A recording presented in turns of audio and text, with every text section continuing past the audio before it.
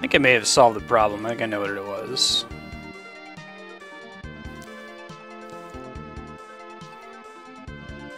Okay. Let's keep going.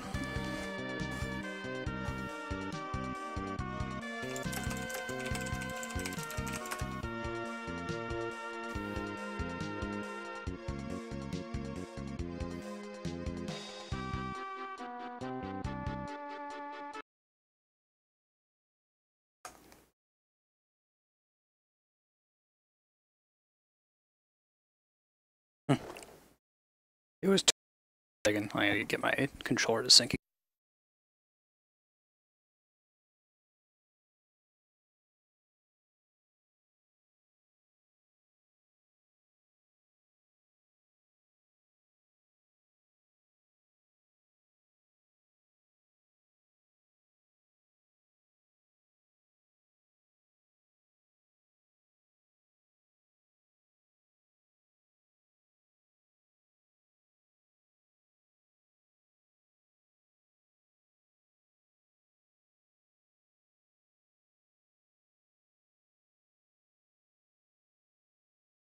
Ugh, hold on.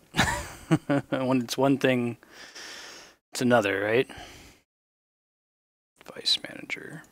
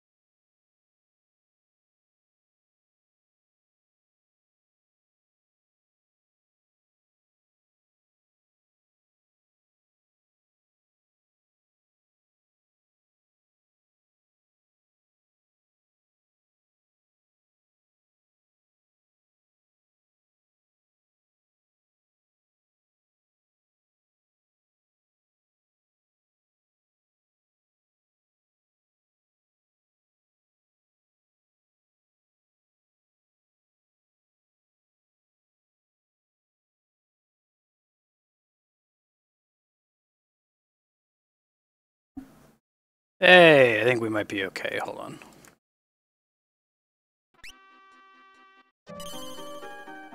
Only took way more work than I expected. Yeah, the only thing I can think is that I spent some time yesterday trying to get an Android emulator working so that I could play Terra Battle Editor Day. And maybe there's some BS that I got in my computer while I was trying to get that set up. I'm usually pretty careful about that kind of thing.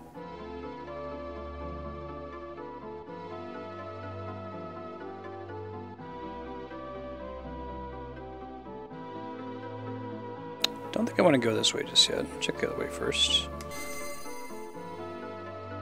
Hey, full health. Don't even need to use a cabin. So there are 5 of them, so I'd like to meet all of the dwarves first. Yeah.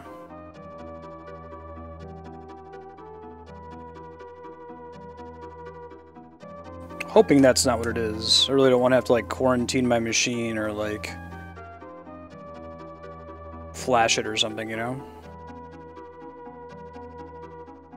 Oh, interesting. This is like giving you a hint of how to get to the Mirage Town if you haven't already been there.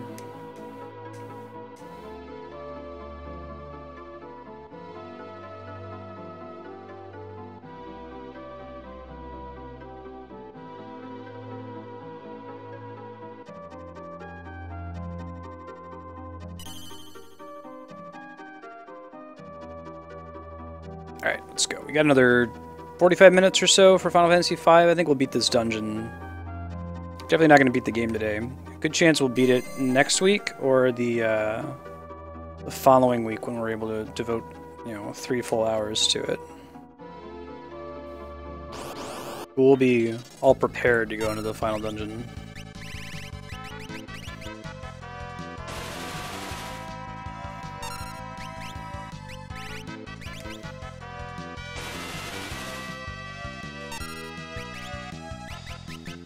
What I think the problem was at the end of the day was, this new thing that Chrome does. It's kind of fun, where Chrome already is a pretty big resource hog, even when you just have it open.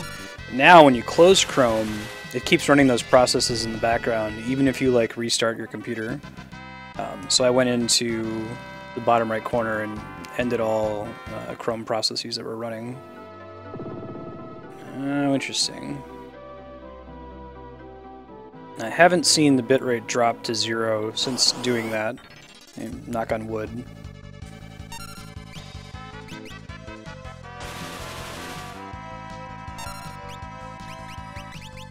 Chrome being a resource hog is kind of a classical reason why your performance on your machine will tank.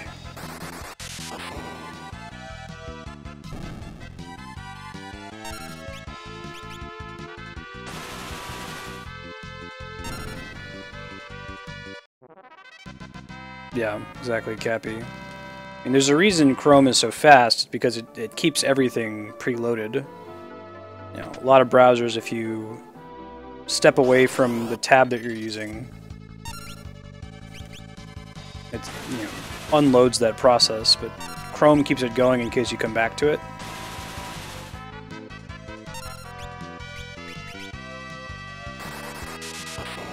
But it might be approaching time that I should just, switch back.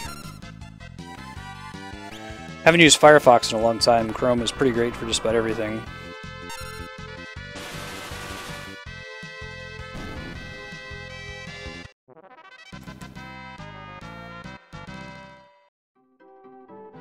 Possibly not for this, I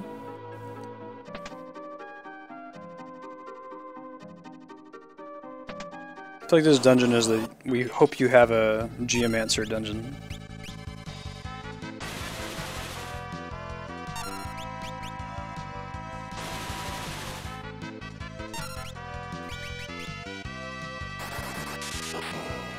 I think the way we currently have it oriented, Lennon's always going to be able to get a Mimic off on Bartz, which we definitely want. He does the most damage on his own turn.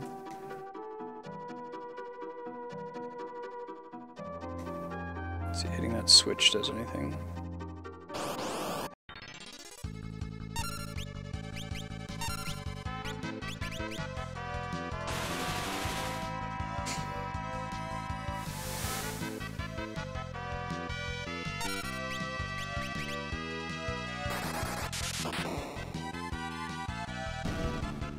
Yeah, still no tanks. Looking good at the moment. Alright. Kaiser Knuckles. Awesome. Monk only, I'm guessing? I guess we'll see. Kaiser Knuckles are pretty classically the, you know, ultimate weapon and Bruce Brawl. Interesting. The ultimate weapon for Monk. That or like the God Hand, depending on which game you're playing.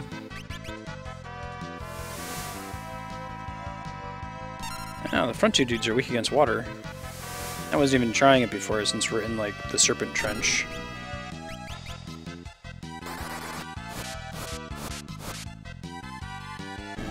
Look at that.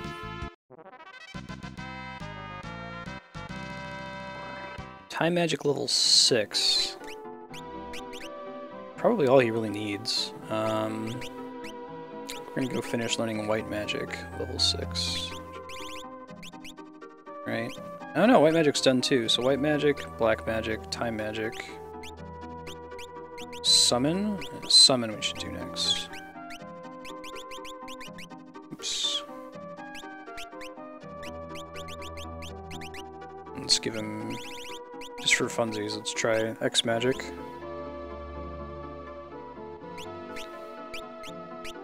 Well, no, I think he should have black. What we'll do is we'll get him so he has level 6 magic in every category, and then once he has it in every category, we can make him into a mime that has X magic and some other stuff. Because I believe the way it works is when he's a mime, he has access to any of the passive like spell categories he's learned if you equip X magic. So he'll be a mage that can do anything. And we can try getting some of the other party members to be in the same category.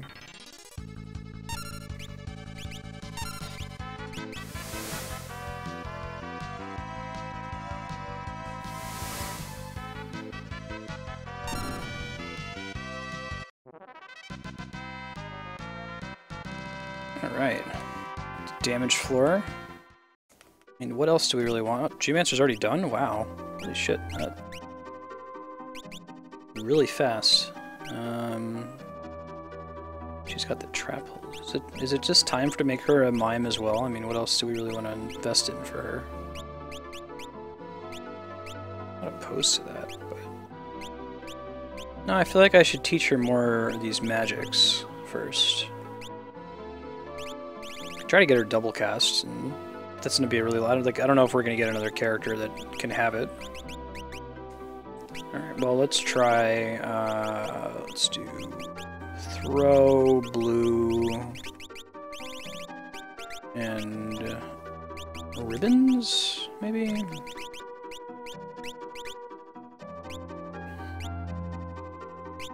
Seems fine. Oh, Kaiser Knuckles is an accessory in this game. That's unusual.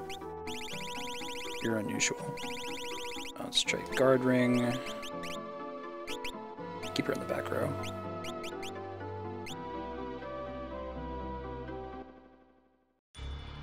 There we go. It's probably going to be a boss fight coming up here, so let me heal everybody up. How many extra potions I can dump? I really get to use them later.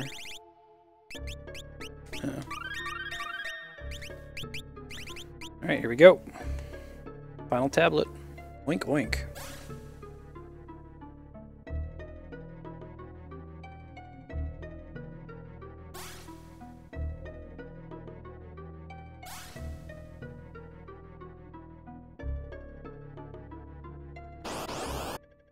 I think these are like the, yeah, similar enemy in Final Fantasy VI.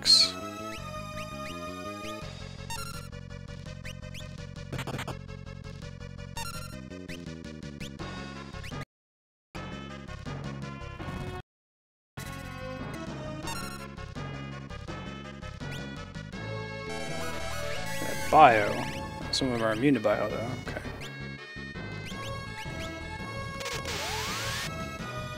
Ow. What's that hits all of them? See how much water does.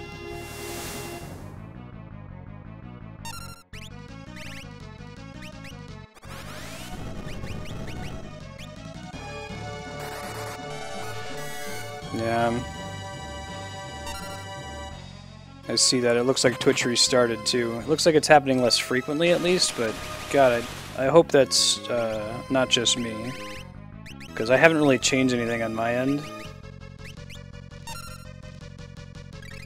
Did it come right back after that at least?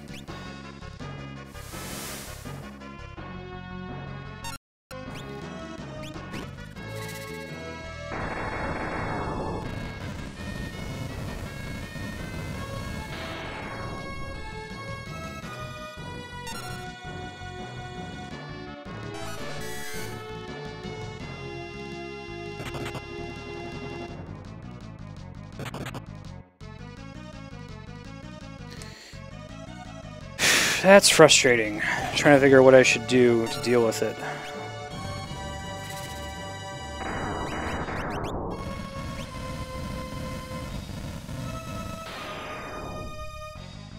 I could try stopping the multi-stream to YouTube and see if that helps anything. Unfortunately, it's not something where Twitch is just totally down, so I can easily say, yeah, this is a Twitch issue or something that's on my end, you know?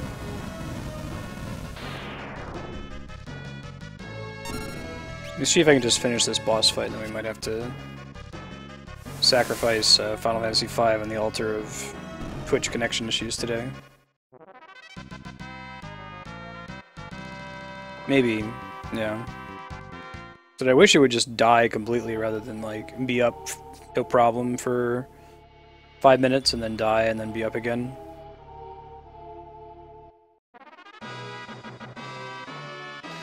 That's true. Do y'all want to help me out and take a look at the YouTube stream and see if it dies at all?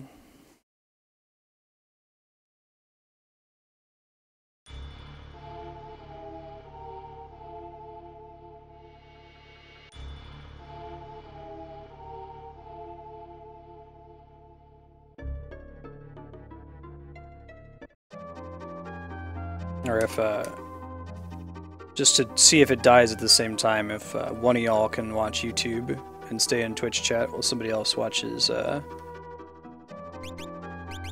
on Twitch to see if when they do die, either they die at the same time. It's a good point. Good troubleshooting. Let's make my time mage and port out of here. Thanks, Chaos. Good looking out.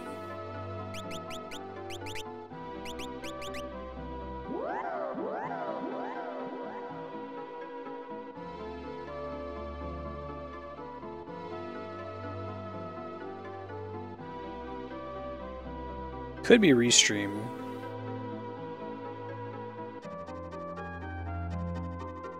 The tool I'm using to send to both YouTube and Twitch at the same time. Awesome, Cappy. I'd appreciate it. I was a test lead for a website for a while, so get where you're coming from. If you suggest a good test, I agree it's a good test. Isolate the issue. Alright.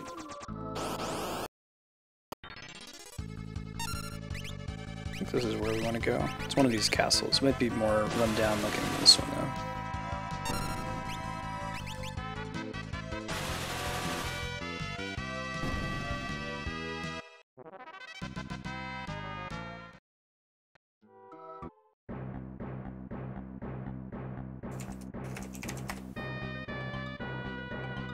Okay. I'll try to type in chat when I see the bitrate drop to 0 for a couple seconds.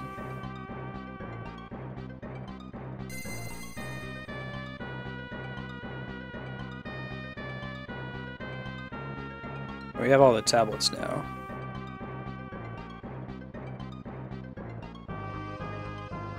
We've got all those things.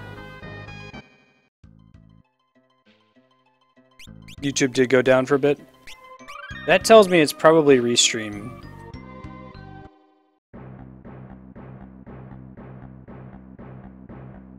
Okay. That's still helpful though. Because like, the way restream works is you get a stream key, right, if you're using Twitch, and you put that stream key into OBS, and OBS gives you a bitrate that updates every second. That tells you what your stream rate is directly to Twitch. Can I run from this guy? when you're going to restream, instead of streaming to Twitch, you give your stream key to restream, and then you put restream's key into OBS, and it's giving me the bitrate to restream, not to Twitch specifically. So if I see it fail in the bottom right corner of my stream window in OBS, that probably means it's failing to both of them.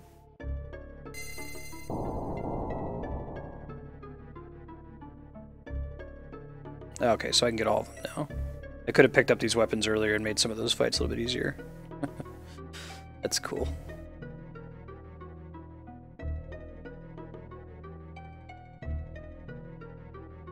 Actual for real Excalibur.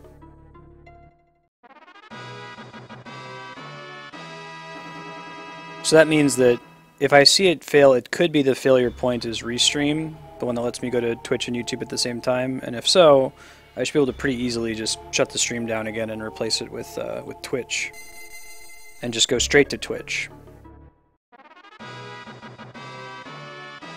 Either way, it'll be edifying to find out. If we go straight to Twitch and we still get a problem, then we could basically guarantee that the problem has to do with Twitch, or at least my connection to Twitch. But I've been doing Restream for about a month and a half, and this will be the first time running into that problem, so I might need to send them an email or something.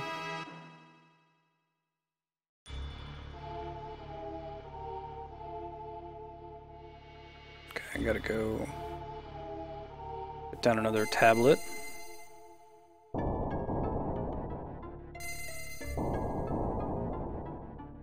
Let's see if I can make it to the end of the block for Final Fantasy V first.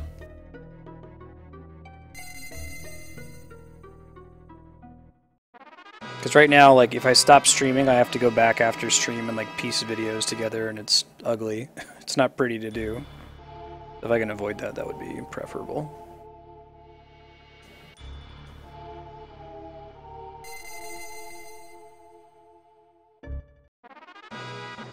Yeah, actually I posted my throttle results on this our Comcast subreddit and got this engineer guy, he's not even a customer service dude, who was trying to help me out with it.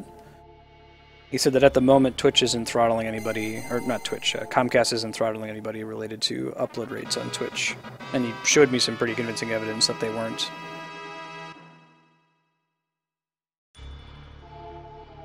A lot of speed tests are tricky because the ISPs are privy to them, so they'll like pass a packet that just kind of skips the speed test to make it seem like you're going faster than you actually are. Yeah. Tanked a little bit there, but it didn't go to 0.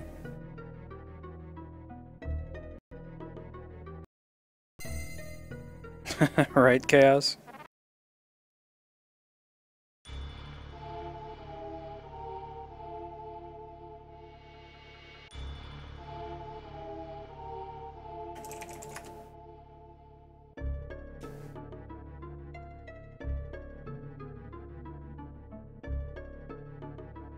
I really feel like Twitch should wait.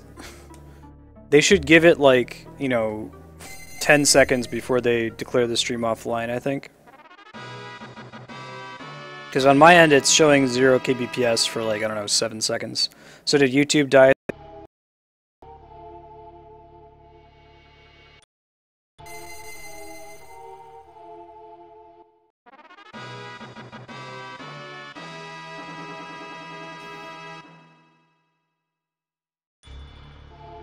No worries.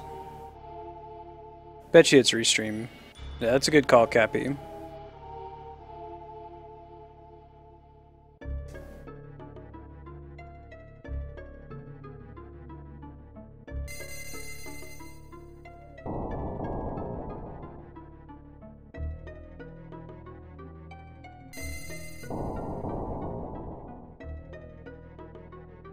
All the items at once. All the things.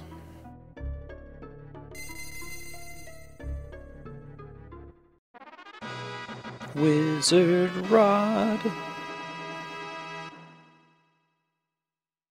Or Final Fantasy V. You know what I might do is I might connect 90 minutes early tomorrow. Try to give Final Fantasy V some of its time back. I appreciate all y'all just kind of helping me figure out what the hell's wrong with Twitch. with my connection today.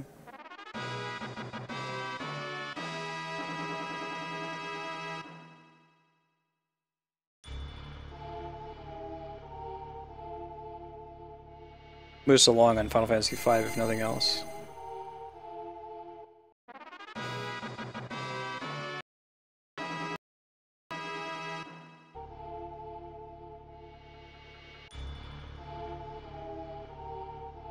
Alright, and that's it. Got all the weapons.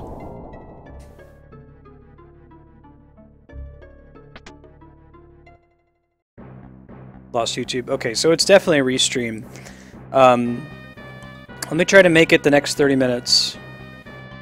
I'll stop Final Fantasy V maybe 5 minutes early so I can shut down stream again and turn off restream and just go straight to Twitch.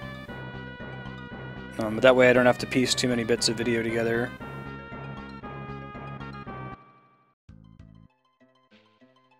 Oh my god, my poor Twitter. It tweets out that I started streaming every single time. The team I'm on would retweet me, so whenever I'd have problems like that, it would send out like 9 retweets.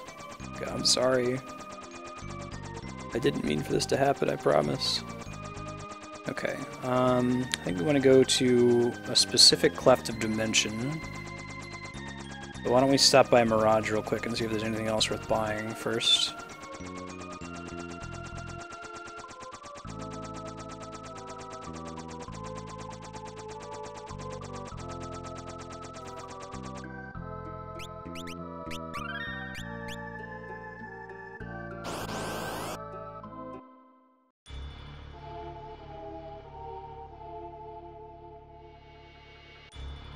Be nice if like Restream kept a Twitter account or something.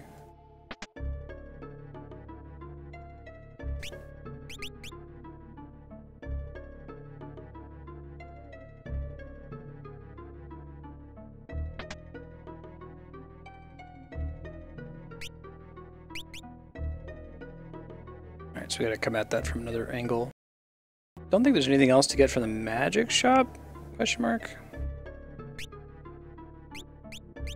We have all these already, yeah. Okay.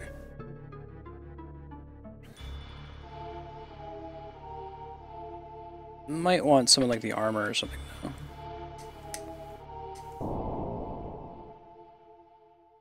What's up, bro? Yeah, I want other running shoes. Just give those to everybody. I want everyone to be moving as fast as possible all the time. Don't slow down for any reason.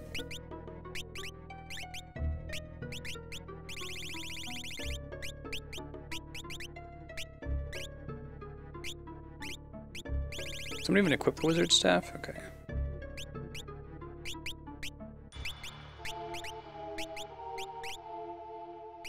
Hey, get that Masamune. Good deal. Although I doubt he's gonna do much.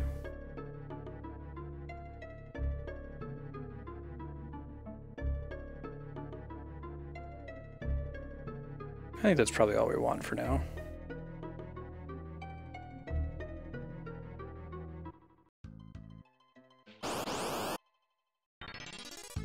Gonna do a fight right when I walked outside.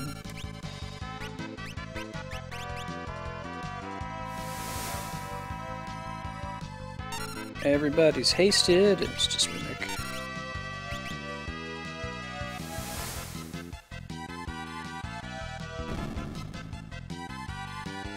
Like, what else would I give Kara at this point? I'm not sure. Hey, Beano Boy, thanks for the follow. Appreciate that. I apologize to you in advance. We're having some technical difficulties today. Stream's been going in and out, so if it cuts out, still working on troubleshooting that problem. In the meantime, though, do you have a favorite Final Fantasy? Okay, let's go in. I'll make 2 saves. So I think that it's not trivial to get out of the Cleft of Dimension once you go in there.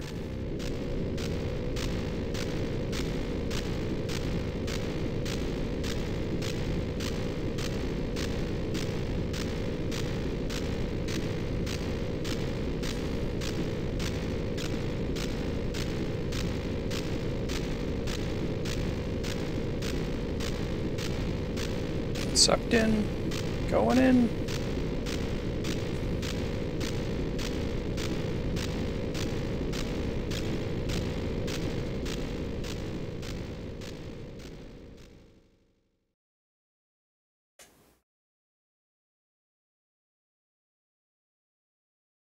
Really, you played 5 as a kid. Did you have like the Game Boy Advance or the PlayStation version?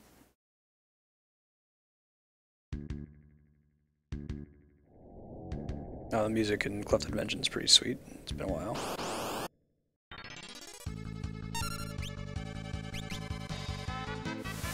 One of our party members has the Thornlet equipped, which I think gives good defense, but it makes you take damage every second, so we're gonna unequip that after this battle here.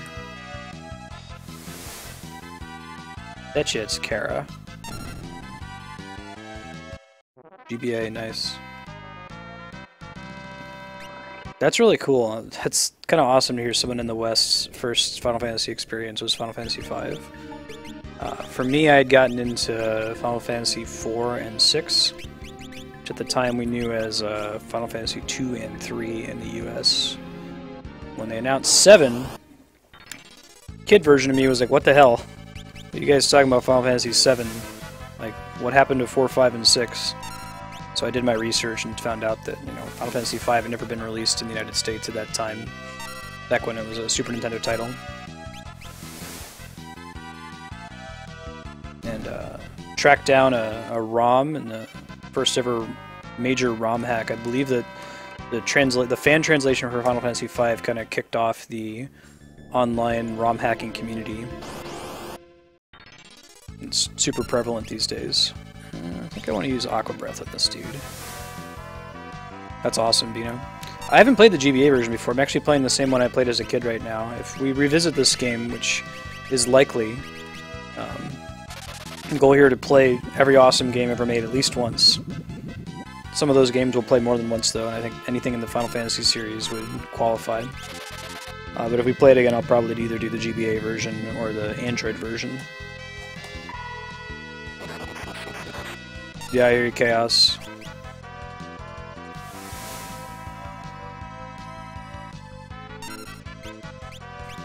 I love the job system. It's my favorite. Any game with the job system or some version of the job system makes me happy.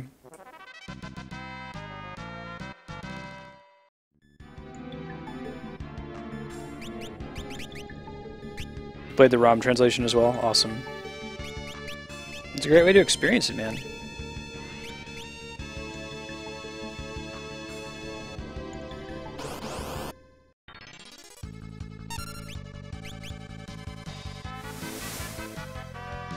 I haven't seen Restream take a dump in, I don't know, 10 minutes, but we'll see. It's been happening between every 5 minutes and every 20 minutes or so. Fingers crossed. Heck yeah. Yeah, 10-2 having the job system where you can change jobs in the middle of battle, genius.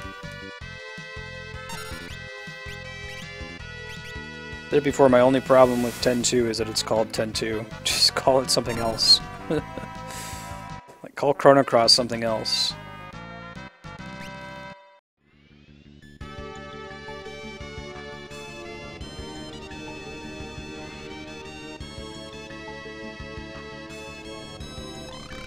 Oh man, look at all these monsters.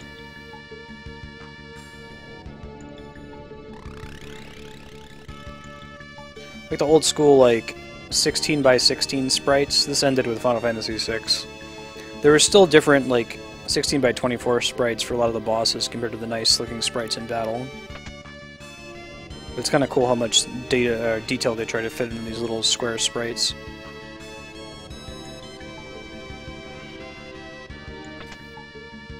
Let's see, what weapon does Bart's have? The Wonder Rod. Should he have the Wizard Staff instead?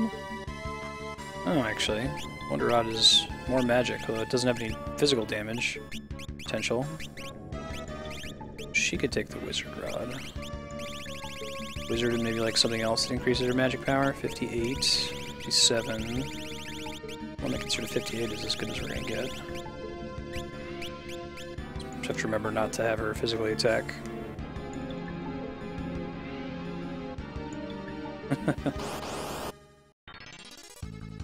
I think you could make a girl power focused game. It was almost a parody of itself, was part of the problem, I think. It didn't feel sincere, you know what I mean?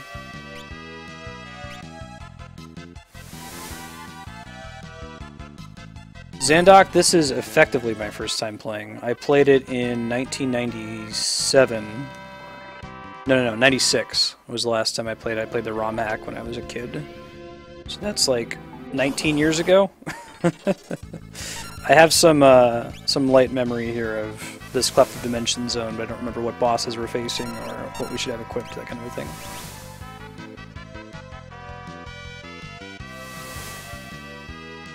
There's actually, I think there's two major events remaining in the game that I remember. I remember the final boss fight, and I remember an encounter with a familiar villain. Maybe halfway between here and that fight.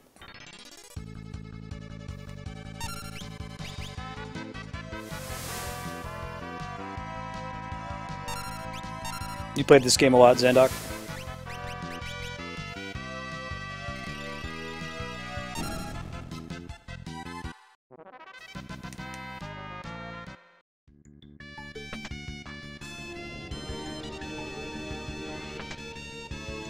Dark matter.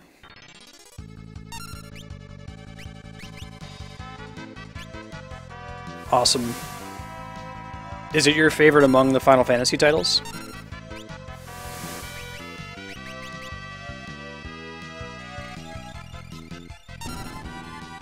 Oh man, giving Terra the Wizard Rod was a good choice.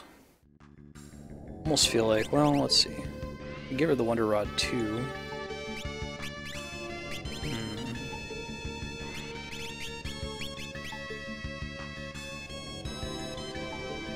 Does like twice as much damage as everybody else thinks that. Yeah, 6 is my favorite. It goes 6, and then like 4, 5, and 9 are all tied for second place. And then 10 and 7 for third. And then the rest.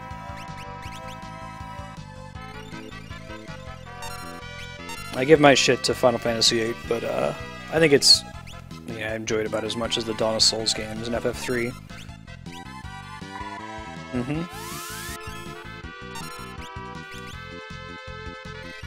Level check, huh?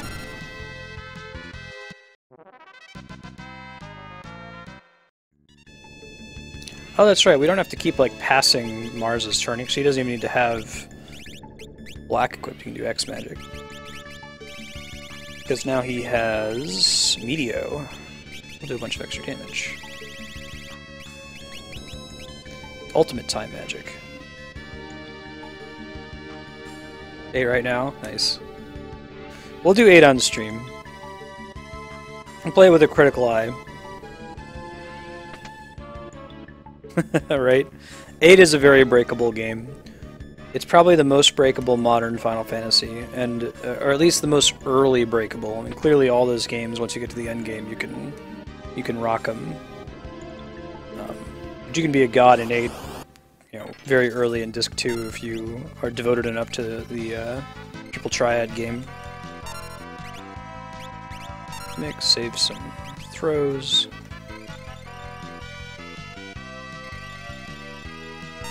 To be fair, I like what they were trying to do with 8. Very kind of experimental game design.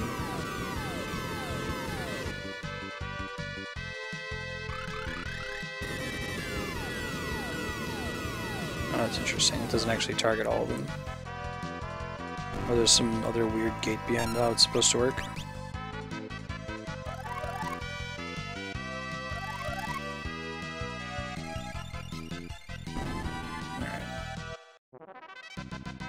Yeah, right, Xandok? That's all through card manipulation. I've done that before. I probably won't do that when we play it on stream. I'll try to just kind of barrel through it. Kid version of me was a very non-clinical OCD, obsessive completionist, but I've learned on that's not fun to watch, It's almost never fun to watch, so I don't. It's actually kind of liberating, though. I can finally play games like Skyrim that I wouldn't be able to play before because they're too hard to complete, and just say, ah, screw it, I'll just run around and do stuff and progress the plot. It'll be fun. I won't, like, jump in the Mako in Mass Effect 1 and drive around until I cover every possible square inch of ground.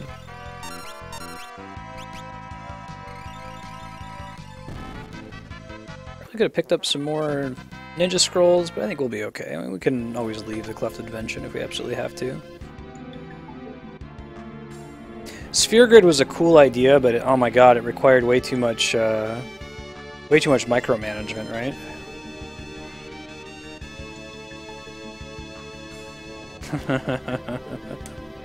Yep.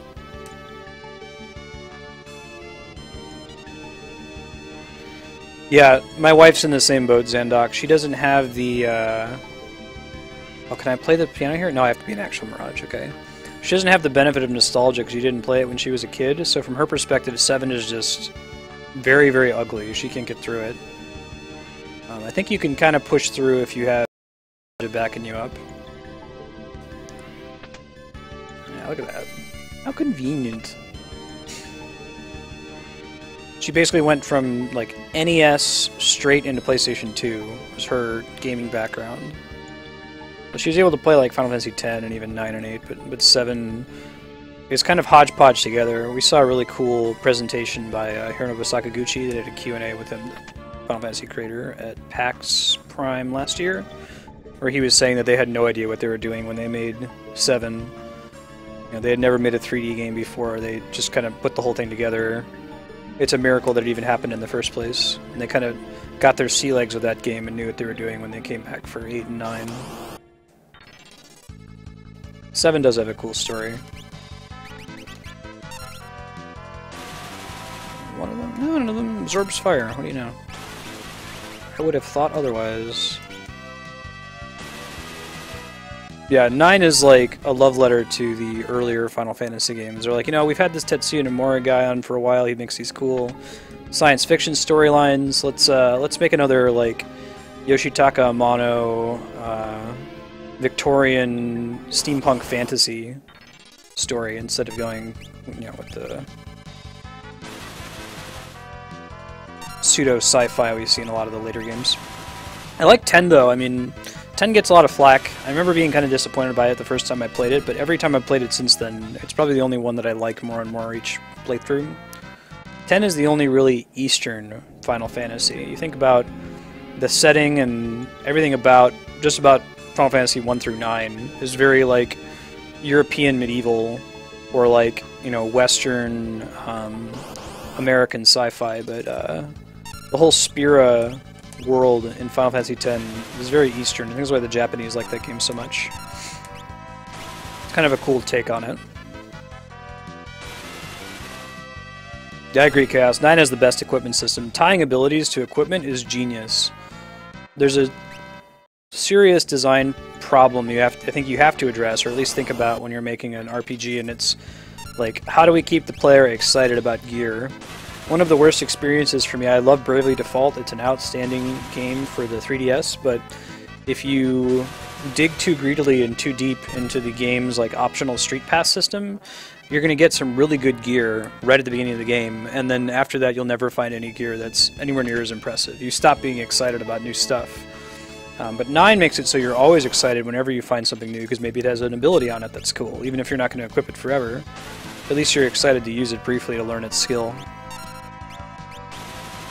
It also, you know, coincidentally had the synthesis system that was pretty clever.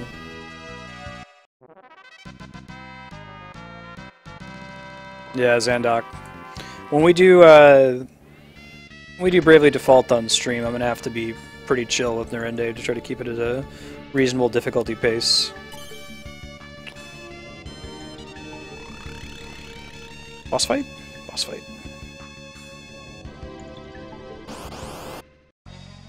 Peaceful rest forever. Just a really cool looking sprite. You're a really cool looking sprite. Call off hysteric. Yeah. What I don't know Now, quick only works on him. That's interesting. I don't know if Meteo can get reflected. Well, I can find out. Not the hard way. Can't. Perfect. So I'll just do that next time. I'll X Magic Meteo, and then I'll have Lena mimic it. Should be fine.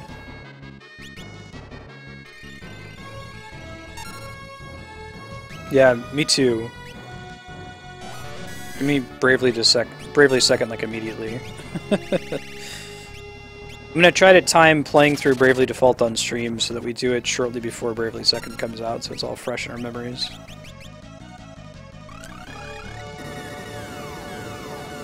Bravely Default, I feel, is the first JRPG to really innovate on the formula in a really long time. Like, maybe since Earthbound.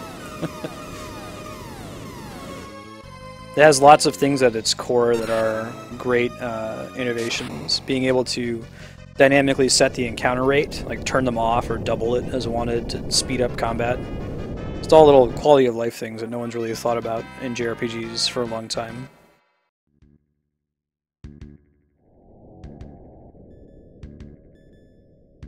And so to the new folks in chat, we have been having technical difficulties today.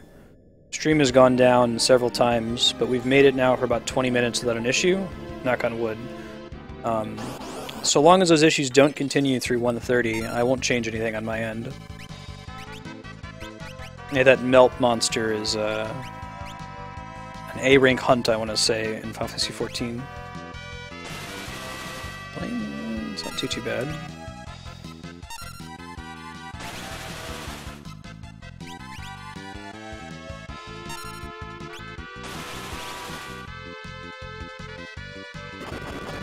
Oh no, that could be bad. Yeah, that wasn't good. Chrono Cross was innovative, I agree. It was kind of cool that you had to use physical attacks in order to be able to use your magic. I feel like it could have benefited from a few more iterations, you know? Like a lot of those PlayStation sequel RPGs were like trying things out, like Final Fantasy VIII, Chrono Cross. Legend of Dragoon was a little bit different. Let's see. Really don't need him to stay as a time aid. I'd rather learn Summoner level 6. Yeah. Let's do black for now.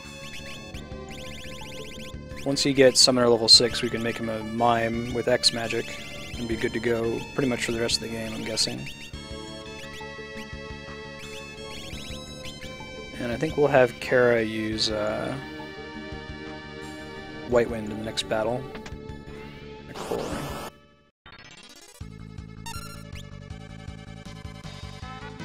Oh yeah, did you speedrun it, Zandok?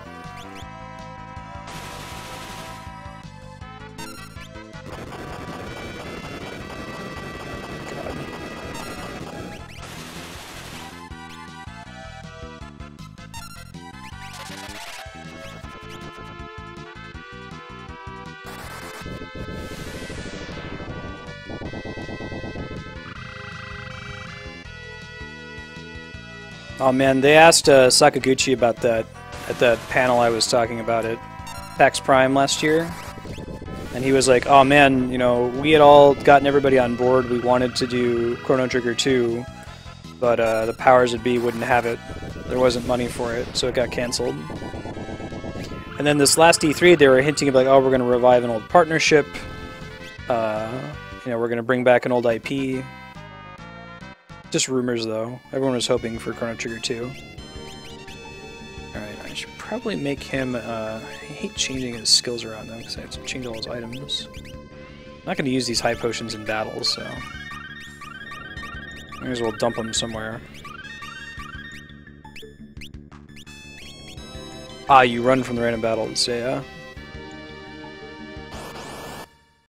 I've had this fear of running from battles ever since, I want to say, Final Fantasy IV. One of these games, you can get a weapon called like a chicken knife or a brave sword that scales, the amount of damage it does scales based on how many times you've run away. Like, as soon as I realized that games were tracking that stat, I was like, oh my god, I can never run. I've run a few times in this game, like, I ran from the Tonberries, they have way too many hit points.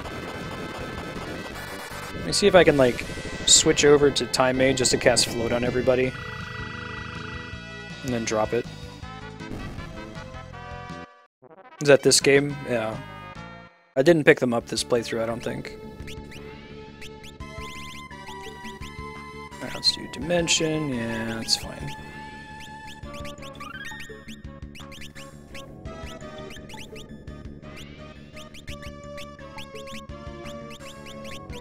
Guess I can use white magic. I can cast Holy, right? Yeah. I'll just leave that as is. It seems fine. Gold Hairpin, Wonder Rod, black is fine. How about running shoes? There we go. Chrono Break. Oh yeah, when I remember that Squaresoft registered the trademark. Yeah, yeah. Everybody like lost their minds. Is it really, Zandok? Is it like Thievery in Final Fantasy IX eventually it just becomes so strong from a certain number of runs that it always does max damage? Okay, cast this again, fine.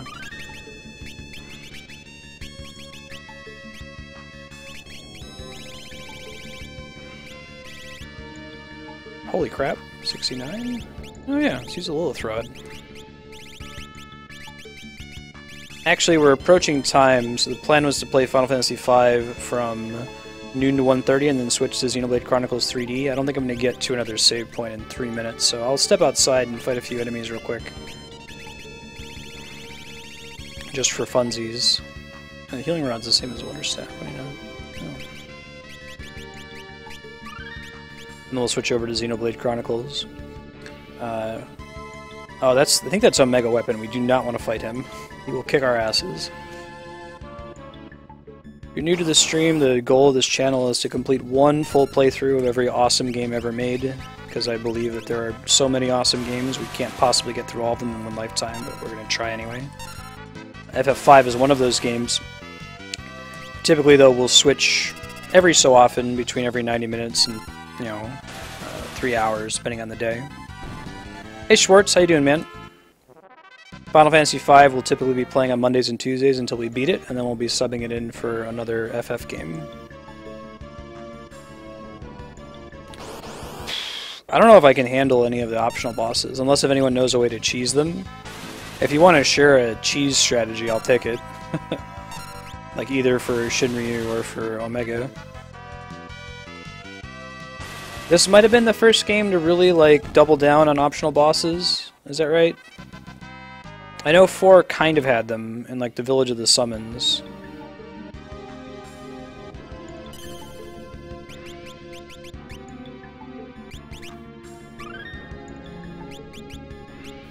Okay, I'm gonna switch over to Xenoblade Chronicles. If you're just here for FF5, no worries, thanks for hanging out. You can catch up on anything you've missed. We load all the VODs from this channel permanently to YouTube. You can also come by next week, Monday, Tuesday. We'll likely be finishing up the game. Give me 1 sec while I switch over to Xenoblade and get the stream title updated, all that fun stuff.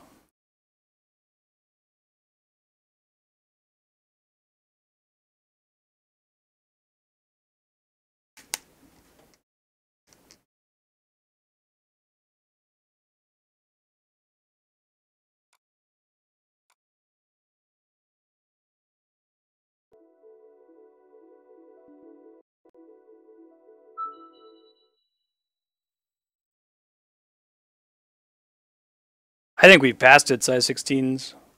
Yeah, we've been at that singularity for movies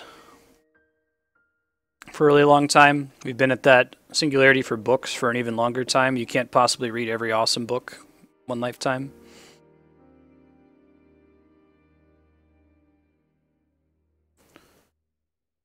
Just take a look at your Steam backlog. I don't know if you can get to all of them, even if you just played them all day, every day.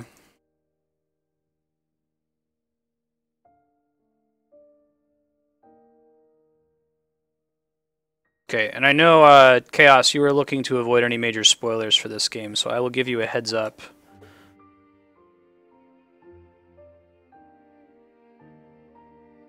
Error updating broadcast, really? There we go.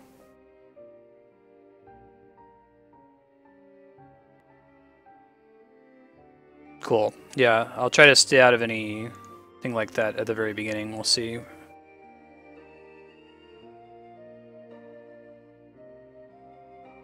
For sure, man.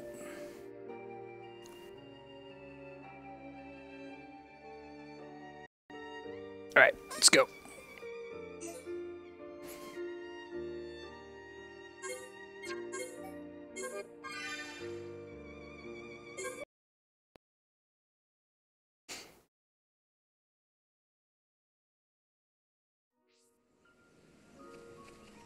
Alright, so, let's see. What were we doing?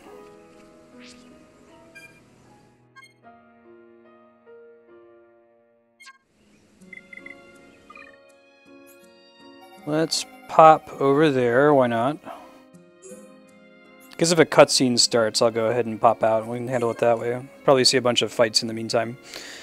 Xenoblade Chronicles 3D plays like a single-player MMO in a lot of ways. It has tanking threat mechanics. The second character on the screen on the bottom is a tank. Has a healer, and it has DPS. Shulk, the main character you probably know if you've played any Smash Brothers, is like a rogue DPS. He has a lot of positional attacks, so he does extra damage if he hits from behind or from the side. So it's necessary that he not have aggro in order for those skills to work, right? So what I did there is I initiated combat with these guys. They're going to run over and start fighting them. Rhine there has a little red circle around him. That means that he has aggro. So I'm going to get behind the enemy and use backslash. When you see that little sunburst around the damage that I deal, that means that I've successfully, positioned my attack. Slit Edge is a side strike, so I have to get on the side of the enemy, but notice there's a red circle around Shulk now. Meant that I had aggro briefly. I had to let Ryan take it away. So there's all these skills on a bar. You auto-attack like you do in an MMO. You have to kind of be aware of that. But really almost all of your damage is coming from cleverly using the skills that are on your bar. Now, we just toppled this enemy. I'll try to explain more about that in the next battle, when we fill up our combo bar in the top left. I'm really feeling it. Oh god, I'm full on items. That's the worst. Okay, well I'm gonna live with that for now. It's gonna pain me. But later I'm gonna have to pop out of here and do some crafting or something. Ugh. I hate limited inventory spaces. Alright. Here, we'll show off the topple system on this guy. So again, I've got a red circle around the Shulk. I've got aggro right now. I'm gonna try to drop it.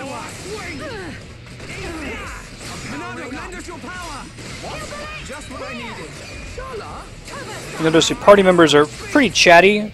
And yeah, that's kind of goofy, but it also serves a purpose. A lot of the skills in this game are things you chain off of each other, and it's kind of hard to tell if your ally's using an ability just by looking for the graphic. So having them yell out, Thunder Bullets or like Hammer Beat, then you know what they're doing and you can react accordingly. So here I'm going to use a chain attack just to kind of show off how this works. There are the color of the abilities you're selecting is relevant, and this game does a pretty good job of introducing these mechanics to you slowly at the beginning of the game. If you're just jumping in the middle of it, you're like, wow, there's a shitload of stuff on the screen, I don't know what the hell's going on. If you're just starting from scratch, though, I think it explains it pretty well. Anyway, pink abilities inflict a status called Break, which itself doesn't do much. No, I killed the enemy. I'll try to find a weaker enemy to demo that out on the next group. Basically, you use a pink ability to inflict Break. An enemy that's suffering from Break is vulnerable to a skill called Topple, which kind of knocks them on their back, makes them take extra damage, and keeps them from attacking you. It kind of stun locks them. And then while they're toppled, they're vulnerable to an ability called Daze, which like extends the duration of the topple. So a lot of the game is trying to strategically inflict Topple and Break and Daze on as many enemies as you can to keep them from damaging you, because it is pretty challenging overall if you're not doing stuff like that. Like, this is a ton of enemies in this room. It's probably going to mess with the frame rate. I'm going to try to hit as many of them as we can.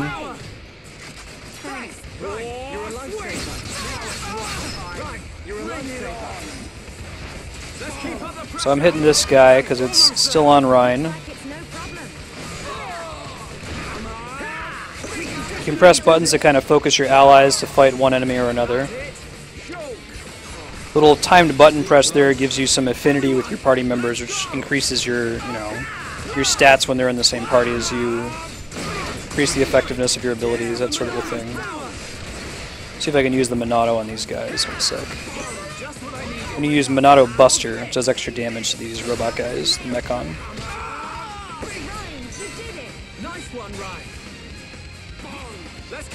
That pissed them off. A lot of them are targeting Shulk now. I'm going to try to get them to drop aggro.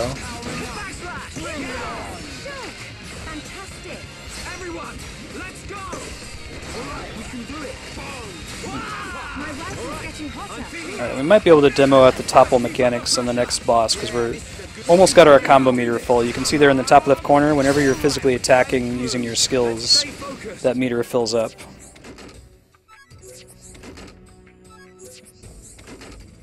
Yeah, most bosses, it'll tell you right away if break is available or not.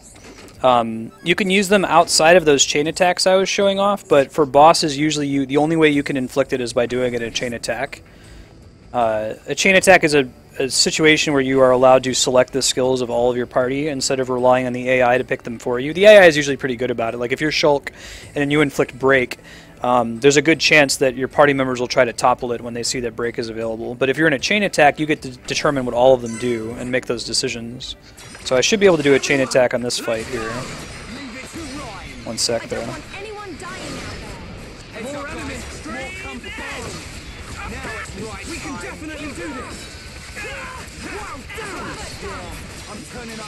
So that enemy just got toppled. See that little green icon on him. Okay, we've got a chain attack now. Let's do it. Okay, so I'm going to open with my pink ability. It's going to inflict break on these guys. See that little pink SS in the top right corner? That means it's been broken. Green ability is inflict topple, so we're going to do that. Topple him. Charla has a daze ability, so we're going to use her daze skill. Now he's got that little star in the corner that means he's dazed. And I can take advantage of the fact that he's dazed by applying it again. Kind of increasing the duration.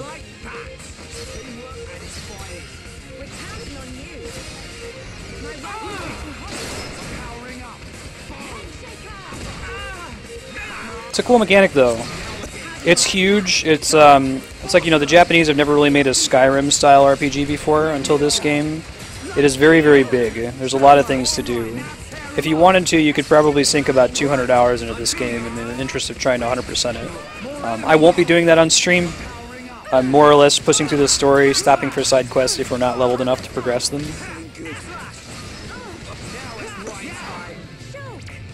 Thank you. Let's do another Buster here.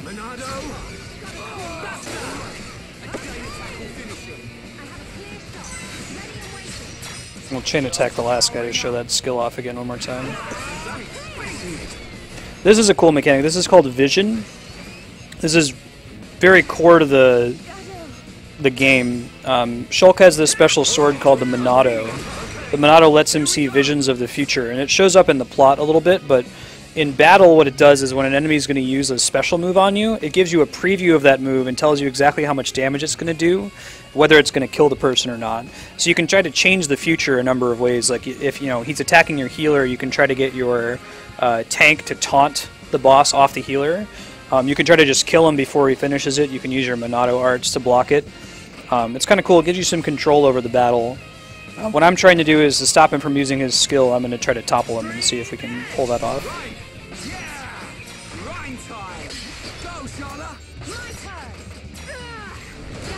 It is super open world. This is the open worldest JRPG I've ever played. I'll show you here in a second. I'll pop back to the main open world area.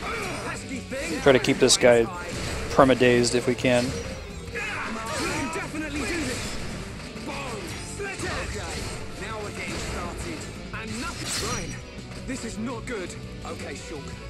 He's still trying to hit Charla with it. You see how Charla has a little skull over her face?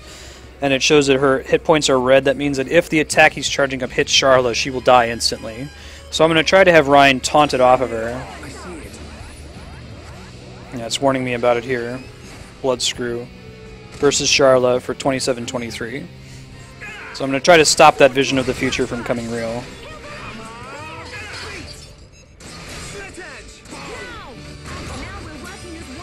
I think it's going to hit her anyway, yeah. So we're gonna go try to pick her up. The same combo meter you use in the top left corner, you can also use individual bars of it to res party members that go down. So you're not just doomed if somebody dies. Everybody can pick each other up.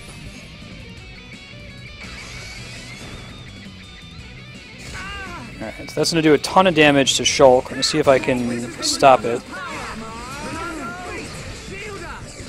I use my Monado shield to try to block the damage from it. You'll notice that there's no longer a skull over Shulk's face, and he's not about to take damage.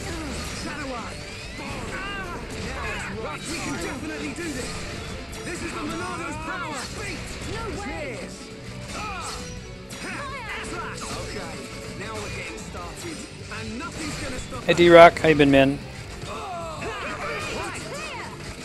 You also have Chaos in chat right now who is trying to avoid Xenoblade spoilers, so I'll give you guys a heads up if we're popping into a cutscene, you might need to back out.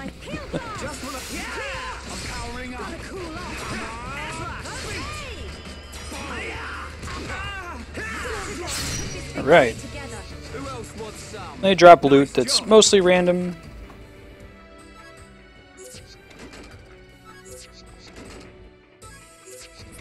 Yeah, I really like the battle system. It's, I feel like every fight is challenging. If you want a challenge in your JRPG, this is a good one to play.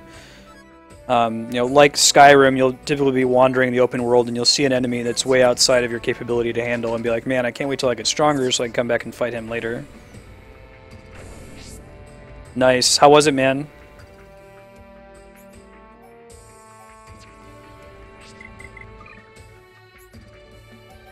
Here, I'll show you the main big area. If you've played Smash, you might recognize the music that plays here.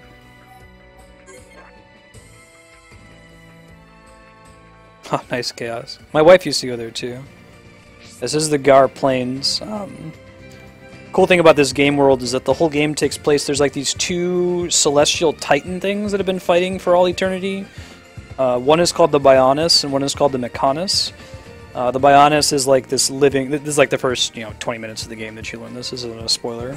Anyway, the Bionis is like a living titan, and the Mechanis is like a robot. And you're not playing the game on a planet. You're on the Bionis. So like this is like the kneecap of the Bionis that we're on right now. When you look up in the sky, you can see the Mechanis locked in eternal combat with the Bionis. They're like frozen statues, basically. Yeah. So like when you're playing on the Gar Plains in Smash Brothers, that's what you're looking at. This giant like planet-sized creature, essentially.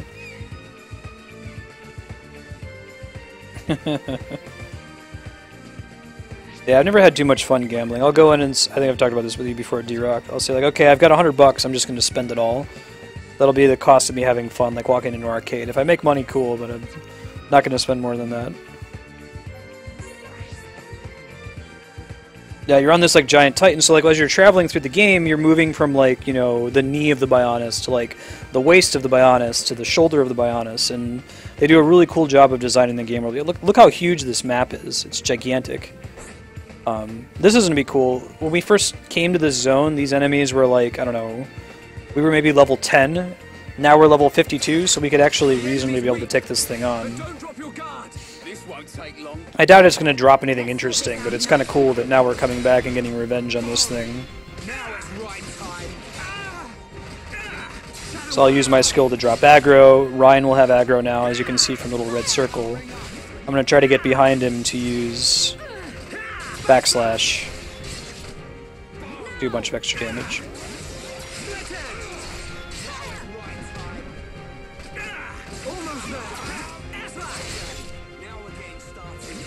Hey, Chloe.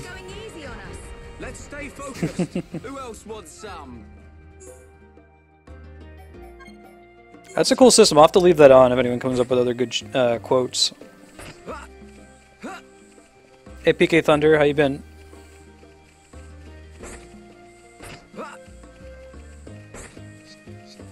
I think you can add to them. Kami, I don't know what the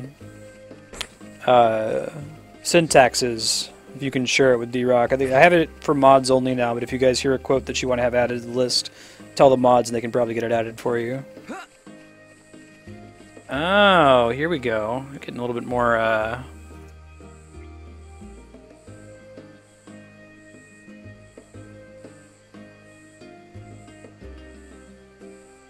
Hey, good call there. You beat me to it. It's the future. So I have to wonder, have they tested that? Have they determined that, like, more people click their link if they open the room by saying AAL now? So this enemy is playing different music when we're fighting him. You see he's got a little custom frame around his name there. On the left and right of his nameplate, there's this little, like, filigree. Means it's a unique monster, and we get some unique upgrades for it that are worth doing even if, you know, this is a low-level area. God, don't like having no space for those items. Yes, you can.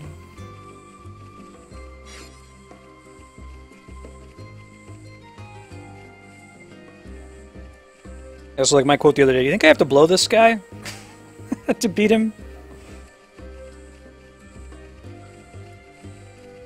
And they have some nice quality of life features. For example, you know, there are events that only happen at certain times of day, so rather than having to wait for them, you can just go in here and change the time to the convenient time.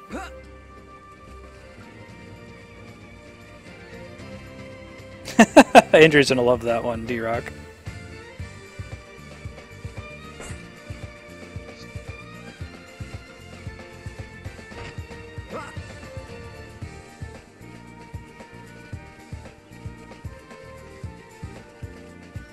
I think you can call a specific quote if you know what its ID is as well, otherwise it just kind of generates it at random. Yeah.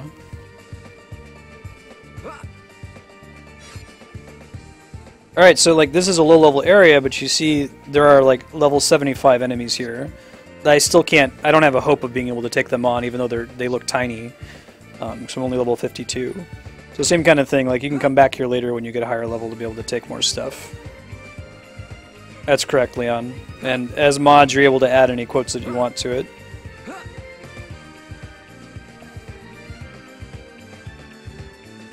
You can Google Deepbot, look for like a list of Deepbot features. There's a whole bunch of other stuff that I don't have enabled right now. If you see something on there that would be cool, that you want to have access to, let me know and I can set it up. I'm going to do something kind of boring here real quick, and that's go do some gem crafting, because I'm completely full on mats, and that's driving me crazy that every time mats drop, I have to like leave them behind. They were there when I first came there, Chaos. They were kicking my ass when I first got there. So like the very first time you come to the zone, you see some giant enemies walking around that are way outside your ability to handle. Chill out, buddy.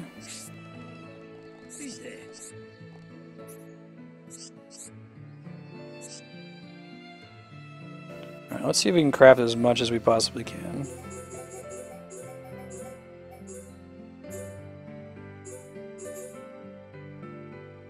I'm all over that. I've got it.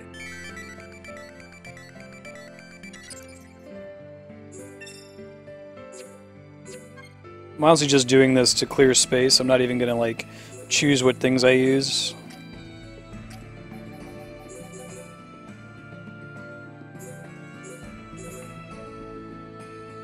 I'm all over that. There's like a crazy little mechanic you can do here to craft gems to slot into your gear.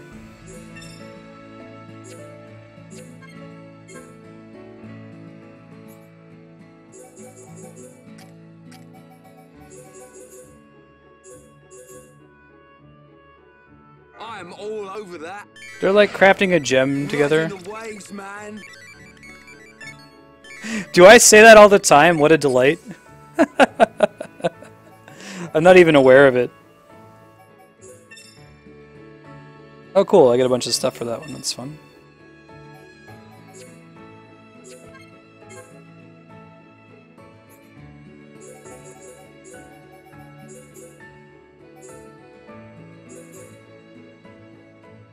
Okay, let's get on with it.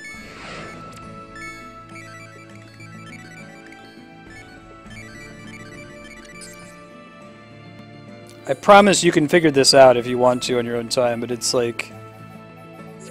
totally, like, the way you're supposed to handle this is completely obscured to me. I haven't spent the time to sit down and figure out how you're supposed to do it.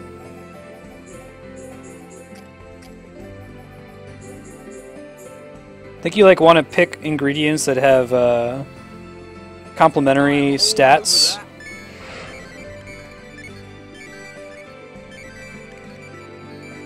Yeah, exactly, chaos. There we go.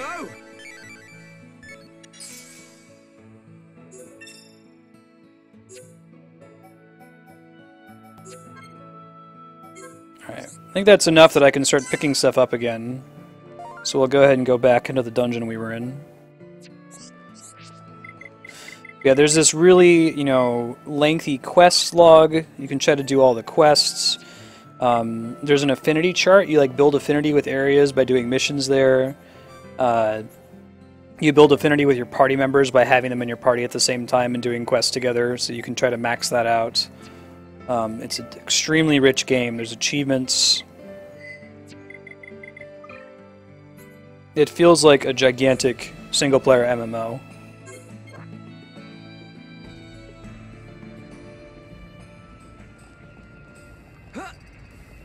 I think I get it, Leon. I think it's what it is that you find all this loot in the game, and each piece of loot, you know, has a chance to give you certain stats. Like maybe you find a rock that has agility up and strength up and, I don't know, poison resist. So you try to combine a certain number of mats that give you the stat you're looking for to the sacrifice of some of the stats that they also have that you don't want. So, you know, you might find 5 mats that all have strength up in common, load them all up, and try to get your strength up gem out of it. It's my understanding. No, thank God, Kami. I'm glad I'm not messing with it yet. Yeah, that was pretty cool. You have to build a lightsaber. It'll be fun to do the original Coda Run stream. Do all the BioWare games. Do Jade Empire. Best Kung Fu BioWare game ever.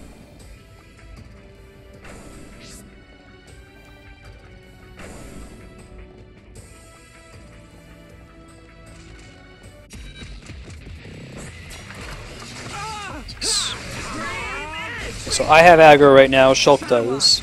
You don't necessarily have to play as Shulk either. If you want to, you could switch to one of the other party members. You could be the healer.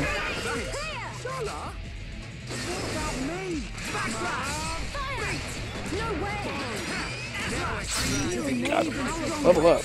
Now we got an ad though.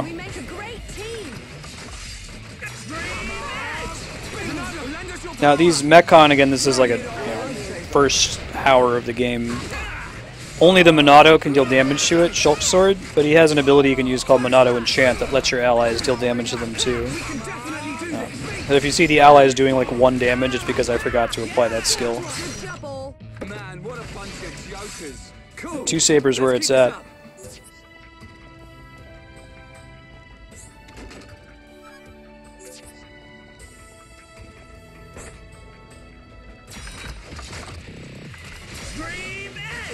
So I have aggro, I'm going to use my little eyeball ability to drop aggro.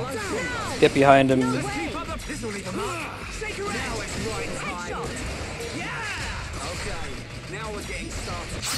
Got him. We kept him perma-stunned, basically, via topple. He couldn't do anything after we landed that attack chain.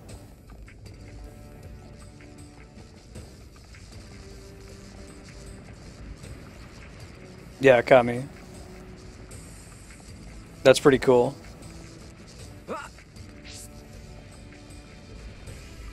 Seems like the Old Republic did a lot of things right. We might get around to playing that at some point on stream. We'll see.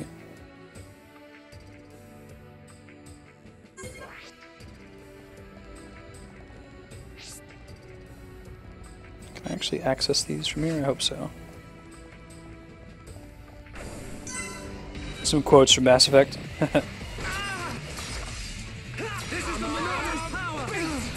Y'all can put quotes from each other too. Like if someone in chat says something funny, go for it.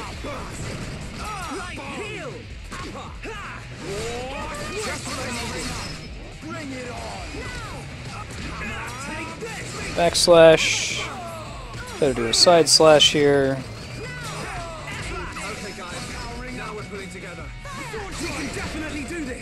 Use a buster here, just cuz.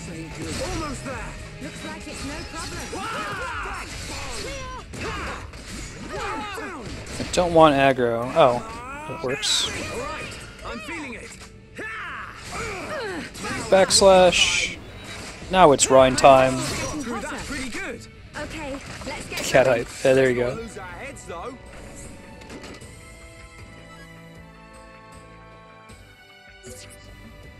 Oh, you couldn't stick with Old Republic, Leon? I might check it out since it's free to play. I don't know if I would pay a subscription for it.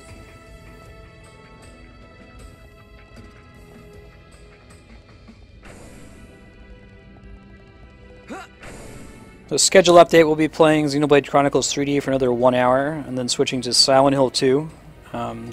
Progress in that game, last thing we did was beat the first Pyramid Head boss fight. That is a blind playthrough for me, mostly. Yeah, so see, this enemy has a little special filigree on both sides of his name, so he's a unique enemy. And it's playing the boss music. So he's going to be a little bit tougher to kill.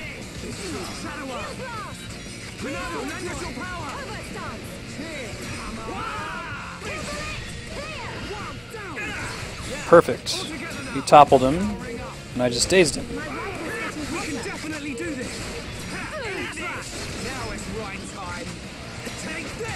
Topple's nice because you don't have to worry about having aggro in order to be able to use Shulk's positional skills as well.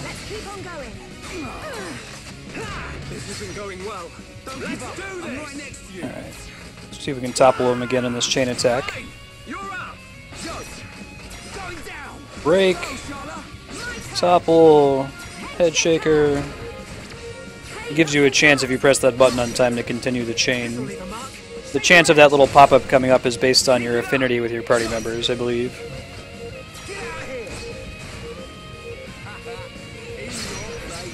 anytime, any place.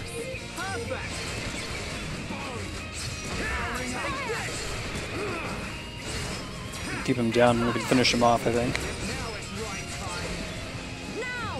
Almost got him before he was able to get back up. Don't mess with the best. Let's stay focused. Alright, so we got a bunch of loot. I'm going to take a look and see if any of it's an upgrade here.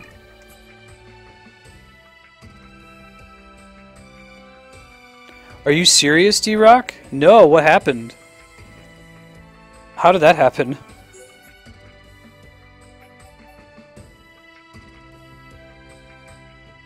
Oh god. I'm so glad I didn't watch that. I have really serious, like, I don't know, empathy stomach aches when people are acting awkward. Like, if someone calls into a radio show or something, I have to turn the radio off. I can't hear it. It freaks me out. I'm really glad I didn't see that. That's a really cool helmet we just got. Those auto attack damage to be as high as possible. Since Shulk is our DPS character, we can sacrifice defense. If he's taking hits, we're doing something wrong.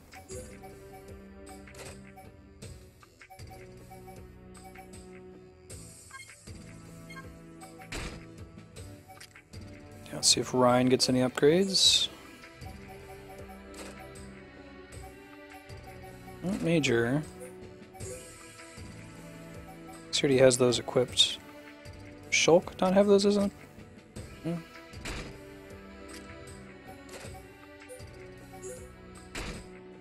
That's pretty cool looking.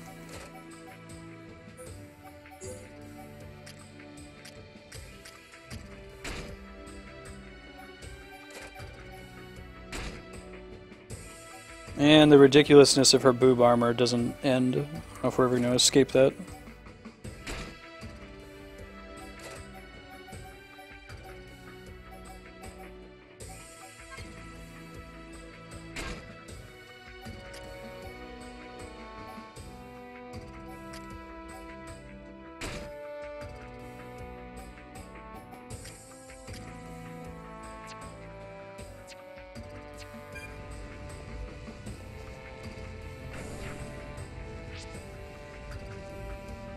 Yeah, Chaos. I didn't really think about the number of GDQ people who are probably a little socially awkward. If you're willing to run a game that much.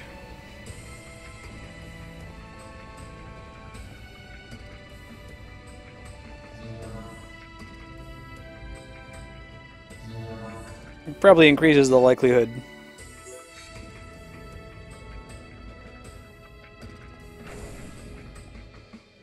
guess people who go to GDQ aren't necessarily people who are, you know, regular streamer personalities. They've just proven that they can handle a fast run. Whereas Twitch will quickly like weed out anyone who's super socially inept, because they won't be able to hold down a stream.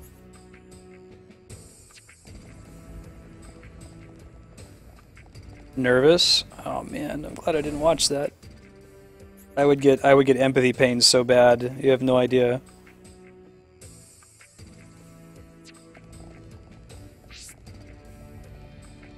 This is the way I want to go. Hold on.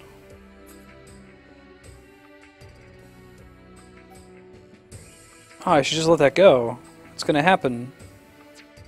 Part of the reality of playing the game or even doing it live. Sentry unit. I think this dude has the ability to summon another enemy if we don't kill him or topple him in time. Get in there! Everyone, let's go! We killed him before he summoned, I think. Let's get going. Man, what a bunch of jokers! What a bunch of jokers.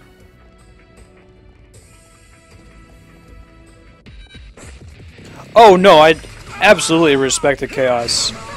Sorry, I didn't mean to like downplay speedrunners. That's really cool. I'm just saying, I'm guessing that like,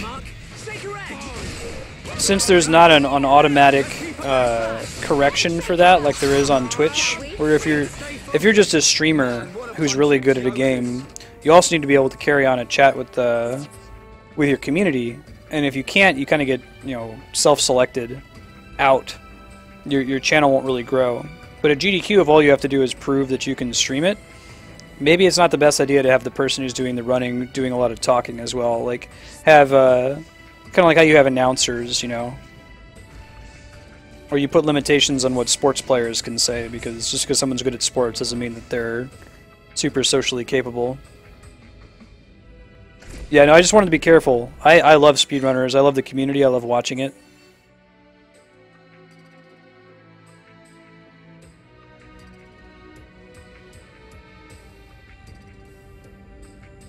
Nice one! We did it!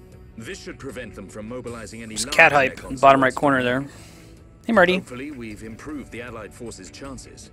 Oh, this is the first cutscene we've seen. It doesn't seem like there's anything important in it, but if you want to skip any story, just in case they like randomly drop, you know, oh man, it's too bad that Stannis the Manus joined the battle and teamed up with Optimus Prime to save the day.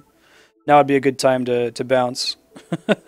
We'll probably see you for Silent Hill 2 in about 56 minutes or so. Thanks, guys. See ya.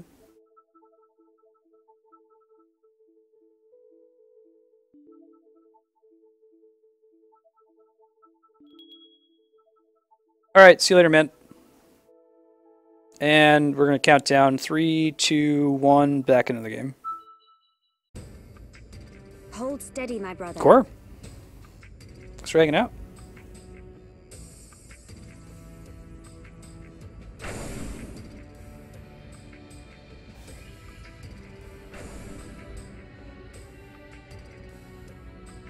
Friends, here! It looks like the door's been unlocked. Nice. Let's get down to the blast furnace. If we're lucky. Hey, Cloud Reaver, how you been? Might be down there. Look at that sweet helmet. More of those.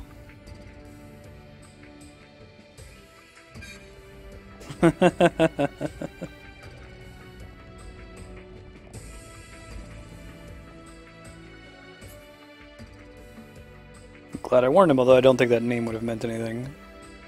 Do we have an easy way to just go down? I guess we can just jump off this, right? Maybe?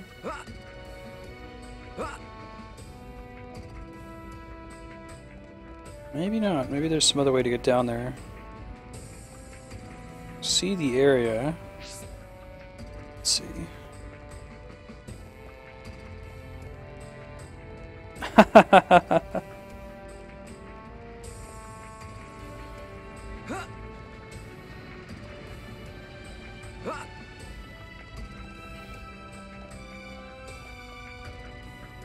Aw. Everything went alright though? Not enough dope. Cloud Reaver had surgery yesterday.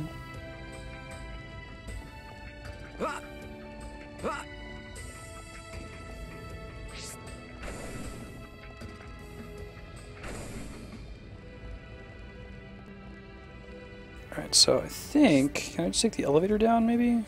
How do I get down there?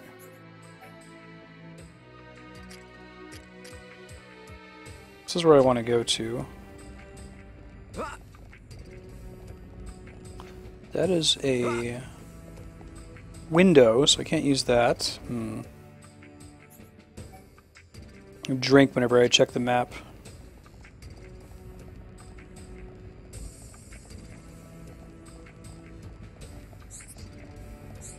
I go like down one level instead of going up. I think this is already down one. So we'll see. No, that's not the way we want to go. We don't want to go the way that way at all.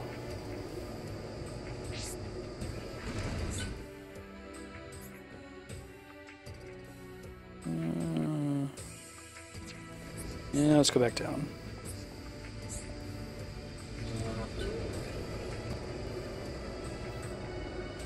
Right, you were talking about it yesterday. My bad. How do we get downstairs? Keep looking.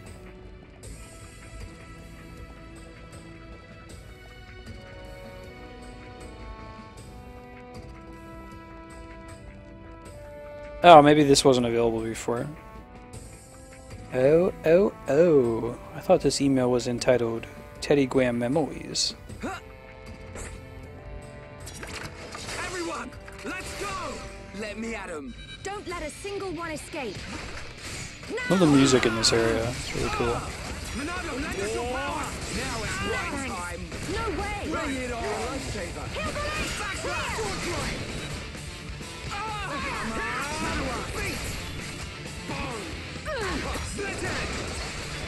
I'm really feeling it. Yeah, sure. Get stuck in. Okay, got it, Ryan. So I don't know if I know. I think blue means the enemy is a good challenge for us at our current level. Or maybe it's like it's slightly weaker, but we'll still give XP. We win. Good thing I'm here. No? Anyone? It's always a good thing that you're here, Ryan.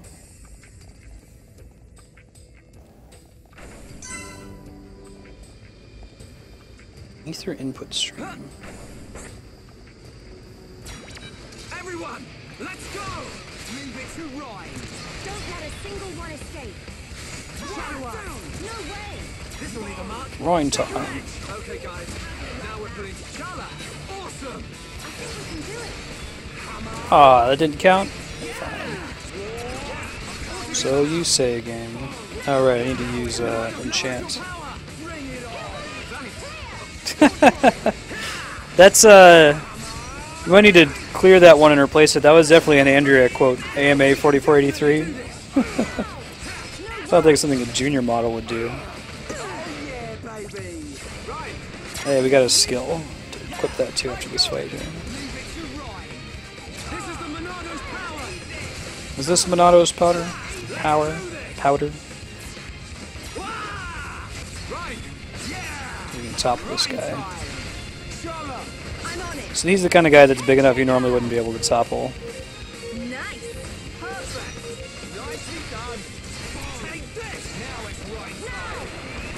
What time is it, Ryan?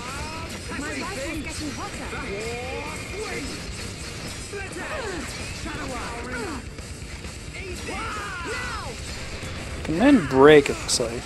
Too much trouble. Thank you.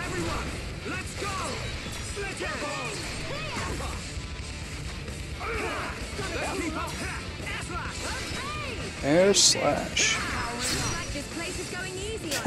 Alright. D-Rock's OG, man. He knows all the quotes. He's been here since Earthbound, which was the first game I started streaming.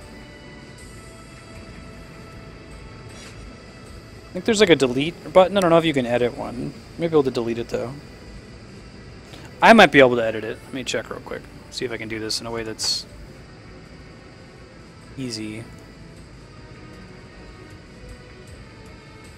Yeah, I can fix it pretty easily. Try doing, you know, quote 6.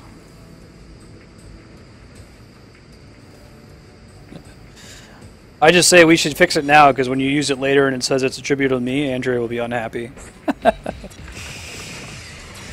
Some chance.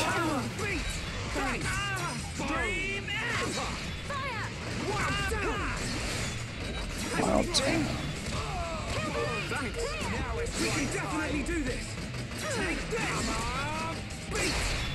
You finish him off?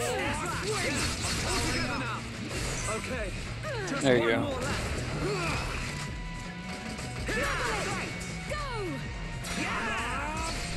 When Andrea's unhappy, everyone's unhappy. You understand, Cloud Reaver. She will be displeased. Shall we? Let's shall.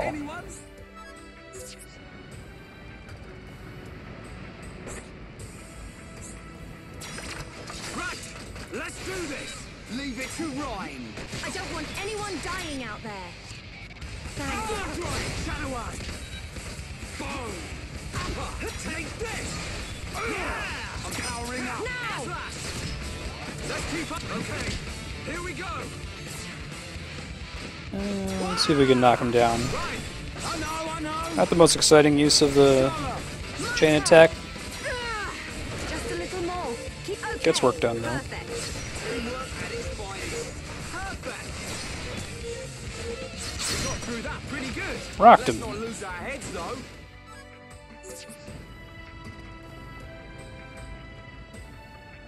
Chatty party members 3D.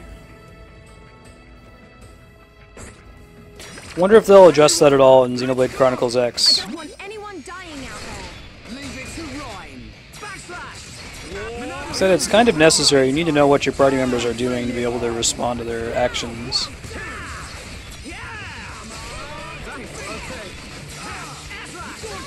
Okay, man, how you doing? That's the spirit. Get it. Thanks.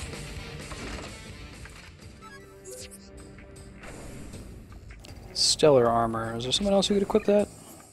Maybe Shulk? Yeah, we don't want to lose the blade armor, I don't think. Yeah, it's fine. Chatty party member 3D. Oh man. They talk a lot, man.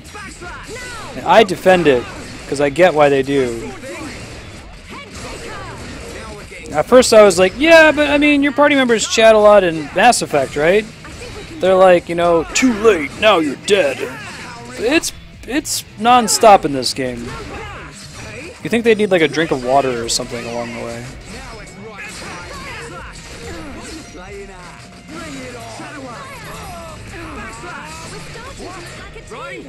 It's okay. Cheers. How good a win! This is the Monado's Very good. Extreme edge. Wow, down. Topple. I'm turning up the heat. Don't give him an inch, Rhyme. I'm powering up. We can definitely do this. All right. Finish him off. Got it. That'll finish him too. Let's keep on going like this, guys. Man, what a bunch of jokers. I think that's the first time we've gotten a Stellar Gear helmet, right? Someone other than... Oh no, it's an Orion cap, okay. Watch out to see if that drops. Everyone, let's go. Let me at him. Don't let a single one escape. Hey Spiky, how you doing? You're a lifesaver. You're not Chance. Bring it on. Drop aggro. You can probably chain attack the guy on the right. Okay, here we go. This will leave a mark. Take your edge. Right. Daze in there.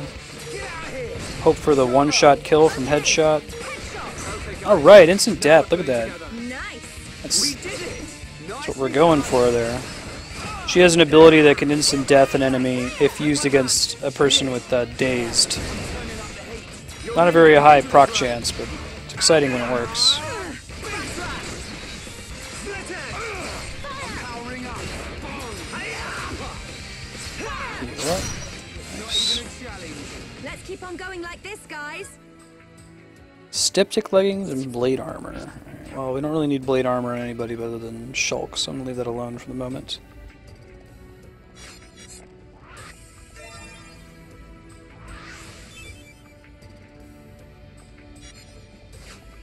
I think we've seen that before. Safety device key.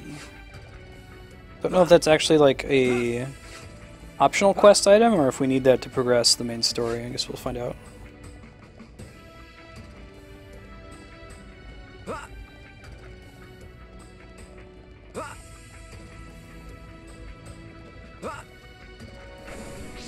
Okay, let's see. Here I guess we just go north, question mark? Something we gotta do down here. Oh, this way, sure. Let me save now that I'm thinking about it.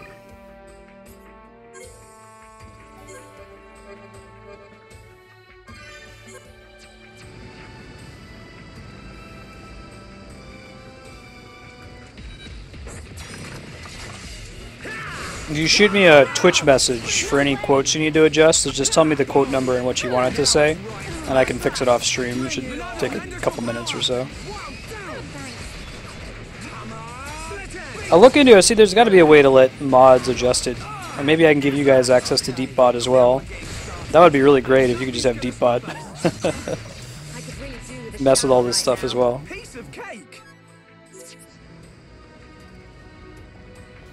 Oh, you haven't played this before, Cam Man? I think it's really cool. To that end, I'll try to explain more of the mechanics while we're playing it. You know, I do like to explain stuff on this stream, but if there's no one in chat that needs explaining to, I'll keep it to myself.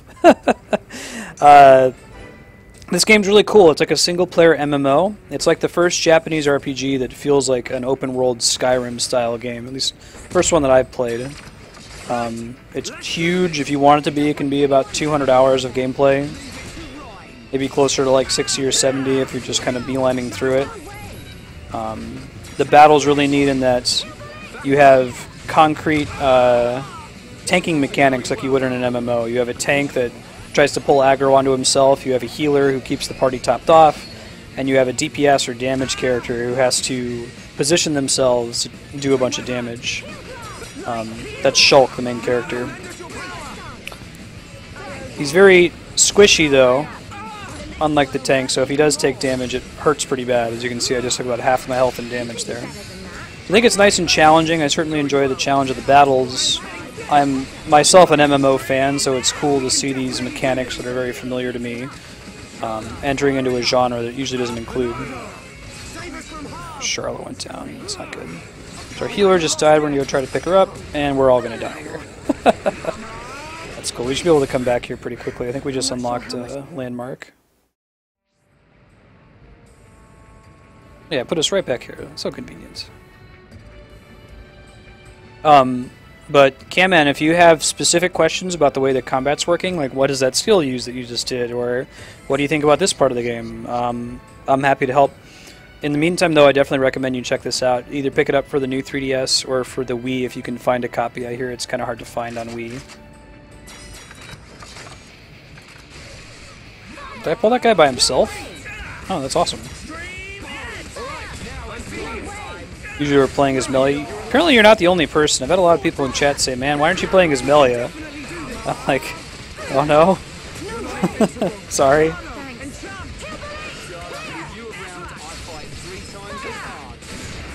I can't get behind them where they're currently positioned. Try to get him to a place where I can get behind him. Let's focus our efforts. So I can get behind him here, backslash.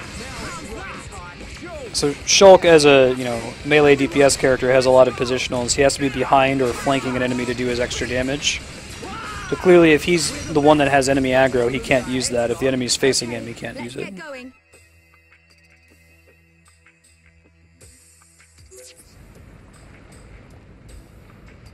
It's easy, but it might be expensive. I think like a copy of this game is about $100.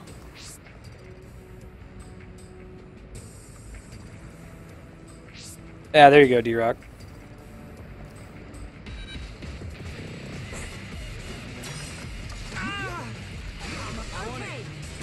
This is the Monado's power.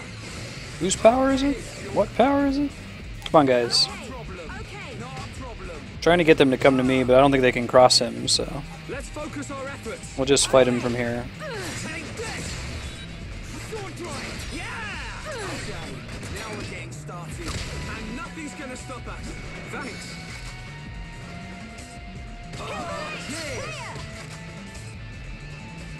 Definitely don't need to play the 3DS version. I mean, technically it's a downgrade, I think, over the Wii U version. Like, they had to downgrade some of the texture. It's still a very pretty game. I bet the Wii version looks a little bit better, though. The convenience of having the new 3DS version is that it's portable. Oh, awesome, Cappy. Let's keep on going like this, guys. Who else wants some? Alright.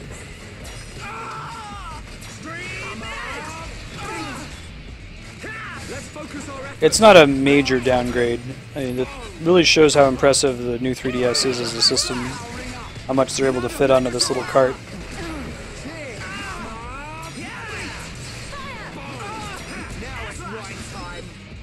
Now! Almost there. You don't need to tell me. Tear 'em up. Okay, Ryan. Put this victory together. Let's Yeah, good stay looking out. focused. That's why we were getting our butts kicked before. It's a boss. Alright, let's kill the one that's not a boss first. Monado, entramped. I owe you. Let's focus our efforts. Okay, fire! Dude, this guy hits really hard. I don't know what the deal is. Does he have, like, spike or something, maybe? Heal round.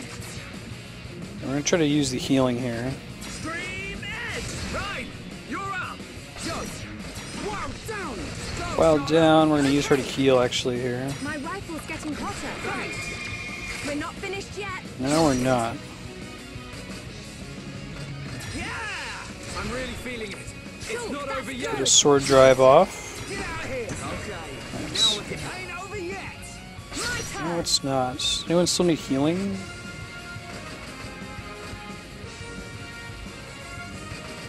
I want to turn on covert stance, but it might be better to just heal somebody. Everyone's pretty close to full, so we'll covert stance. Okay, perfect. We did it.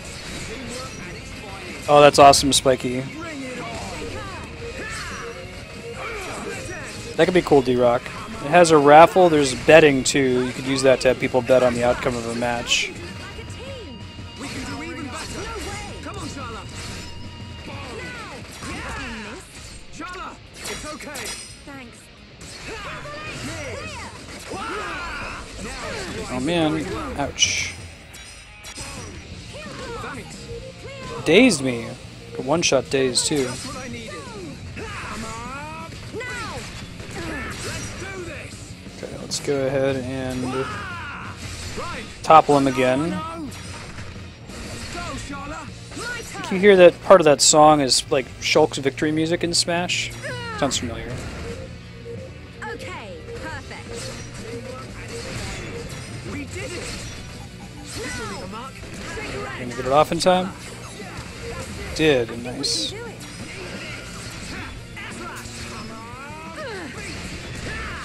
This is the Monado's power. No way. Oh, we gotta reapply enchant here soon. Come on, Shala.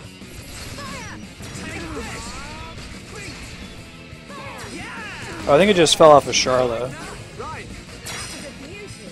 Leave it to Ryan. The chain attack. Right. Go. Right, Cappy. Wow, down. Shala. I think they've got a pretty good system for Shaker.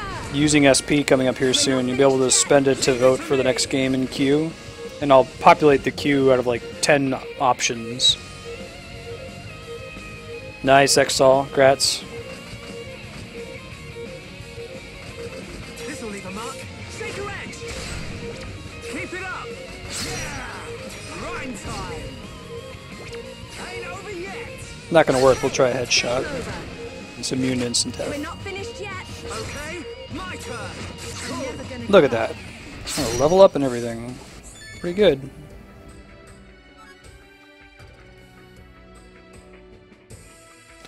I heard someone else mention that on stream that they got a Palutena. Maybe it was Mega Man.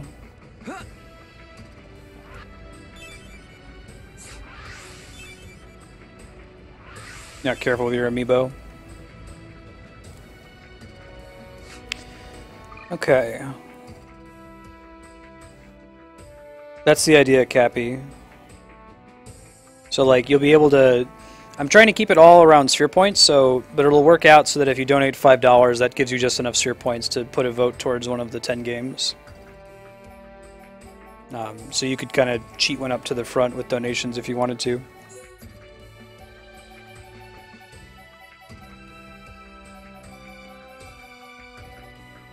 I don't know how highlight works. I think it just saves like a timestamp for later. Do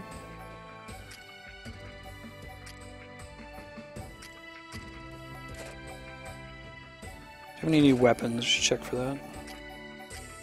Doesn't look like it. Nothing worth equipping anyway. Maybe the Jumbo Garter. We don't really need him to do lots of damage. That's a pretty big defense upgrade and bigger block rate. Yeah, that seems good. Works for me. A master player. Save while I'm thinking about it. I just made it up, actually, when I was 9 years old. Played one of the first games that it had me come up with a name for my character. I remember just typing in Mars, like the planet, God, and then added some letters after it that made sense, and I've been using it on mine ever since. Though it's not intended to be a reference to anything.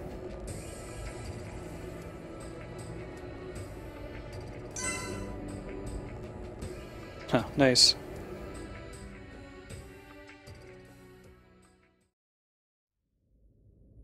I think I added a new command to see how long it is till your rank up. Yeah. Shulk, is that? Spear ones. Loads and loads of spear mech. Likely to be more Xenoblade spoilers if you're looking to avoid those, by the way. Oh, sorry, Dirac. I put a cooldown on it. I didn't realize that the cooldown applied to everybody. You might need to wait another half an hour or so. There's going to be a big or spoiler here if you don't want to see it. Now's the time to bounce. 5, 4, 3, 2, 1.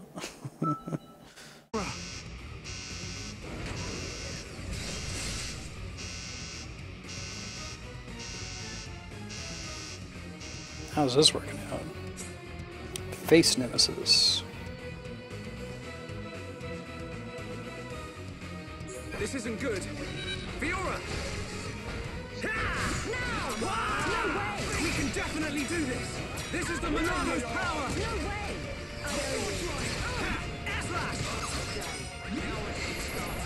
And nothing's gonna behold the power of the Monado! There we go.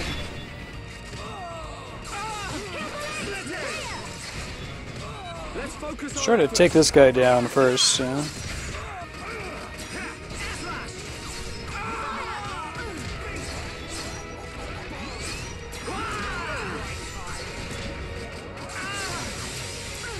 Lock on, huh? Right, you're a lifesaver. My rifle's getting hotter. Just, we can definitely do this! Let's focus our efforts! Did I miss him with that? Hope not. You're a lifesaver. Let's give it our all. I'm alright, thanks, Split. Yeah, all together now. Hey, Gravelord. Pull yourself together. Just what I needed. Gotta cool off. Now it's right time. Take this. Good to go. Shadow Eye. Cure bullet. Go. Keep switching targets. Finish him off here. Looks like we're not taking a lot of damage in this fight though, so it's okay. Now wait to chain attack until this guy goes down.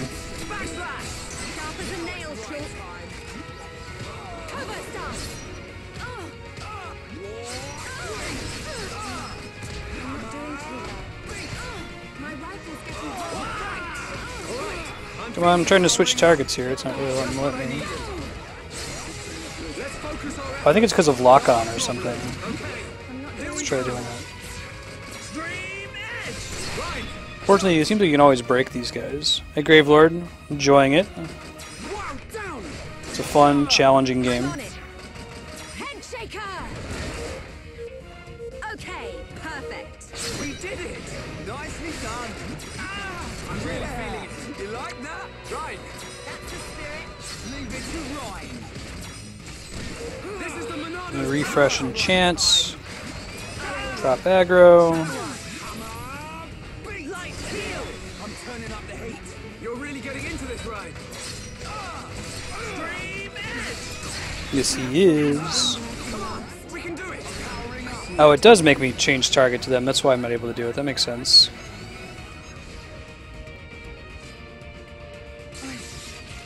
Sorry. You get sphere points also by just being in chat. You're in one every 5 minutes that you're in. This is not good. Okay, Shulk, got it. Even he can't retarget anybody. Alright, well, we'll try War Swing. Losing ain't on the cards today. Right, let's focus our efforts. No problem. Almost there. Yeah, this is the Monado's power. Okay, guys. Cool. Killed one with that. Light heal.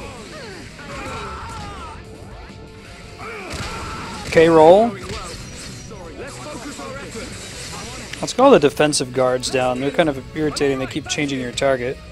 They basically have a taunt skill Just what I need. that makes you drop whatever thing you're currently targeting and target them instead. This isn't going. Kind of clever. I've never seen a game that makes an enemy aggro mechanic work that way. All right, I'm feeling it. All right, now tear him up.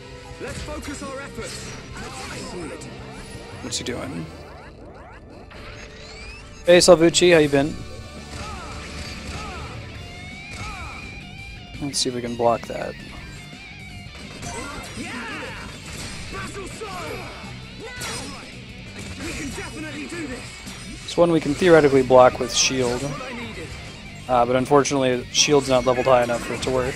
I can change the future. Oh, we killed him before he could use it, so that works too. Stop! Don't you recognize Shulk? Fiora! Fiora, please! Don't you remember us at all? It's no use. Everyone, Not at all. It's time to retreat. Got it. Understood. Move, Shulk.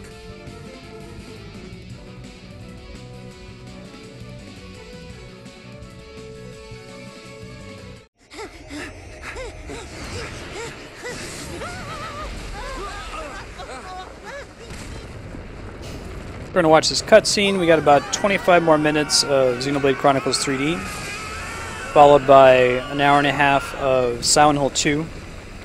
And after Silent Hill 2, I'm going to be playing Terra Battle, which is the Hironobu Sakaguchi, the creator of Final Fantasy, his mobile game that he's developing right now. It's really cool. I think you guys will like it. So. And it has rad Nobuo What do we Uematsu do now, music. Shulk? We ain't gonna last long here. But I'll shut up for this cutscene. Fiora! Try and remember! It's us! I pity you. Without the power of that sword, I doubt you would ever have made it this far.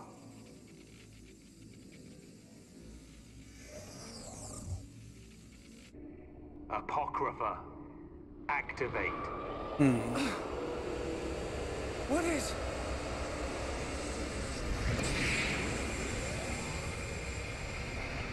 Huh? Wait, what's going on? What's happened to the Monado? Look out! Ah! Shulk! I'm... okay. Shulk, wait here. Ah! Ah! Ah!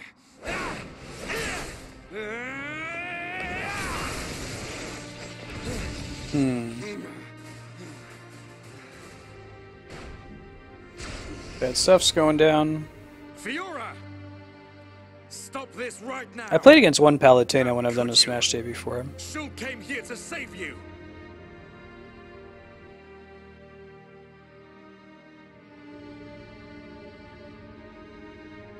Do you hear me?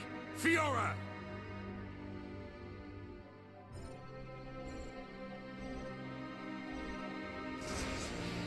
Very Terminator 2.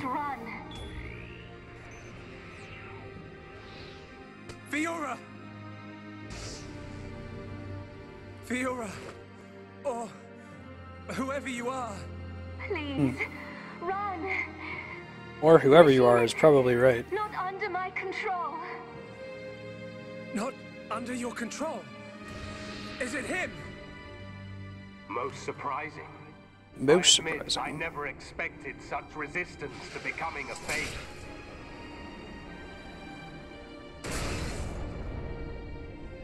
Egil. I think Fiora! What have you done to her? From the moment of their creation, all Mechon are mine to control. Should a passenger defy me, I force it to obey. Why make Homs into Mechon? it's a good question. Making them attack Bionis. If you wish to know, you have only to submit yourself to me. All will become clear when you attack Bionis with a new body born of Mechonis. Well, I feel like I'd like to know the answer first before I make that decision. Forget about him. We have to get out of here. But what about Fiora? If we die here today, she will be lost forever. Choose. I have rendered the Monado useless. You have no hope of victory or escape. You chunk of scrap! So it was you who did that to the Monado! The Monado is a tool that regulates the waves of the very ether from which the world is formed. The world's question mark? Therefore, it can be counteracted simply by releasing opposing waves. But how can you? I have the The anti-Monado. questions end here. Hand over the Monado. After all, it is no longer of use to you. Never! If the Monado really is powerless, then why would you want it for yourself? Raises a good question. I would ask the same Never give it to thing. you. Never! Then make your choice. Be crushed by my fist, or slain by your old friend. Well, let's go with the former. Egil.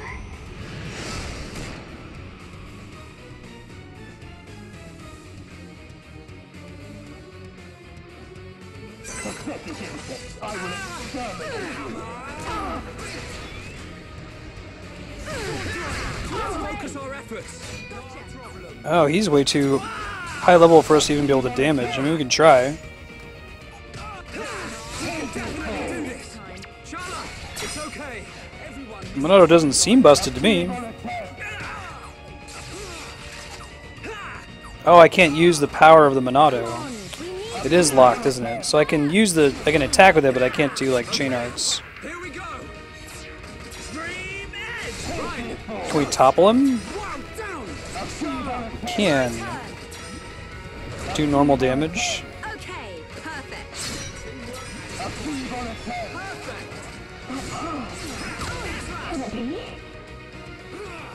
My rifle's getting hotter. Oh, she taunts us too. That's interesting. Just what I need. The sense that this is intended to be an unwinnable fight, but I guess we'll see. Let's focus our efforts. Nah, I'm good.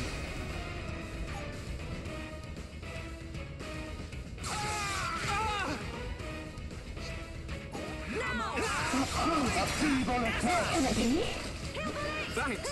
Let's get him. Wah! Let's get him. Keep getting him resist. We'll see what happens. Right, you're a lifesaver. Take this. That still did damage, so we can still damage Goldface. Just can't do a lot of damage. Shala! Accuracy rate against this guy is super low.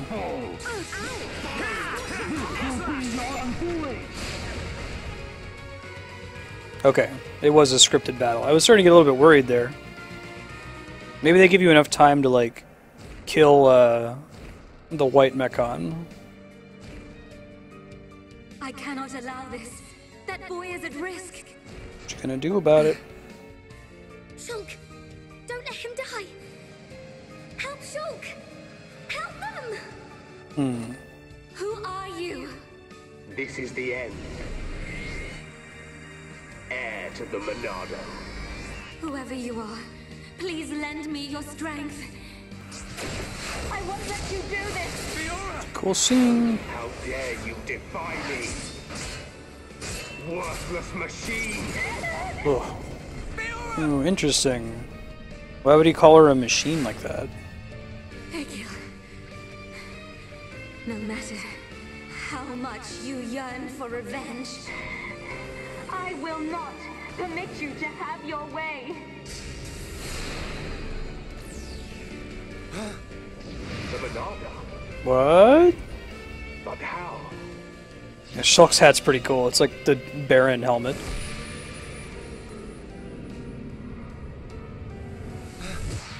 No, stop! Silly bat ears. Survive. Will you die for them?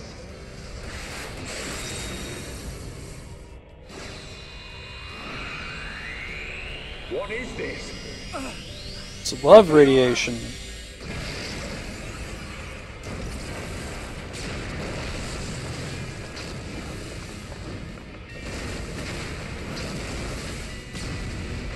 Oh man. Not good! Let's Yeah. get out of here! I agree. Ricky's losing his shit.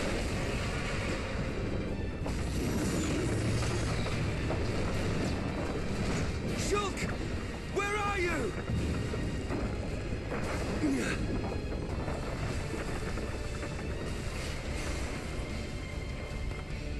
Shulk, get back here!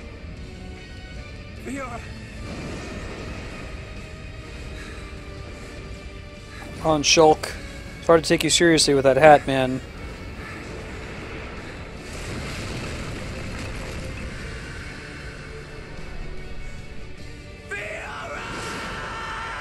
Not the best decision, Shulk.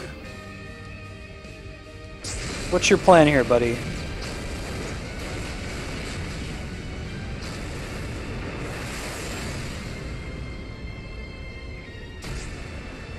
The power of that faith. Hey, Gogums, how you been, man? No, that is not possible. It cannot be.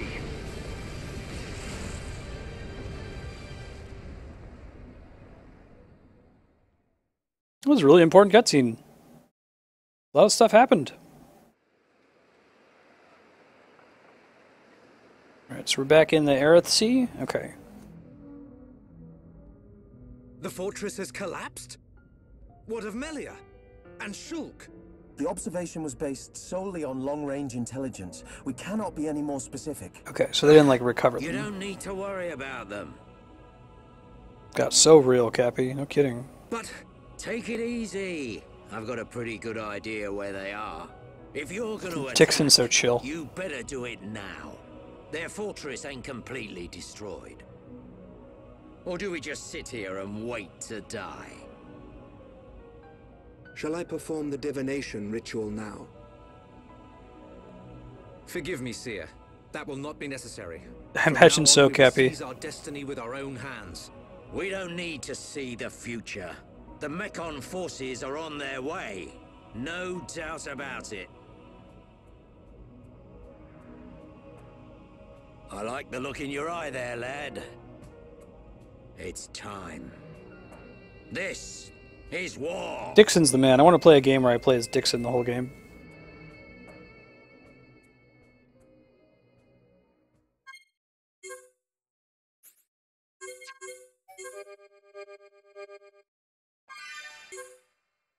Alright, let's continue.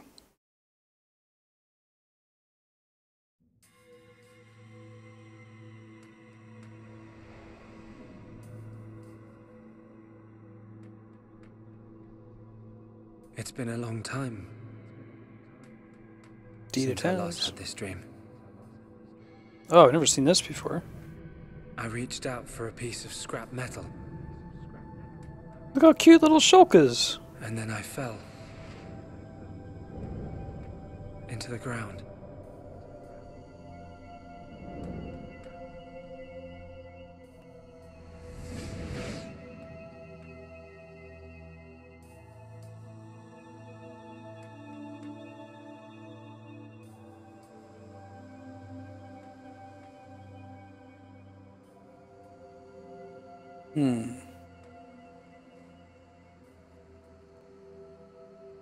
Was I?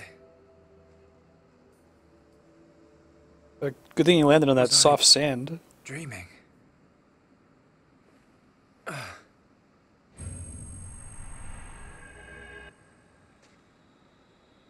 Fiora!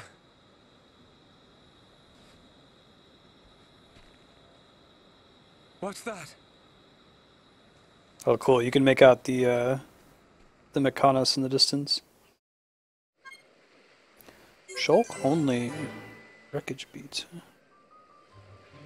Yeah, check it out. Pretty good view of the Mechonis. Oh, it's so cool. So we're on the Bionis. At least we know that. We haven't spent much time on the Mechonis to know what the landscape is like out there.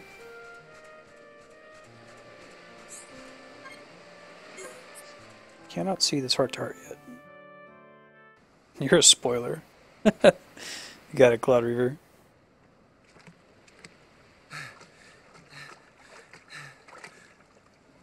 Hey girl, hey, how you doing? Fiora.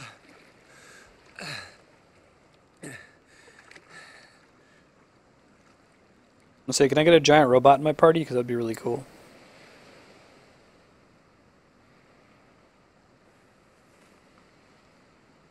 Fiora! She's still breathing.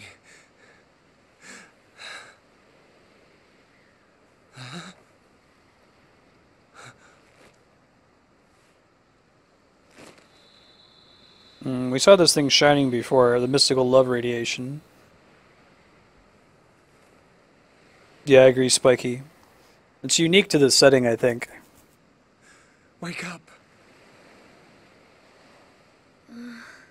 Saying it's really cool. The art design team must have really thought long and hard whenever they were designing a map to make sure that it made sense for the part of the Bionis they were putting it on. She needs water. Draw distance is really impressive too. I feel like I should unequip that helmet. So Shulk looks a little less silly in the cutscenes, but the stats on it are so good, man. Orion Cab.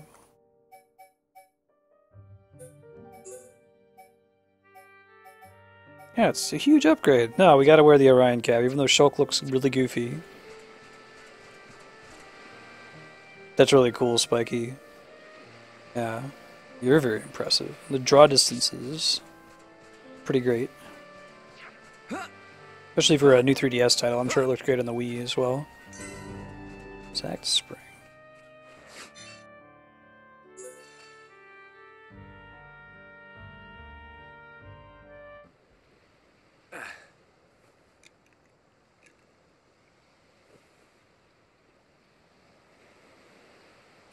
Schedule update. We're going to be playing Xenoblade Chronicles for another 10 minutes, then switching to Silent Hill 2. I'm going to play that from 3 until 4:30. 4:30 to 6, I'm really excited to share Terra Battle with y'all. It's a Final Fantasy creator Hironobu Sakaguchi's new game for mobile. And features a truly bitchin' soundtrack by Nobuo Uematsu. You're awake. I agree, Cappy. Definitely use a glamour system. Do you remember? My name is I can't believe it. My first kiss. You do remember me. Fiora. Of course I do. Shulk. It's posterior, I think they call it in game.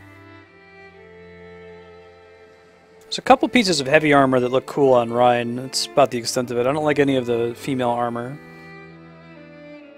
Too revealing for my taste. Everybody in their goofy booby armor. I never forgot you or the others. I like Shulk's default outfit. Why? Because I wasn't me anymore. I wanted to call out, but I couldn't. What do you mean? When it happened. When Colony 9 was attacked by the Mechon. Get some much needed deets here. I'm suspicious that she's not Fiora. Like, she looks like her, but she isn't her, you know? Maybe they'll prove me wrong here. I thought I had died. I felt the Mechan's claw rip through me. Collect some, DNA or something? I couldn't remember anything. There was no sound, no light, no pain. When I came round, I had the body of a machine.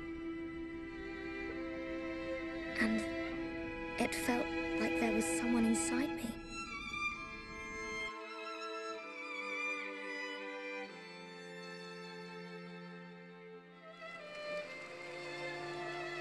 Someone else? The one who was controlling the Mechon you were in? Yes, that voice. But I could still see and hear. Interesting. I was there all the time. Except I had no control over my body, and I couldn't talk. That's why it seemed like you didn't recognize us.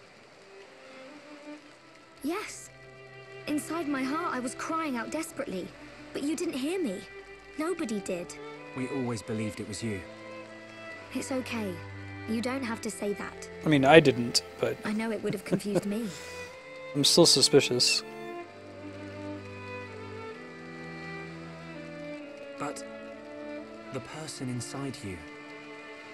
do you know who it was? Was it Eggle? No. Oh. I heard her voice when she spoke, but I didn't know what she was thinking. The person inside her is Fiora, but she's not actually Fiora. I understood that much. What do you think happened to her? Maybe she's sleeping. Or maybe she's trapped like I was. There's like some kind of life force soul thing going on. Hijacking your body, treating it like it's her own. Oh, Shulk, you shouldn't say that, buddy. I guess. I say good riddance. And let that be the end of it. Nah, Shulk. Shulk? I don't think she's totally to blame. Why not? She needed my body for something. I don't know what it was. I just know it was important. I want to help. Why would you? I knew she was using my body, but I didn't hate her for it. She was kind. She was taking care of my body. I could feel it. Could you really feel it, Fiora? Yeah. And she did everything she could to protect you. I don't know, man. I'm pretty sure about this. We saw the cutscene where, like, it was... So, back when we were fighting... Pre-Mechon... She Anyway, knew we'll see. what I wanted to do, and did it for me. So, I want to help her if I can. Please, Shulk. Alright. Then we'll do everything we can to find out what she was trying to do. We have more information now, but it'll be a while, I think. Welcome back, Fiora. I'm glad to be here. Donk. It's like, I'm sorry, Shulk, I can't talk to you while you're wearing that helmet. What do we do now? We have to find the others. I know they're alive. I can feel it. Can you really feel it, Shulk? Surprised when they see you. Everyone being? Ryan, Dunban, and there are a few others we met along the way. Sharla, Ricky, and Melia. I just know you're gonna like them. It looks like you've been through a lot as well. Yeah. But nothing's gonna separate us now. Come on, let's start searching.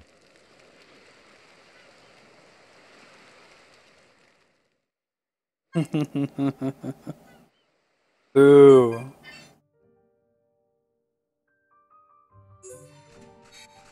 Alright. I like her new portrait. So I bet this heart-to-heart is what I think it is, isn't it? So the game tries to, like, pull a double switch on you. Like, oh man, they had this heart-to-heart to teach you the mechanic, and then you're not going to have them ever again.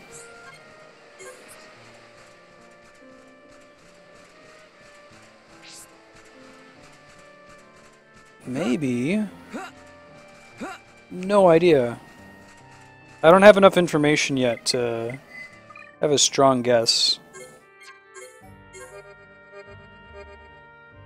Also, I don't know like how ghosts and like souls and shit like that works in this universe. What's her deal? Does she have skills and stuff? does. Ooh, look at all this cool stuff. Heals, generate aura. Right on. She's like a DPS healer. Drones form a cannon, unleashing a large beam in a straight line. Well, I mean, I think she's still like a good guy. I don't think that fake Fiora is evil. I just don't think that that's actually Fiora. Like maybe they reconstituted her using her DNA or something.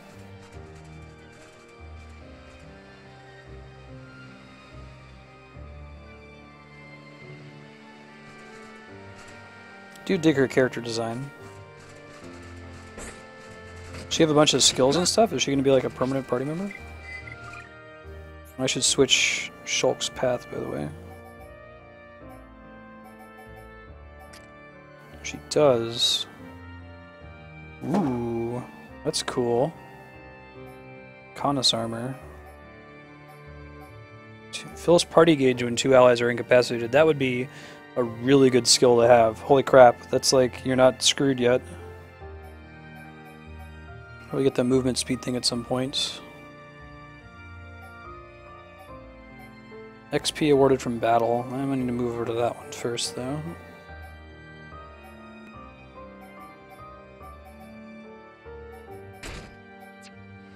Alright, it is time.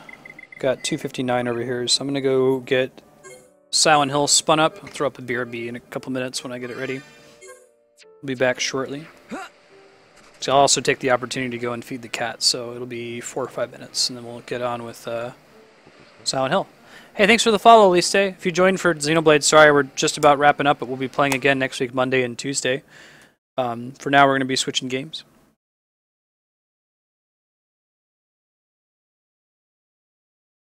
Let me get the PlayStation turned on. I'm going to throw on BRB until we're ready to go. We're going to be continuing our Xenoblade Chronicles playthrough until we've beaten the whole game.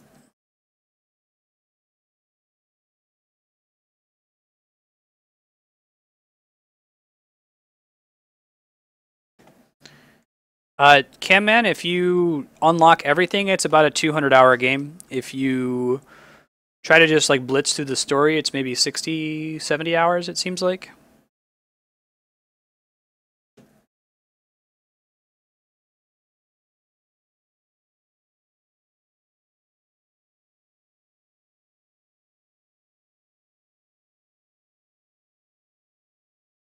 But you definitely get your money's worth if you pick it up, I would say. Nothing else. Alright, I'll be back in a few minutes here.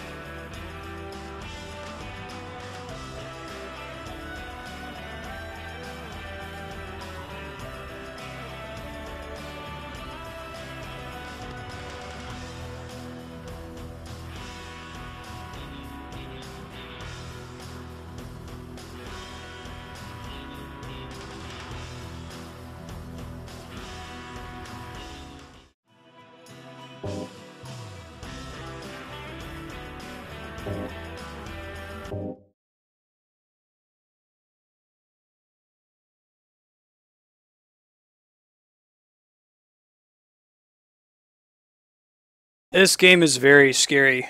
It is part of a donation goal to get me to play it. I'm usually very bad at survival horror games.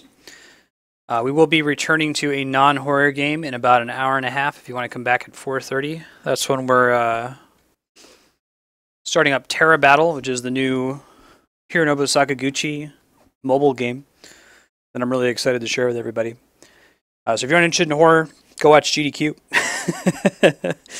It's still in progress, and we'll be back with more RPG type games in about an hour and a half. All right, let's go. Last we left off, Silent Hill 2, we had just finished the first Pyramid Head boss.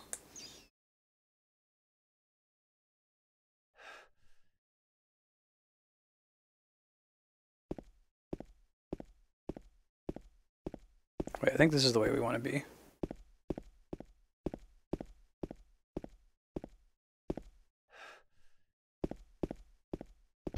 Maybe not.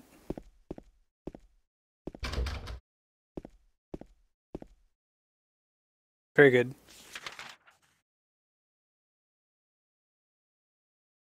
Maybe it's like elsewhere in this room.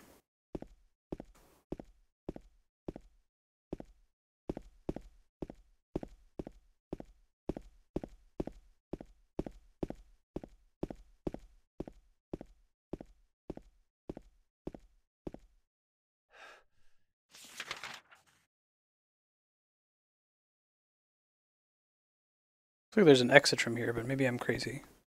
It looks like the lock is broken.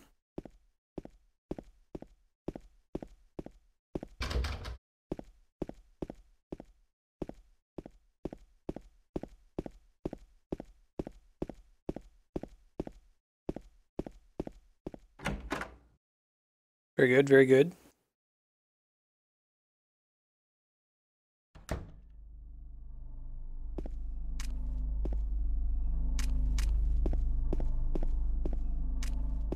Pretty sure this is the way we want to go. Back to where we fought Pyramid Head.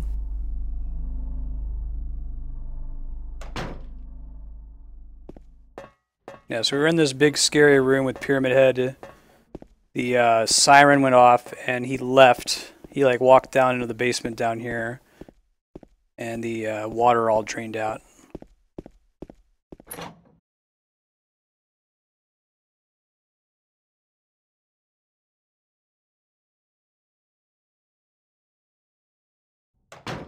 Hey, we're back outside.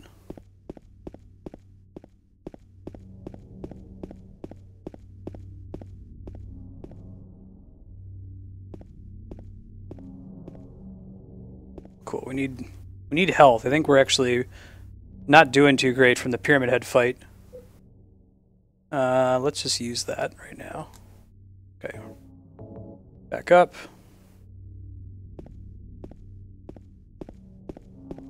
All of that, I think the whole point of doing that was to get on the other side of this street here.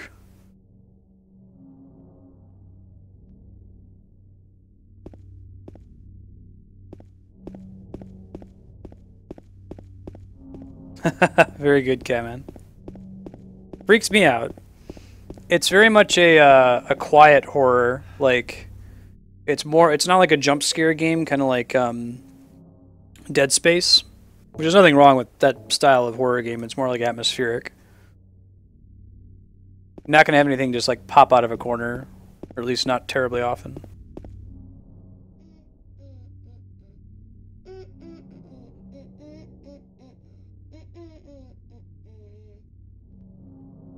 You! It was you, wasn't it? You're the one who stepped on my hand. I don't know. Maybe I did. What's a little girl like you doing here, anyway?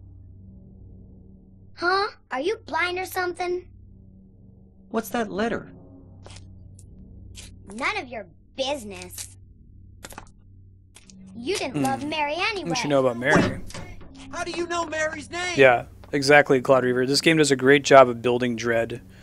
The way I've described it before when we played it is that it uses a negative space very well. Right, Food Pyramid? You know, it's the lack of things happening that makes it so freaky a lot of the time.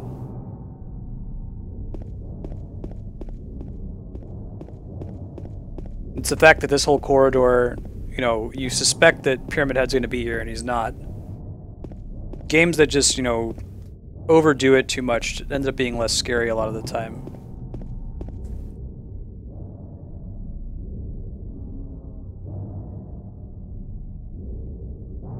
Hey D-Rock, welcome back.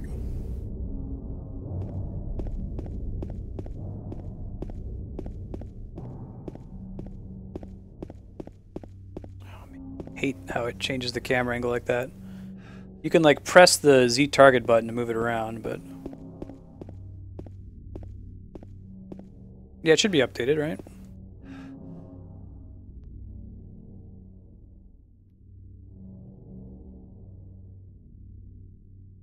Yeah, I think the stream title should be updated.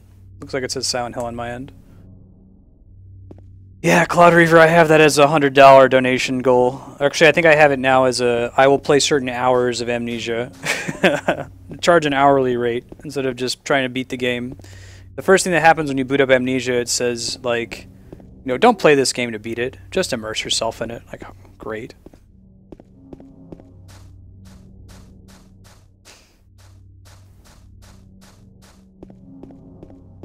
Amnesia, I feel like that's the master of negative space for horror.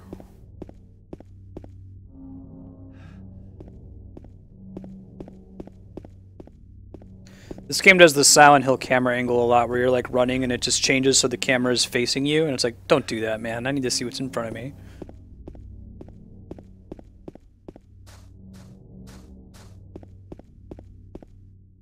Another health drink. Handgun bullets.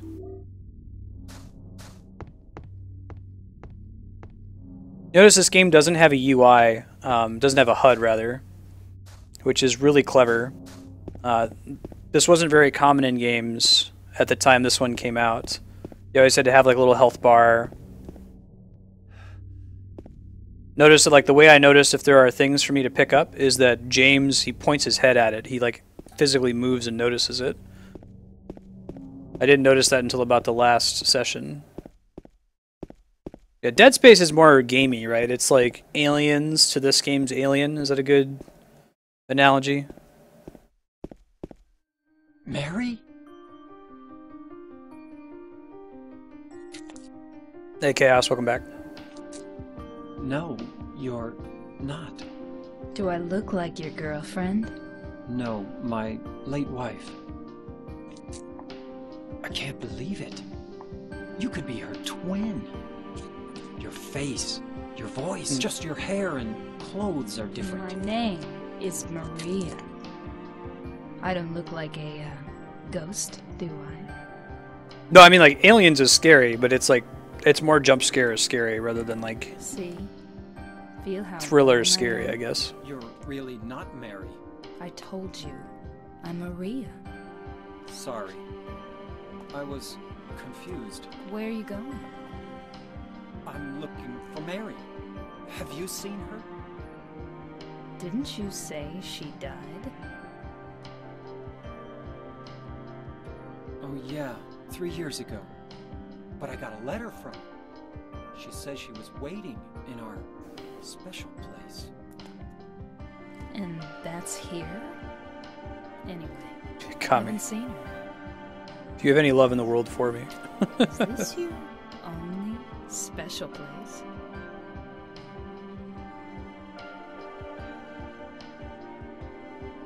And cutscene.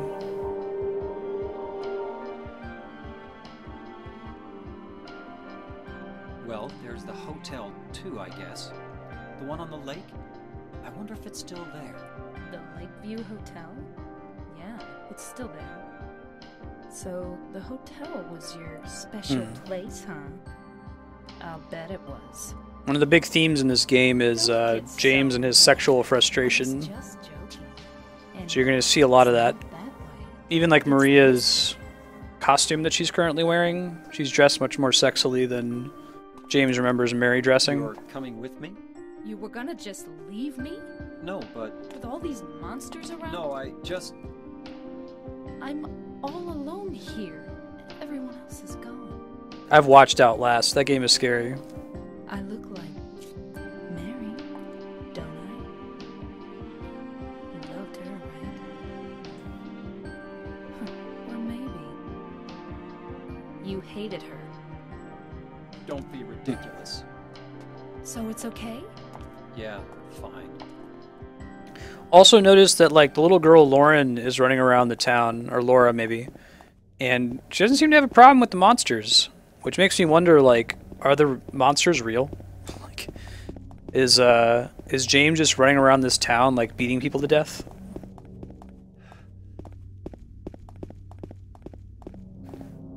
I like the ambiguity in this game too. I feel like the death of horror, good horror, is exposition. Like, the Silent Hill movie, the biggest flaw it has is its attempt to explain everything at the end game. 67 who died of illness and now sleep beneath a lake. Creepy.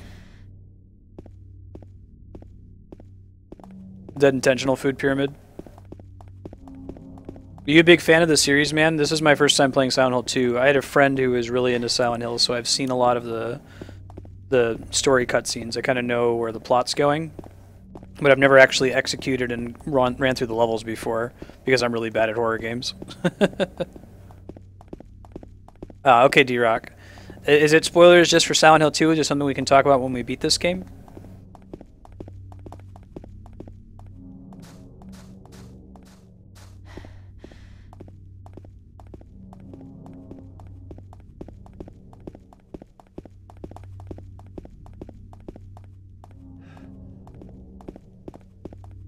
Wait, is this the way I came? It may have been.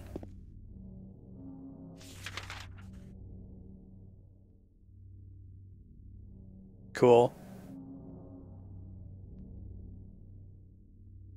Heard those are all really strong titles. What's really sad about Silent Hills, it would have been great to have, you know, Guillermo del Toro and Hideo Kojima. I saw PT, I didn't play it, but I watched the playthrough.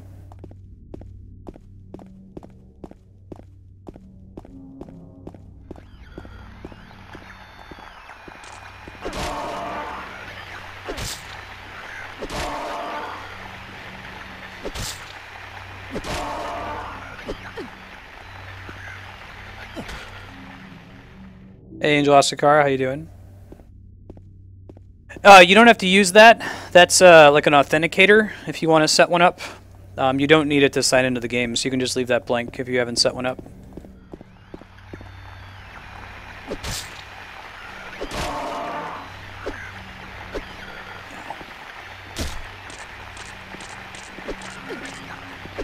Hey Maria, to not stand so close to my board with a spike in it.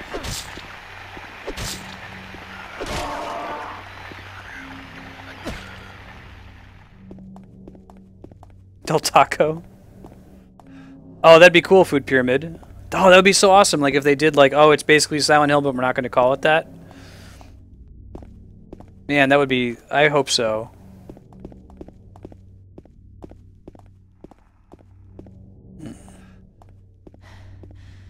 Suspicious camera angle there. I guess they're just showing me that that's the way to the Lakeview Hotel.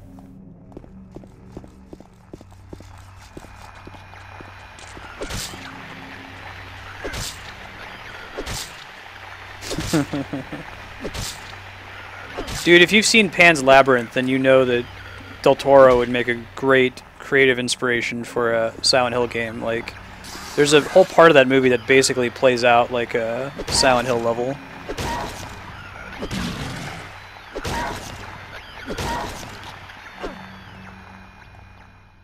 Probably don't need to fight everything. I learned this lesson earlier, didn't I? Just run away from things.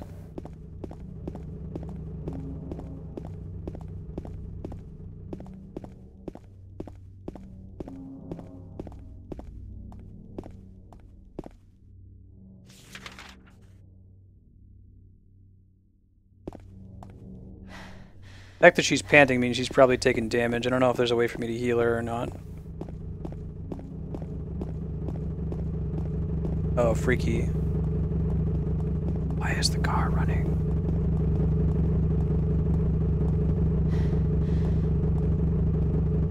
Oh, sweet. Upgrade. I hate you, Kami. You're mean.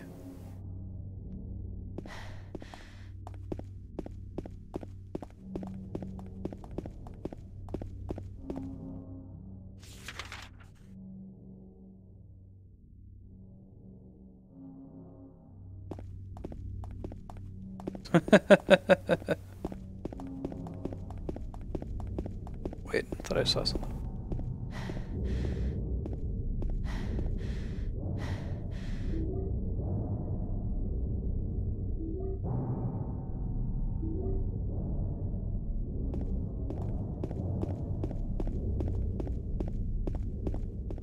Let's see.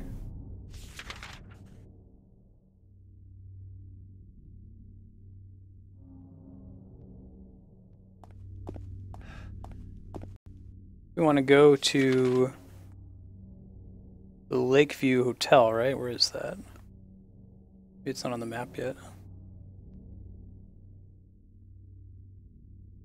See if I can find a save point.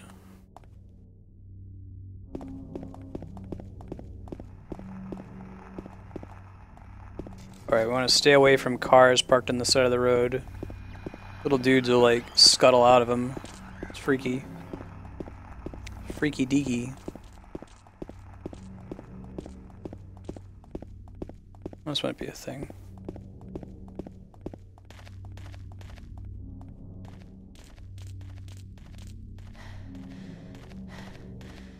Wait, we just came? Let's see. No? No, there's anything here. No, they're both damaged. Great.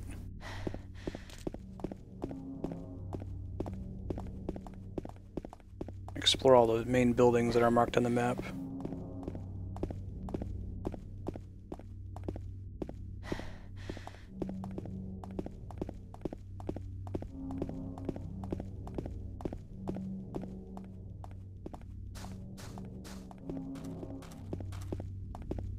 Any of these accessible? Doesn't appear to be.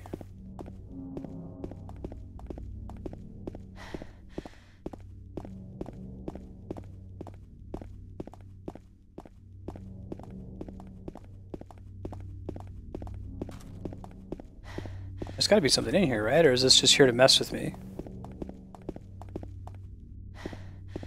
Oh, there's a save point here. Okay, perfect.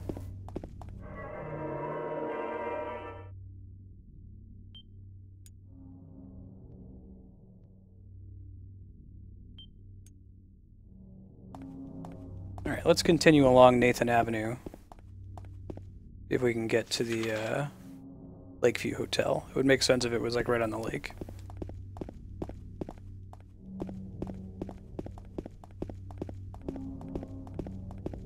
Schedule update, we're going to be playing Silent Hill 2 as part of this blind playthrough for another hour and 10 minutes or so. Then we're going to be switching to Terra Battle. This is the new-ish Hironobu Sakaguchi game, creator of Final Fantasy. Don't want to get close to those guys, they've been giving me trouble. Do a lot of damage. Seems fine so far this way. I had to guess there's going to be, like, nothing is ever like, oh, it must be that way, let me just run there. There's going to be like a hole in the road or a gate or something.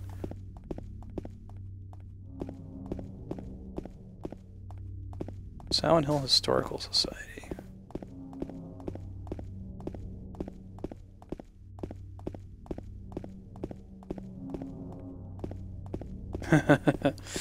This isn't Eternal Darkness. We'll have to play that on stream at some point. It's this GameCube horror game. What does that say? Your ad. Okay. Boo, Kami. Boo to you. Eternal Darkness, without spoiling it, it involves a sanity effect. So like they'll play on it, they'll like break the fourth wall with the game mechanics. It's part of why I was so excited for Hideo Kojima to make a horror game, because he's always handled fourth wall breaking really well in the Metal Gear Solid games. What the heck? First aid kit. Boat launch. Can I go in here? It's locked. Okay.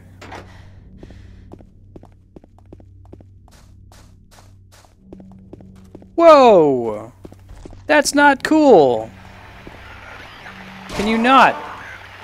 Can you not throw mannequins at me? Not okay with that. Not my jam.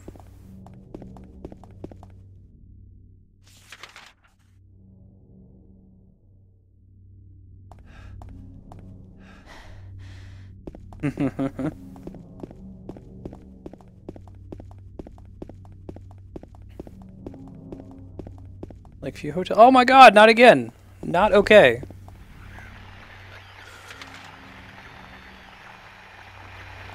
Yeah, you're gonna hear me say that a lot.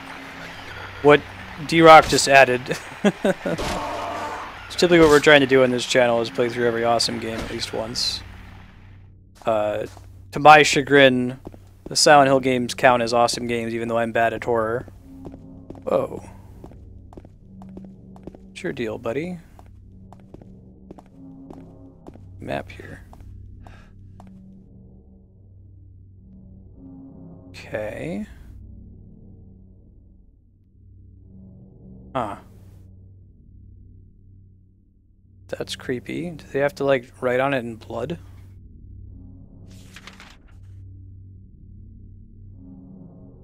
I don't know, man. I didn't like the X and the lines on there, other than just that.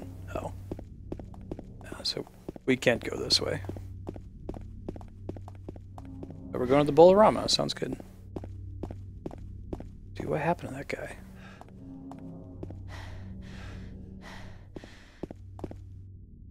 Don't think I can see Maria's health on here, can I? Doing too bad right now. Leave it as it is.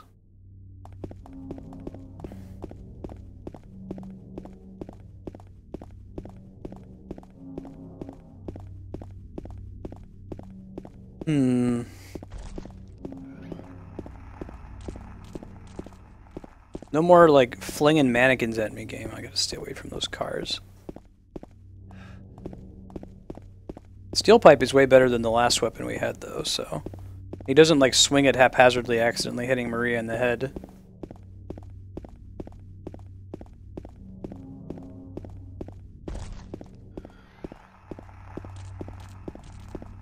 Running, running, running, running. Oh my god! Don't do that!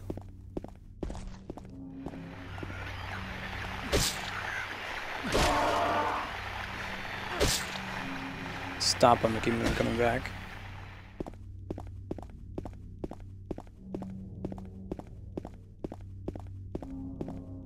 Earlier, whenever we ran next to the bottoms of cars, little scuttler things ran out from underneath them, so I try to... a little freaked out whenever I see a car.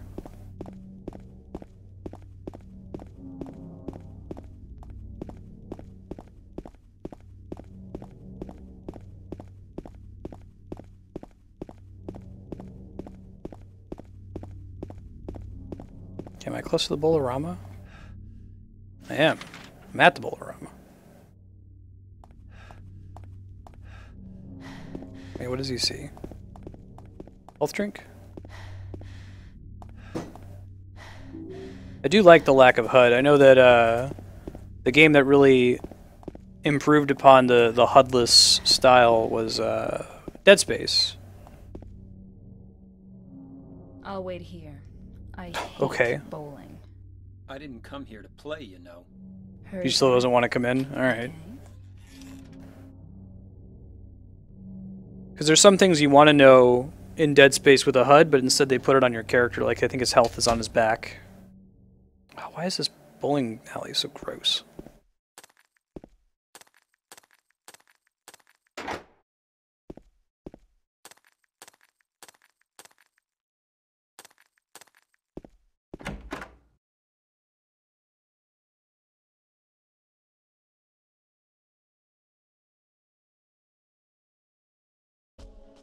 Hey, it's the little girl and Eddie.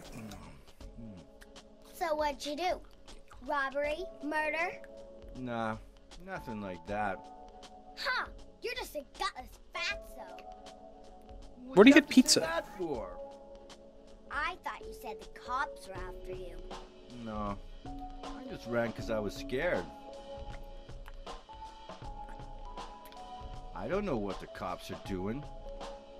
But if you did something bad, why don't you just say you were sorry? Beat me to it, food pyramid. I guess I ran away a lot too. It's no good. It was just a regular pizza shop running somewhere in town. No big deal.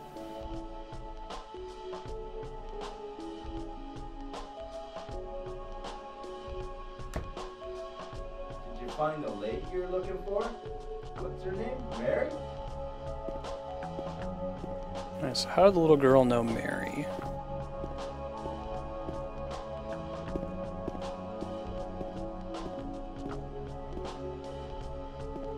Pyramid head pies. It's his favorite way of slicing them. Just trying to picture Pyramid Head working in a, like, pizzeria and trying to cut the pizza with his great knife.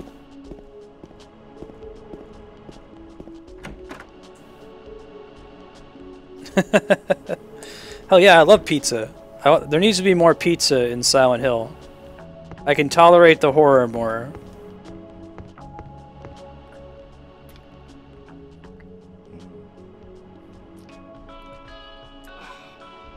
Eddie? Oh. You're... James. We met You're in the puking? apartment building? Yeah, I remember. But...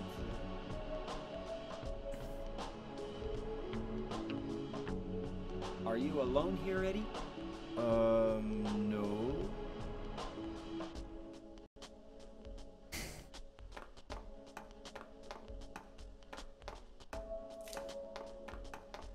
Bye-bye. Wait! Come back! Eddie, let's go after her. Huh? Because there's monsters all over town, you asshat. Laura. Is that her name? That's what she said. This town is full of monsters. How can you sit there and eat pizza? She said she was fine by herself. She said a fatso like me would just slow her down. Forget you. Right? I assure you there's a pizza out there for you. Who is that girl, anyhow? I don't know. All I know is her name. I swear. I used the original voices. This is the HD remake. And they're pretty bad. The quality is not exactly top tier. You're not exactly top tier. Handgun bullets. Yeah, and if you don't like any of those three things, I assure you someone will find a way to substitute it. There's a really good truffle mac pizza that Andrea likes. Hey Aaron, how's it going? There's not a pizza emoticon in Twitch? Are you serious? Man, if there's an emoticon that's in like Microsoft Office Communicator, it had better be in Twitch by now.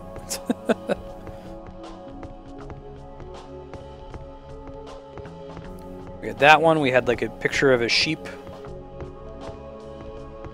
Classic among like tired business people using Office Communicators to do like a sheep followed by these blocks popping out, so like he was pooping blocks.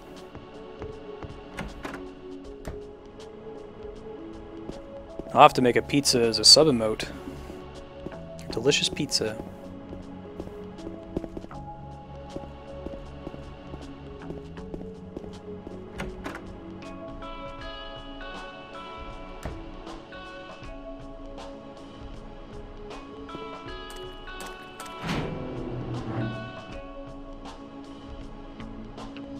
Margarita's pretty good. Wait, did I get turned around? Damn it.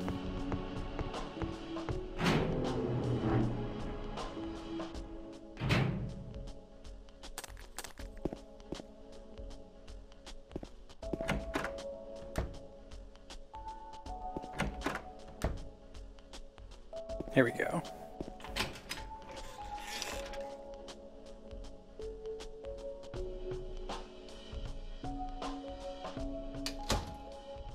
Wait. Did a little girl run out of here? Yeah, she was too fast for me. Aren't you gonna go after her? Yeah, I like the OG pepperoni lifestyle as well, food pyramid. Where are you going? This isn't the way that little girl... Oh, good looking out. Thanks, Navi.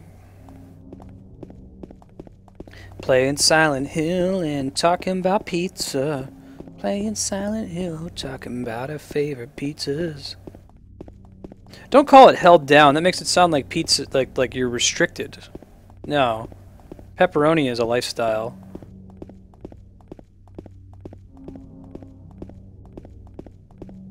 One of my favorite things about going to a new place, I'm like, hey, can you take me to the good pizza place that you only have here? I feel like there is one everywhere.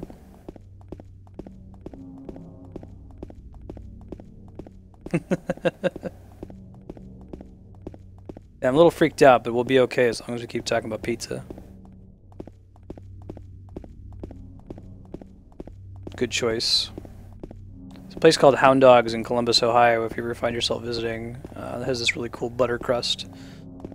But the Marstead special, my friends would call it the Dylan special, was pepperoni, feta cheese, and banana peppers. And let's see.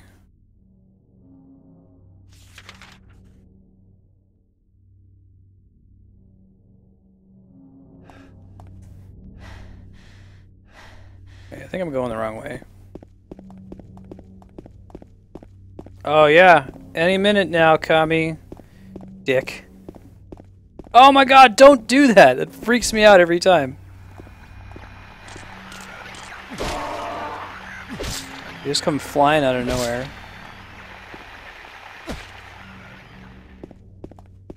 Hound Dogs is my jam, man. I don't live in Columbus anymore, so I can't have it. The California local pizza place here is called Pizza My Heart. It's really good.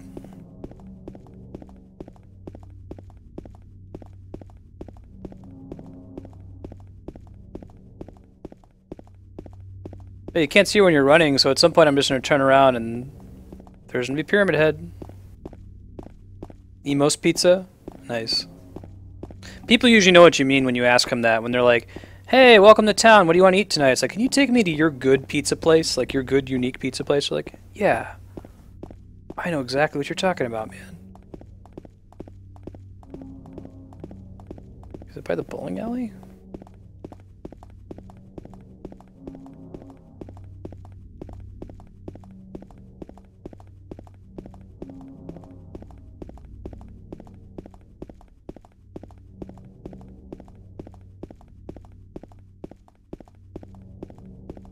It's like in the parking lot somewhere.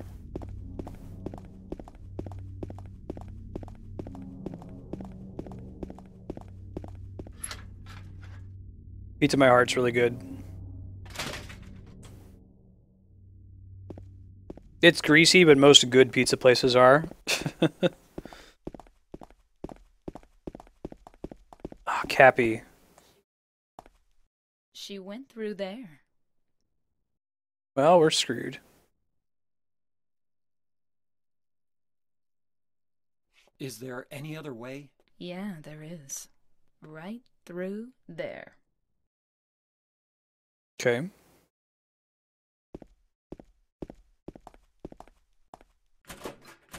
It's no good. It's locked. Why does she have all the keys? Why does it require more than one key?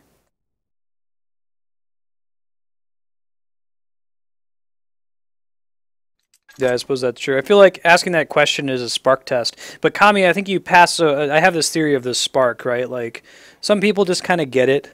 Like they have the sparkle behind their eyes. They're self-aware. Like if you were to ask them that question, I think Kami, just you saying, really the best pizza around us is our specific Domino's. But I know what you were asking, and sorry, but the answer is Domino's. The fact that you even went to the trouble of explaining that, then I think you would pass. But if someone just like casually takes you to Pizza Hut with no commentary, no thought, you know they don't really think about their pizza. There could be stuff useful in a cardboard box. We're finding health drinks all over the place.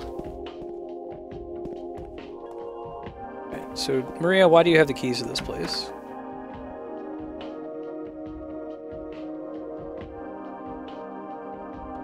Best cheap pizza. That's a good modifier, food pyramid.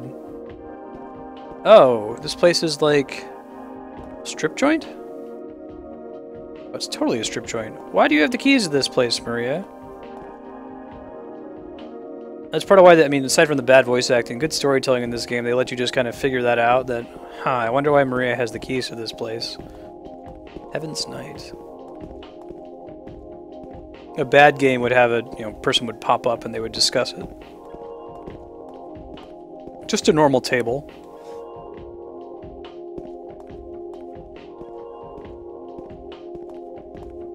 There's gotta be an item in here, right? Oh, I think I see something.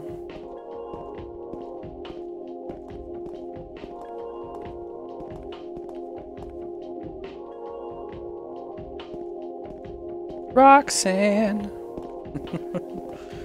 Yeah, for sure, Kami.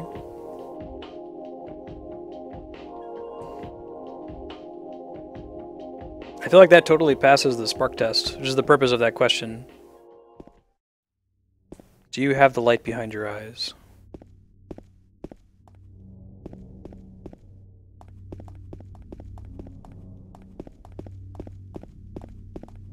No, that's not the right way.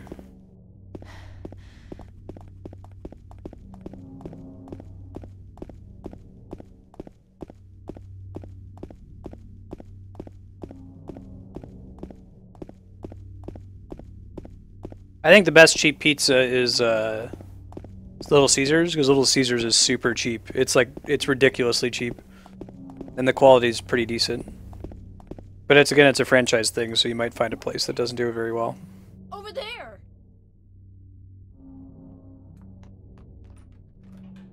Conflict, how's it going? No, nope, nope, nope, nope, nope, nope, nope. No, no, no, no, no. No, no, no, no, no, no, no, no. Never played Silent Hill before, but let me tell you right now, I don't want to go into the hospital. I am not at all a fan of the hospital. Ah!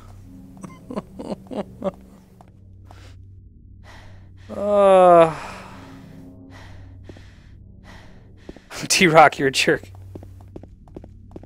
Oh, I'm from Chicago, so grew up on deep dish pizza. If you ever visit Chicago, go to Lou Malnati's or Giordano's. I personally prefer Lou Malnati's. You're gonna need a knife and fork to eat pizza there. Ugh, no, no, no, no, no, no. No, no, no, no, no, no, no, no. Was I just saying how I don't like the cramped spaces?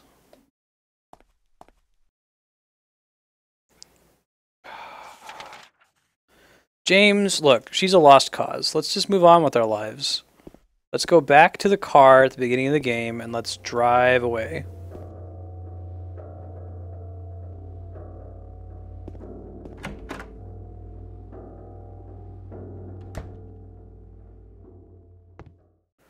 Like, Maria kind of freaks me out too, where you'll just walk into a room and you'll see this big shadow. It's like, oh god, it's just Maria. Save point. No. No, no, no, no. No, no, no, no, no, no.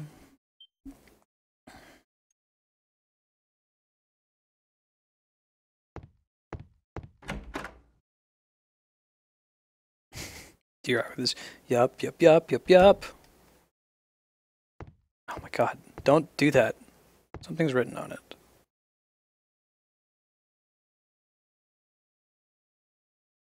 The potential for this illness exists in all people, and under the right circumstances, any man or woman would be driven like him to the other side. The other side perhaps may not be the best way to phrase it.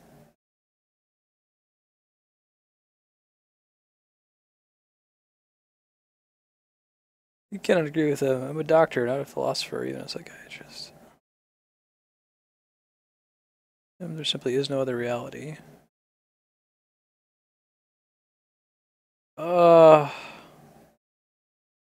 got the key from Joseph. It's probably the key to that box. Purple bowl key.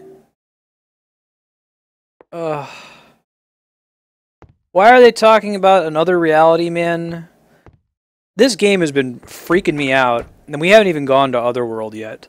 Like, that's like a Silent Hill hallmark, right? Where all the paint peels off the walls and you're in scary rust hell land. The game's freaky enough, and we've never even been there. No, Cappy, if you're eating deep dish pizza, you have to use a knife and fork. I challenge you to eat it without a knife and fork. I don't think it's possible. It's just the way that it's made. Great.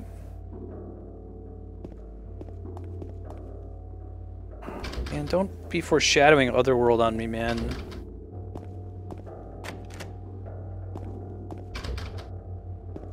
I challenge you. I'm the same way, like, pizza, pick it up.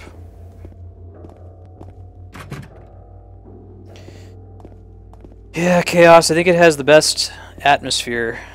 Amnesia might compete now, but it's had Silent Hill out for years to inspire it, you know? I always run when I'm outside, and I feel like running is a bad idea when you're indoors. You're gonna find something by accident that you don't want to see. Right.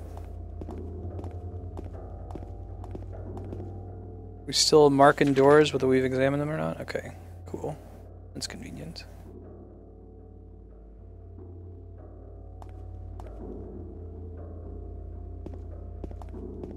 I feel like it's really easy to make a bad horror game. Horror is a very difficult genre to do right.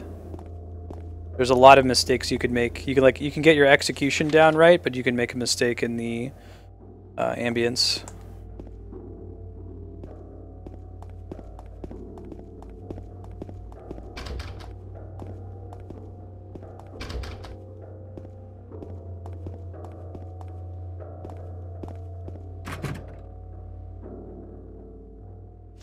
Yeah, exactly, Chaos. It's more like lasagna than pizza. I mean, it has all the ingredients of a pizza, but it would be like trying to pick up a lasagna. That's a great comparison. Man, stop checking out Maria's ass, James. If you're gonna turn your head, it had better be at a first aid kit, or a health drink, or some bullets or something. I see you being all, man. I'm even trying to hear this, dude.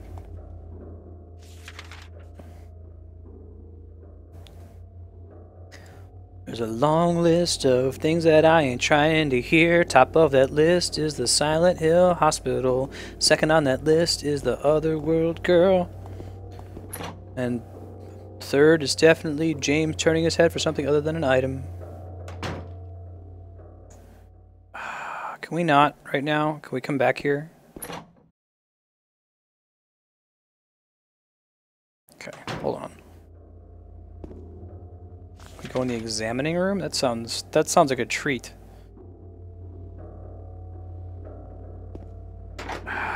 Okay, alright, we'll go in the staircase.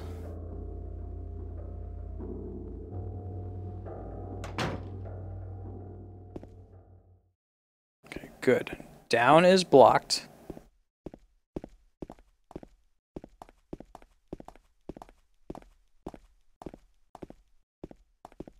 Silent little camera angle, man.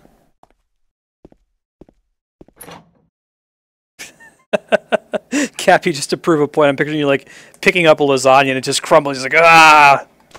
Oh god. No! There was a nurse! There was an evil nurse right at the entrance. There's another nurse! I can't stop her because there's another nurse. Oh my god, they both got back up. I'm gonna die in here.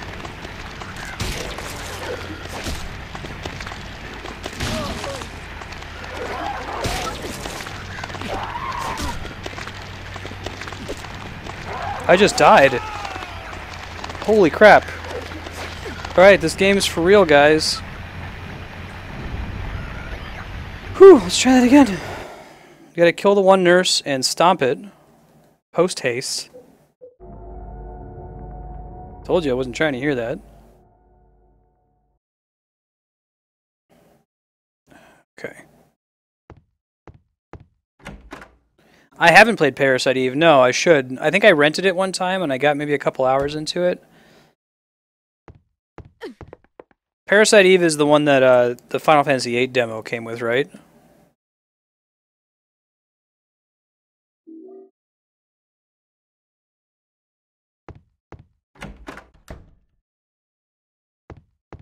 Okay, I'm gonna go try to hit all the doors again to mark them as unopenable. And then I'll run back and save, and then we'll go back upstairs and try to deal with those damn nurses again. You know that everything is locked down here. We just learned this.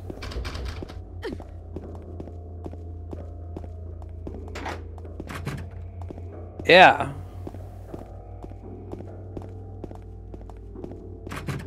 It's a Squaresoft game, right?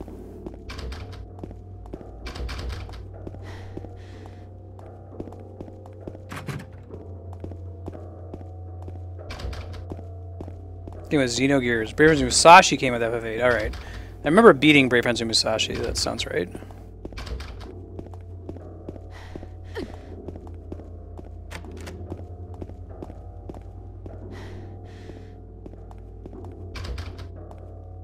Yeah, give it time, Asakar. If you have questions, like I said, everybody in this chat, or there's a lot of people in this chat who are familiar with it, can help you out.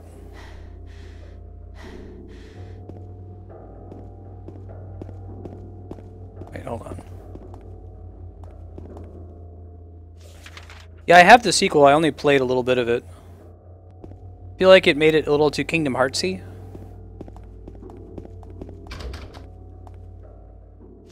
Okay, let's try going in the elevator, I take it?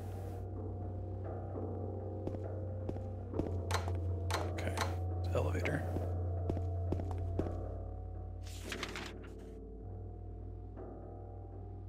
Is it in the other half of the town, Asukara?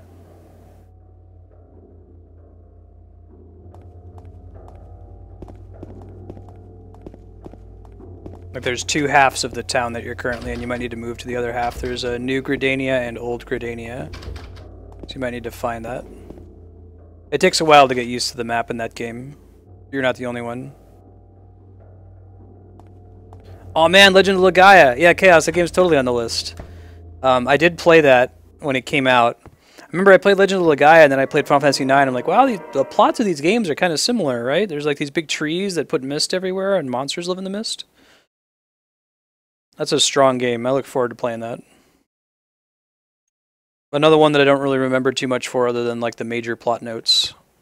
It would be fun to play again. It kind of had like, the battle system was sort of like a fighting game RPG. Is that right?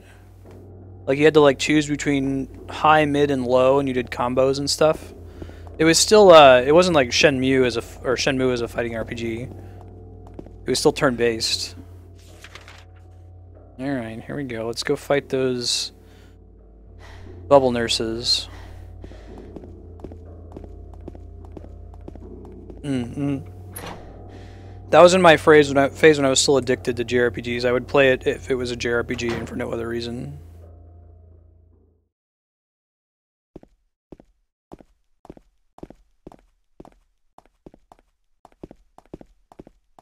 Okay, ready? Let's get ready for this. I need guns for this. Oh my god, they do so much damage.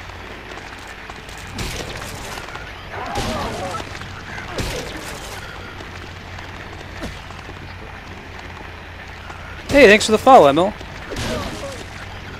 Legend of Dragoon I never beat. I think I rented it and played it for the duration of a rental, and that's as far as I got. Whew. How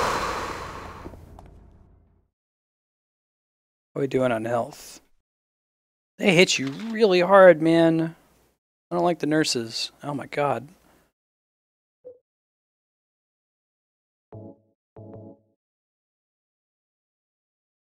Legend of Dragoon you played as Dart, right?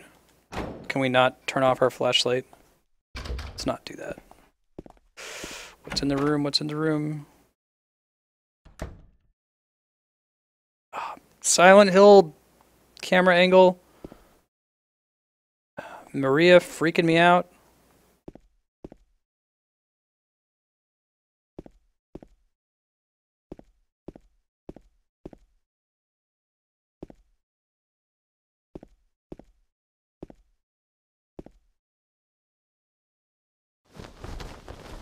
Examination room key.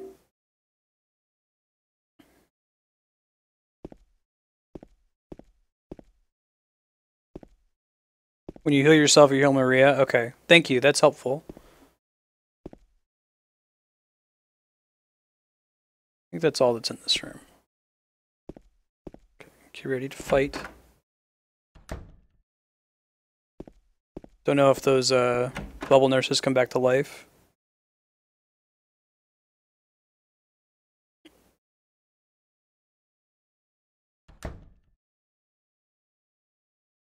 God, she freaks me out every time, man. Shotgun. Cool.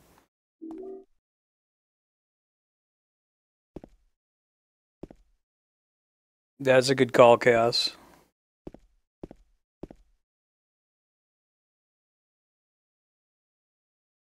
Ow. What's wrong? I just pricked myself. Are you okay? Yeah.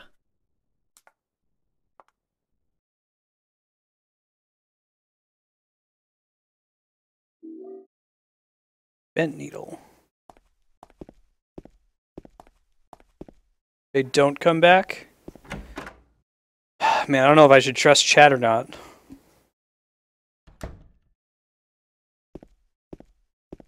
Don't like respawning enemies, man. They freak me out. We're doing okay so far. I gotta survive 30 more minutes of Silent Hill 2. And then we're switching to Terra Battle at 4:30.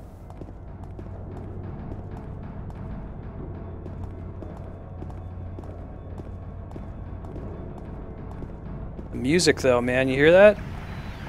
Akira Yamaoka is an amazing composer. He is the Nobuo Uematsu of horror composers. He just uses like ambient sound really well and like percussion.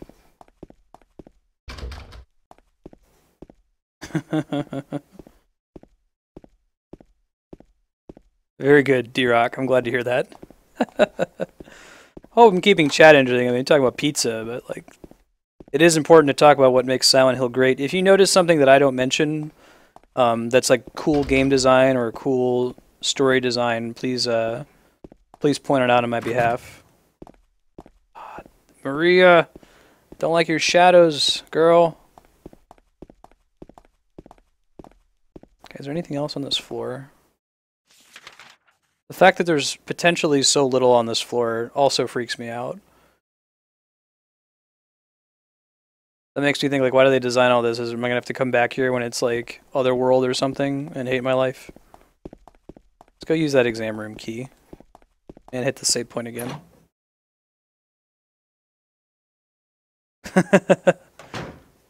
How, like, casually, look out, there's a grilled chicken pizza behind you.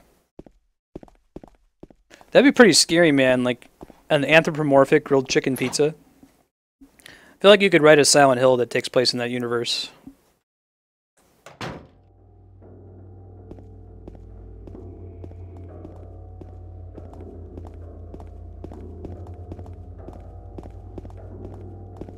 Back to the receptionist's office at the save point. I'm gonna be saving like a madman in this game. At least it doesn't restrict your saving. Like, what is it? Resident Evil? Like, you have to use typewriter ink or something? Pizza the Hut!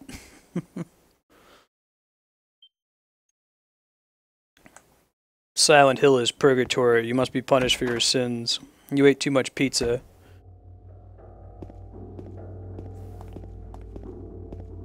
Deal with sausage face. Alright. Where's the exam room? It's right on the left? Question mark?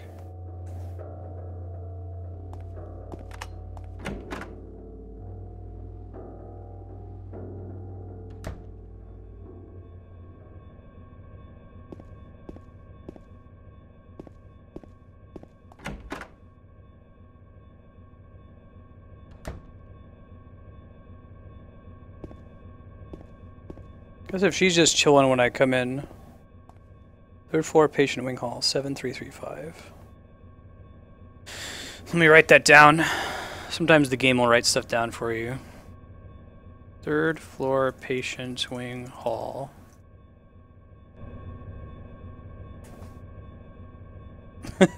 Copy. Spaceballs. Food only. Do not store drugs. Okay. Still holding out hope that they make Spaceballs 3, the search for Spaceballs 2, the search for more money.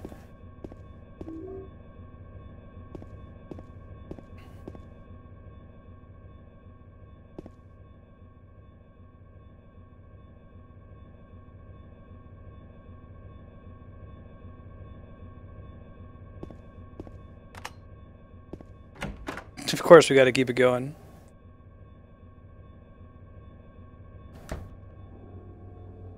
See ya, Kami. That's the exit. Let me hit the save point again. Now that I've died for the first time, I expect there are many deaths to come, so... I'm gonna see if we can get a record for number of Silent Hill 2 save slots. Hell yeah, Mel Brooks. He's super old, man. If he's gonna make it, he better do it quick.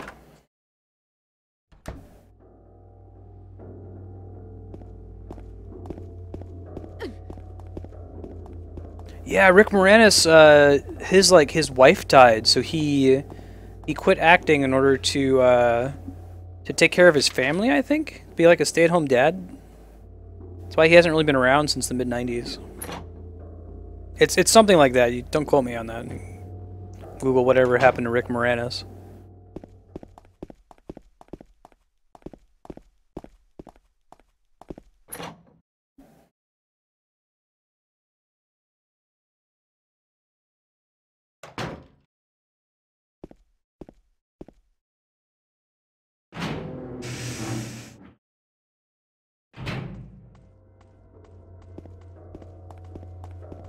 I try to just ignore the doors and take out any enemies that might be here first.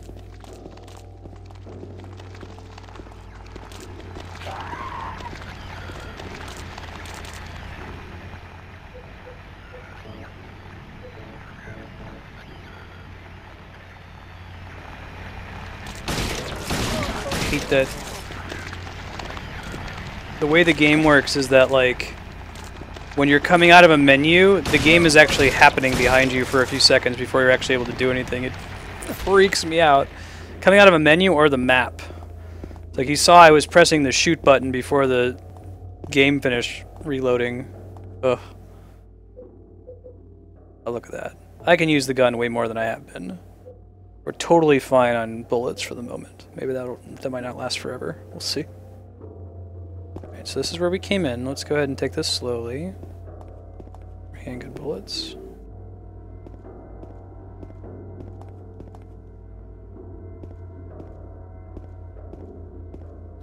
I have not seen Beer Fest. I remember seeing the trailers for it, I think. Oh, Strange Brew! Food Pyramid. If you're still in chat when Kami gets back, you'll have to bring that up again.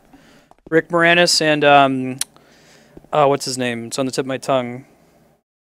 There are 2 people in Hollywood that have his name. But it's like, it's a Canadian national treasure. You hockey hoser, eh? Yeah.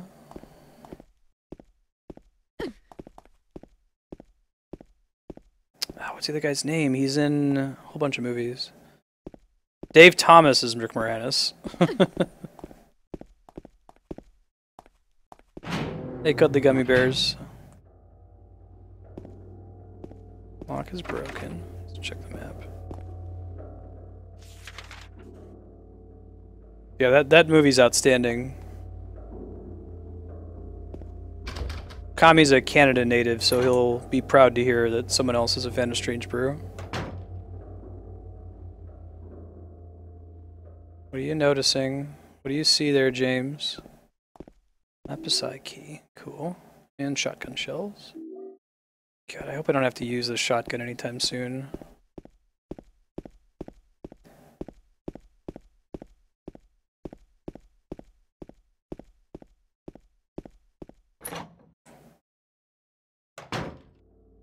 Make sure this is the right way. It is.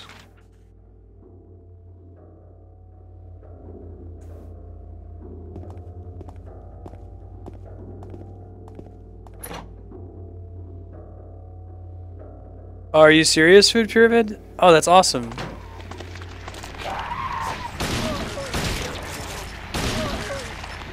Whew. I am happy to have the gun. Now, I don't think there's any penalty to, let's see, 3? It should just go down by 3, right? Just reloading after every fight. Yeah, okay, perfect. There's a couple movies that'll do that. At the moment, I'm not thinking of another example. But they'll do like an animated film where they'll get 2 actors who have historically been related in some kind of act and have them kind of reprise their characters unofficially. That's super cool. I haven't seen Brother Bear. I might have to watch it with my wife. Alright. This game is freaking me out.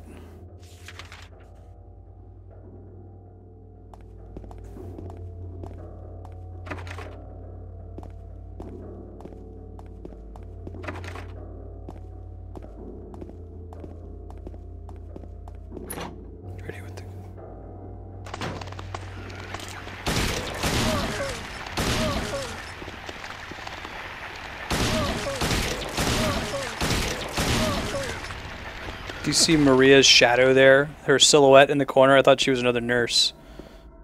Ugh. I love walking into rooms with the gun button held, so if I hear the sound of the radio, I just start shooting. One day I'm going to accidentally shoot and get Maria killed, I bet. I think it's game over if she dies. Alright, sounds good, D-Rock.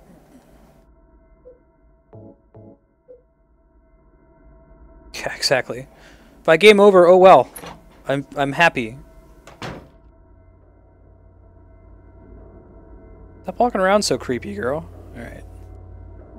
What's the deal with this hallway? Anything else that's new? Elevator that's still busted. Different staircase. We could try taking that.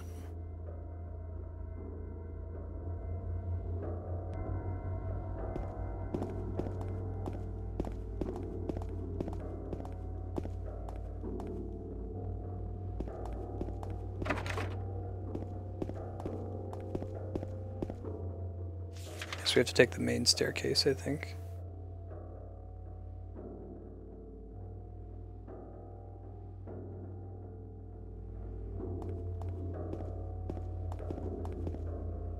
One sec.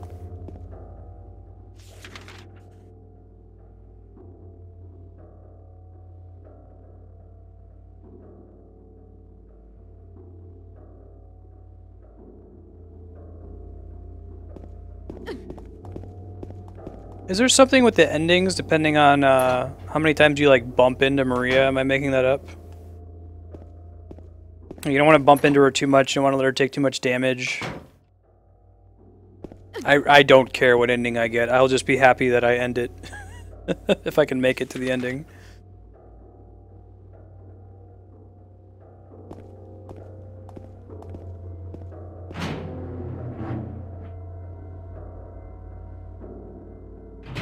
Bumping doesn't really factor? Gotcha. Yeah, I've heard about it having a lot of endings. I know there's, I think the water ending, or the in-water ending, is the one that's thought to be canonical. Really, truly, the canon ending is the dog ending, right? If you've never seen the dog ending before, we're not going to get it. I think it requires multiple playthroughs. You owe it to yourself to Google Silent Hill 2 dog ending. It's like the funniest thing, especially if you've seen a little bit of this game.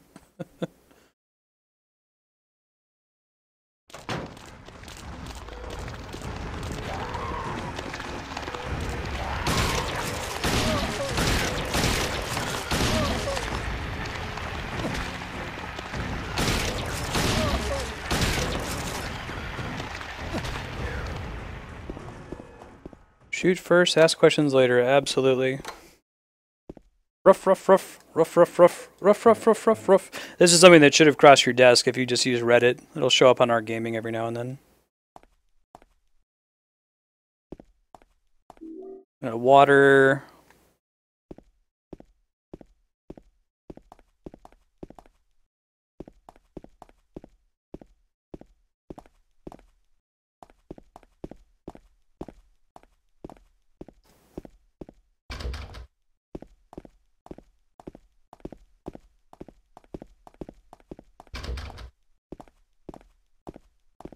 Make sure I don't go back into the staircase. We don't want to do that. Try going in the special treatment room. Although I've killed enough of these things, I'm going to go back downstairs and save real quick.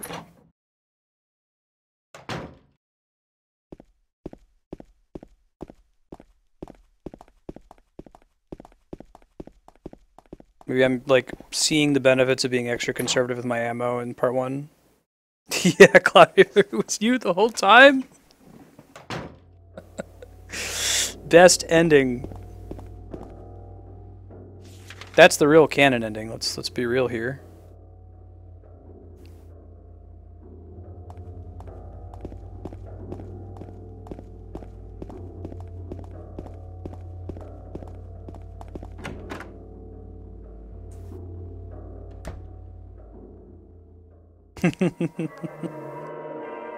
It's a Shiba, isn't it?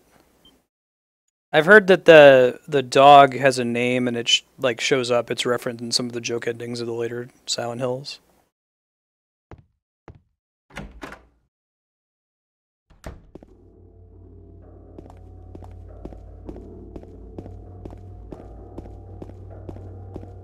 Is the right way? It might be. Yes.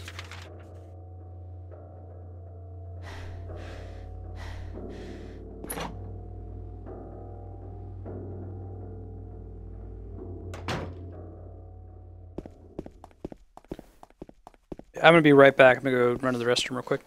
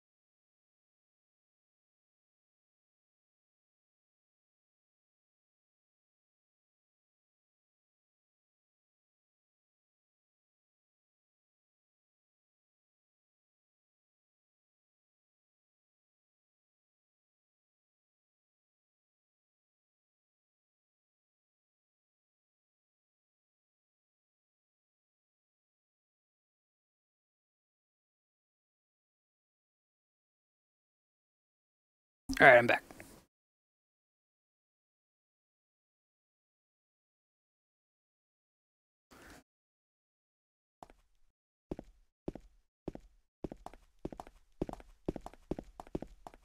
Third floor, that's where we want to be. Let's see. Already killed the nurses that are right at the entrance. See if there's anything over here.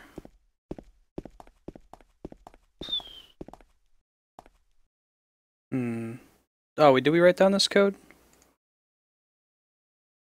Third floor, patient wing hall, 7335.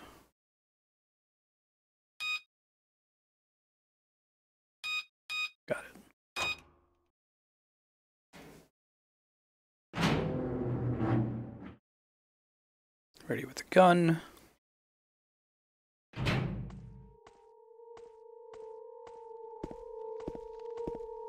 Kiriyama Oka.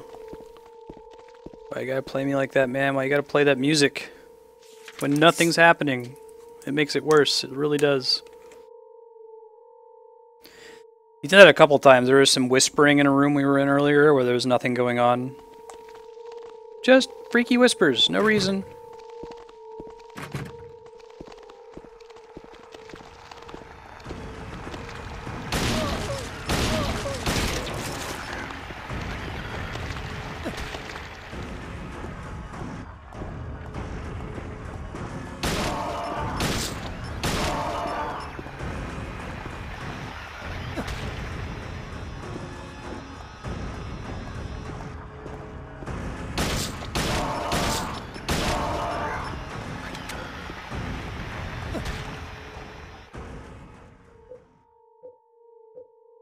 he does reload automatically. That's convenient. Hey, Sailor, how you doing? Alright. Oh, do we get everything in this hallway? We're at the end of the hallway, so now we're about to find out if we're going to find any monsters and stuff in these individual rooms.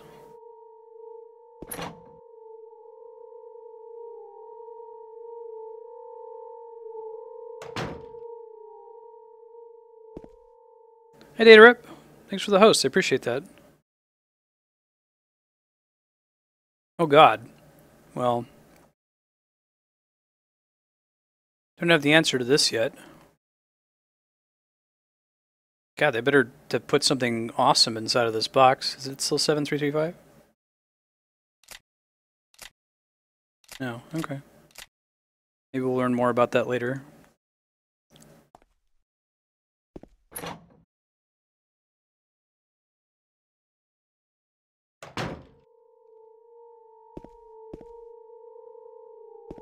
Hey Ryan, how you been, man?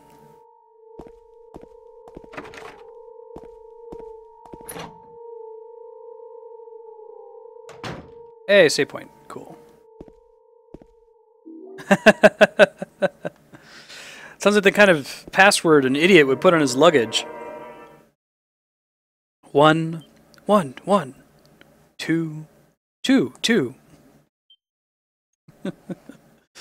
Yeah, and Spaceballs is hella relevant in Silent Hill today. Sounds good. I encourage everybody to stick around at least for a few minutes after 4:30 Pacific, so about 15 minutes from now, we're going to be playing this game called Terra Battle. If you've ever played the Final Fantasy series, or even if you haven't, Hironobu Sakaguchi is the creator of that series. He left... Where are you coming from, buddy? I thought I killed you. Didn't finish her off. Sakaguchi created that series. He left and made his own company, Mistwalker, and his most recent project is this mobile game called Terra Battle. It's really cool. Don't let the fact that it's mobile deter you. I think you'll really enjoy it. It's got awesome music because it's Nobuo Uematsu. Great soundtrack and a really like neat gameplay style. What's your problem, girl?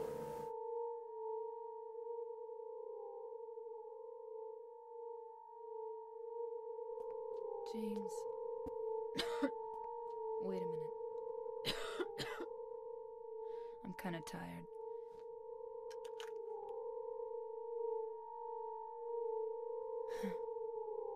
It's just a hangover.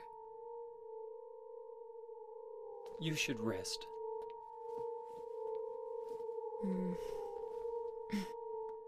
So comfy. I'm gonna go look for her. For Laura. I'll be back as soon as I can. You talking about Blue Dragon or Lost Odyssey? Both are pretty good, right? They have some balance issues. I guess that's kind of true of Final Fantasy games in general. James, I want to ask. I think they're onto something really cool with Terra Battle, though. I hope that they continue to expand it. What if you can't find me? Maybe make an actual console game. What will you do? I haven't thought. Yeah, Lost Odyssey. I never beat that one. I beat Blue Dragon. Lost Odyssey had a really cool storytelling style. We'll play that on stream eventually. I know what you meant.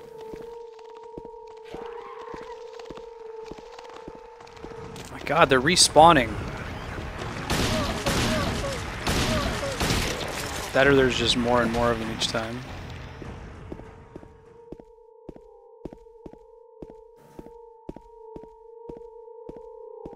In that game, you play as this immortal guy who's like 1,000 years old. So he's like a grandfather, which is pretty unusual. A lot of JRPGs are like, oh, you're playing as a plucky 17-year-old kid, right? But they contracted this like famous Japanese author to write all these little side stories about his history. So there's a lot of reading text on the screen, not a lot of cutscenes. But it's pretty neat the way it's done. Yeah, the battles were really tedious. That's why I didn't finish it. I got to this dungeon that was really, really long. I just didn't have time to get through it. Because we'll probably do it on stream. I really like the story. It had a great soundtrack because it was, you know, Nobuo Uematsu. Can't go wrong.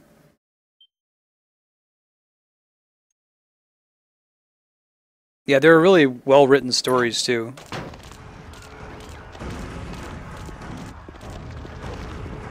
They totally respawn when you get out.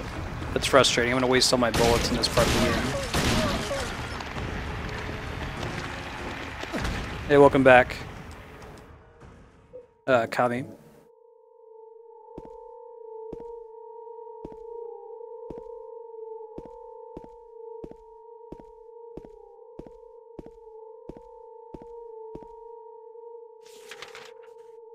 Let me check these examining rooms and showers and stuff.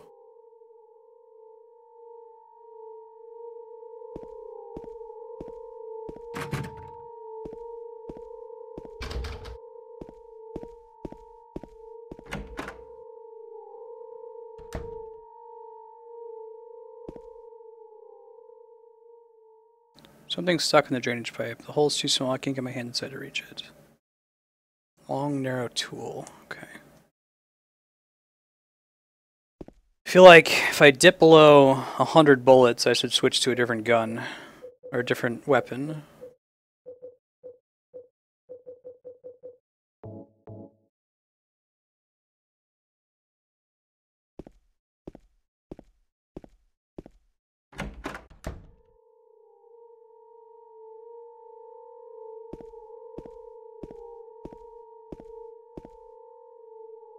I feel less bad using this one as well.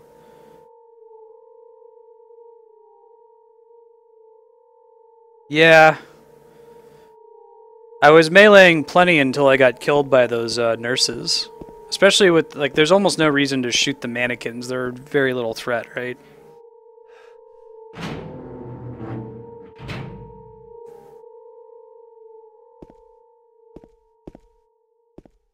I'll feel better using the melee attack, though, now that we don't have Maria with us, because I kept, like, accidentally hitting her on the backswing.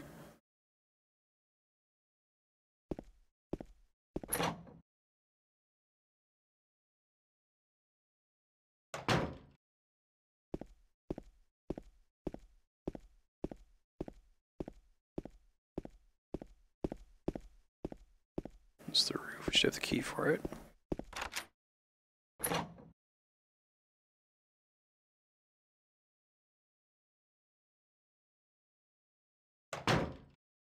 She got sick. She was feeling sick.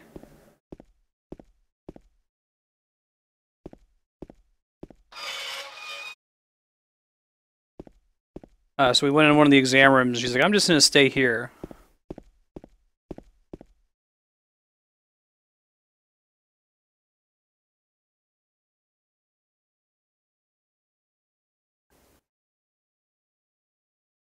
Talk at the doctor a little.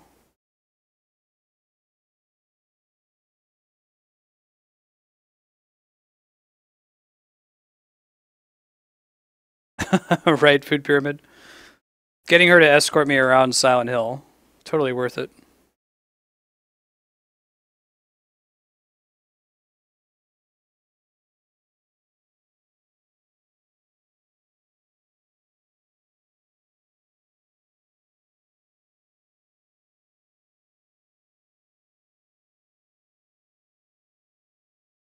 What's a diary doing up here? Did they commit suicide? I guess. Oh god, something's holding it close to the other side. That's the door I just came from. Remember the last time this happened? Okay. We steeled ourselves. We're gonna take a sip of drink. We just emptied our bladder.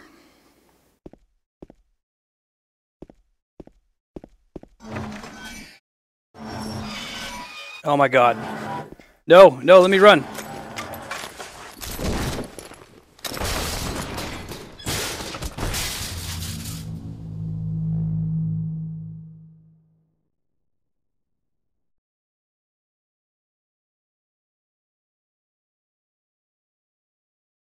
My controller's vibrating.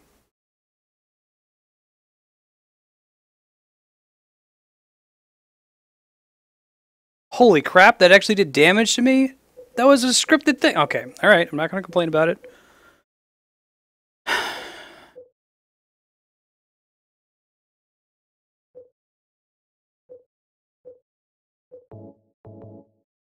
Okay, I think we're back to full. That was freaky, man.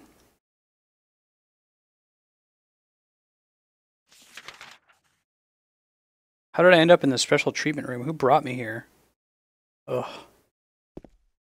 No, no, no, no, no. Oh, it's like a asylum. Oh,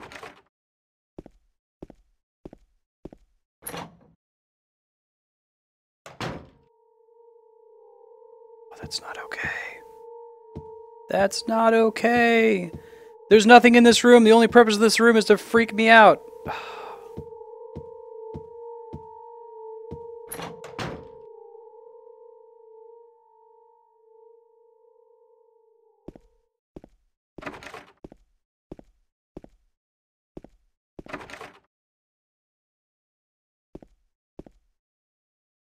Wait, there's got to be more to that room. Nothing else in here.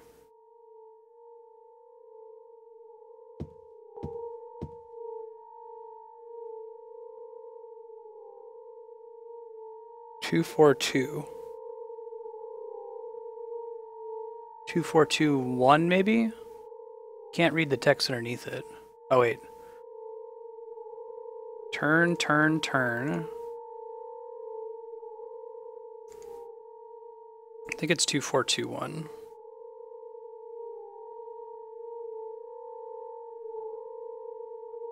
The other one, my secret name.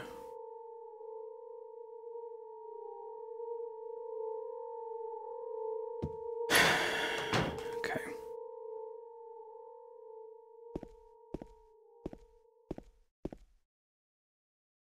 Now it's unlocked.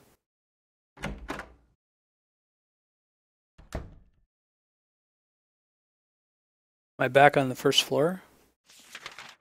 No. Some other floor right now.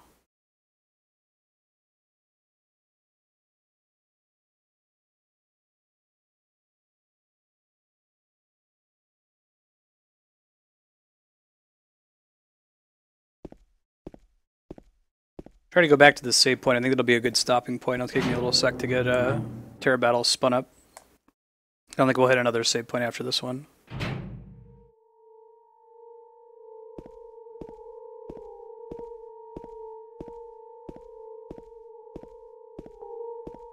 Music. Mostly just sound effects.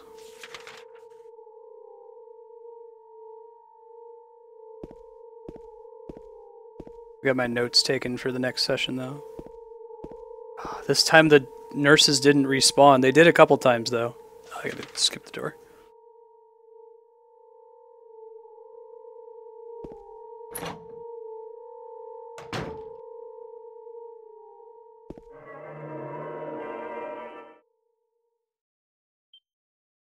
Alright. So we survived another session. We will be playing Silent Hill 2 again. Typically it's going to be on Mondays and Tuesdays. The theme of this channel is to complete at least one playthrough of every awesome game ever made. We're working on that. It's going to take a while to get to all of them.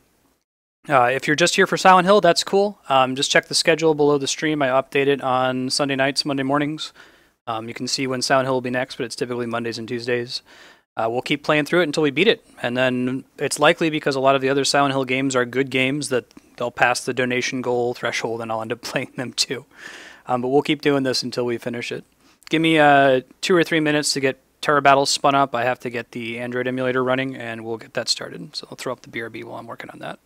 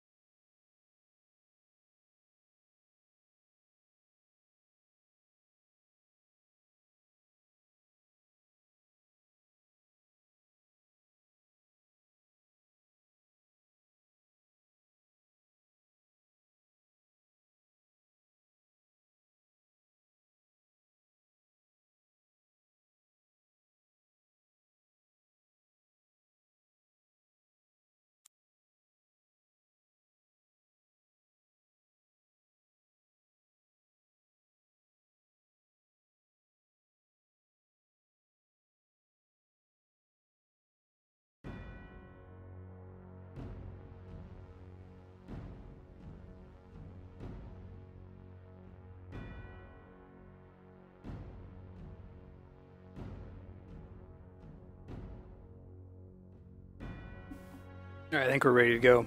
This is my first time doing capturing with Android. I am using an emulator, so I'm using a mouse rather than my finger. That way you can see the cursor, and I can like kind of show you what I'm doing. If you notice any like audio balance issues, please point them out to me. I did a little bit of testing with recording off stream. Here we go.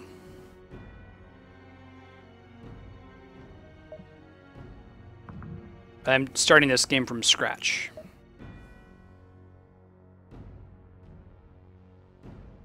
This game is for Android and iOS.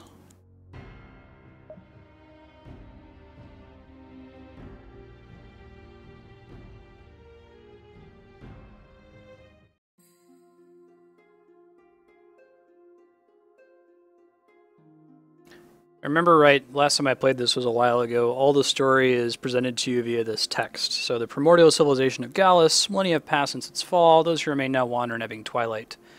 The atmosphere dwindles and even gravity loses its grasp on solid ground. It is free to play. It's, I think it's a similar free to play model to Hearthstone in that you can spend money on it. So like the way you get characters is they're random. You like buy a pack basically. And you can earn money to buy characters just by playing the game, or you can spend some real money on it and unlock them. I think it works both ways. Let's find an ally. So here's going to be where they're going to give me my first random character. We have no idea who we're going to get here.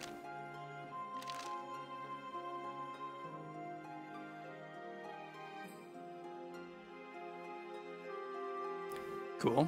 Fellow adventurer. Who do we get? Grace. She is a archer, it looks like. One of the cool things they did with this game, this isn't a Kickstarter game, but it's a download starter, they called it. So they made it free, and then as they reach certain download goals, a certain number of people download it, they add more features. So they'll have new artists come in to do character art. I think they've got Kira Kurosawa, or no, I'm sorry, Kira Kurosawa. Yoshitaka Amano is one of the character artists. They got Tetsuya Nomura, did a couple of them. I need to play Record Keeper. I haven't done that one yet. It sounds pretty fun. It sounds like they keep it updated with lots of fun things too. Alright, let's get started. This game does a pretty good job of introducing the mechanics to you. Yeah, so here's the basic mechanic of Terra Battle, in that you fight enemies by surrounding them, flanking them.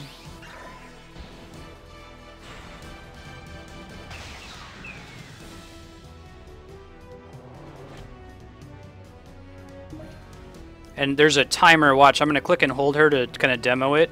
You can make as many moves as you want while you're holding down your finger, while you're pressing your character, but if the time runs out, your character just ends wherever the timer was. You get a decent amount of time, though, so watch the timer there at the top. So you get a good, I don't know, maybe 3 seconds to make your move.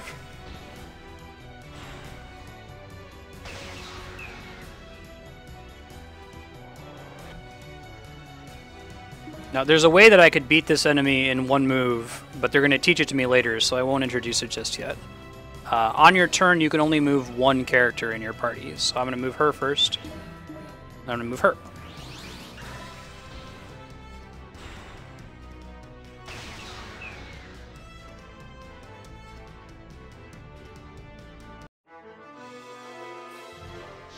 You got your cool Uematsu fanfare music.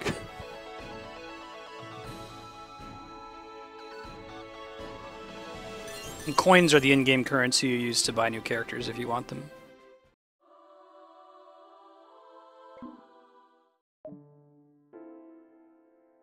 So you start out, it's pretty simple. You just have the 2 characters. I think it goes up to 6 characters at some point. Who do we get? Knight. I haven't played that one either. I need to play more. I might do, like, maybe we'll do an Android day or something where I'll just try games out for the whole day. Yeah, so now that I have a third person, you can change your party out. You'll end up having lots and lots of characters if you play this game a lot. Let's do the next battle.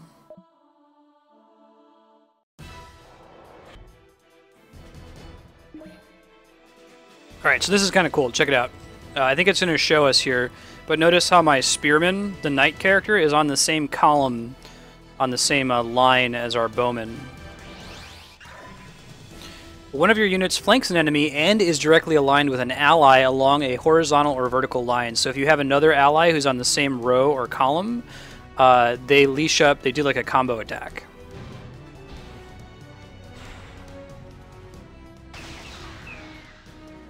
Like we got bonus damage because he was on the same row. And we're going to see the same thing happen here where these two are on the same row, so they'll work together.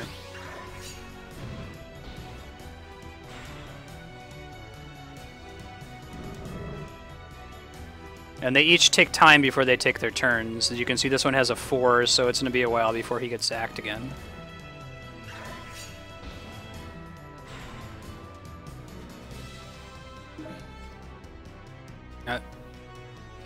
I love how they introduce complexity in this game. There's a lot of cool design space in this one.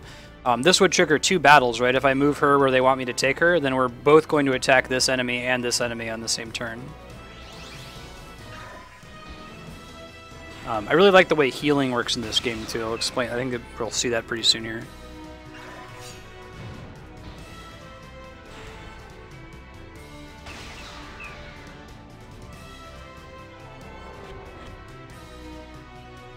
Maneuver freely and vanquish your foes. Okay. Well, he's taking damage. I'm going to try to get him healed. She's a healer. You can tell because she has a staff. It also just indicates mages in general. What that means is if she's on the same row or column as a character who's participating in combat, she'll cast a heal spell on them after combat is over. So we'll try to leave her where she is so that he can get healed and move her here.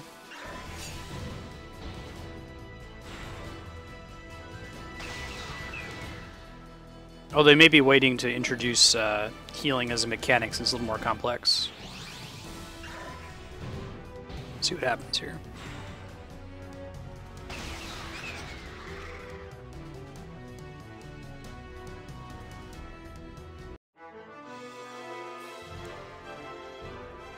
I hope that doesn't continue. Okay,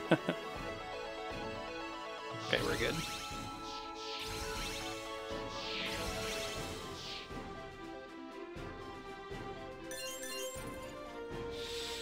And we get another character. Sometimes you get characters by just fighting them. Those are like your, expert deck in Hearthstone.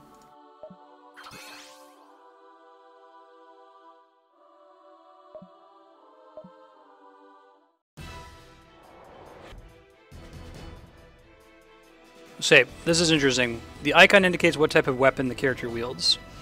There's like a rock, paper, scissors thing here where swords beat bows, bows beat spears, spears beat swords. I just remember that like a swordsman can run up to a bowman and like stab him in the side, and then you can figure out the remaining 2 if you can remember that part. But like with Pokemon or any other game that uses this rock, paper, scissors method, you can use it to your advantage.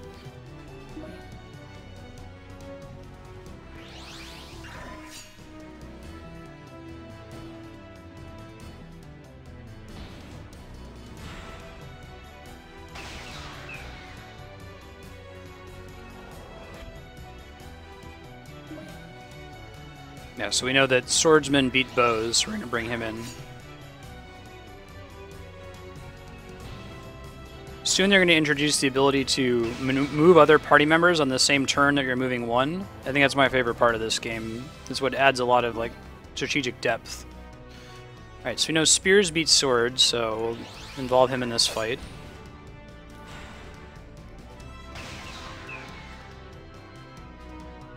And like a game like Ogre Battle or Fire Emblem, you can turn on Fast Forward, which moves through the animations much more quickly. You're just trying to get to the game. I'll leave it off for now, though.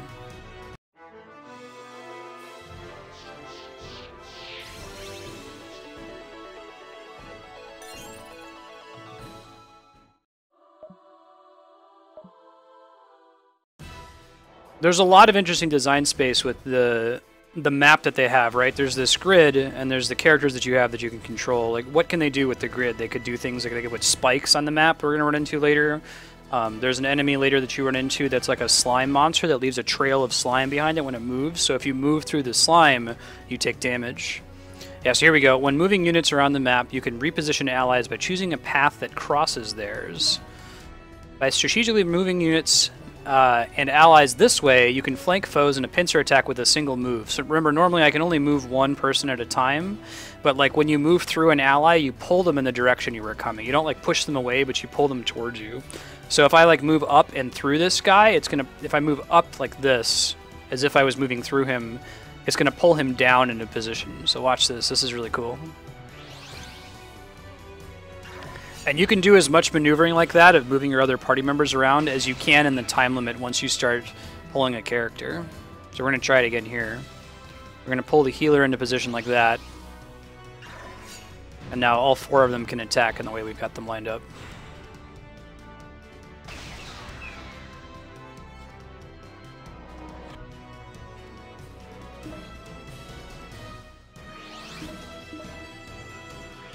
Enemies in a corner have special rules. I think they added this in a recent patch. I played this for the first time about a year ago and haven't touched it since then. It used to be that enemies in the corner didn't have special rules. They were just, you know, untouchable until you got them out of it. Alright, so now it's just letting me figure out how I want to do it. I'm going to try to be fancy. Let's see, how fancy can I be? My plan, and this is what I really like about Terra Battle, is that every turn you have, they give you as much time as you want to plan out how you're going to handle it, and then you just try to execute it if you can, and sometimes you screw it up. So what I'm going to try to do, if you follow my mouse cursor here, I'm going to take her, I'm going to move all the way down and around, so if we go up, it'll move this knight character down 1 space, and then I'm going to continue going down and around and bring her up, so that she's in this space, and then I'm going to move and finish off here so that we're flanking both enemies. We're going to try it. I don't know if it's going to be successful. Here we go. There we go. You don't have infinite time to make that move. If you watch that little clock indicator in the top left corner, that's how much time you have to finish the move.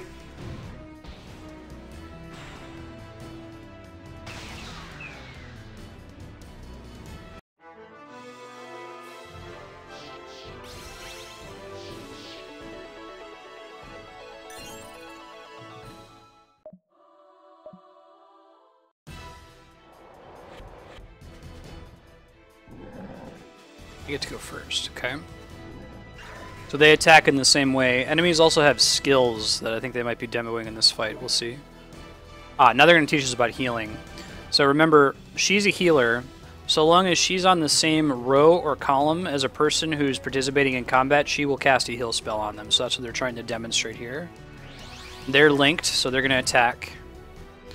Skills have a chance of activating when you attack. This healing skill replenishes the HP of allies positioned for a coordinated attack. So they're going to kill it, and she's going to cast a heal spell on him. A lot of the strategy in this game involves keeping your healer in a safe position where she's still able to link up with your party and heal your allies.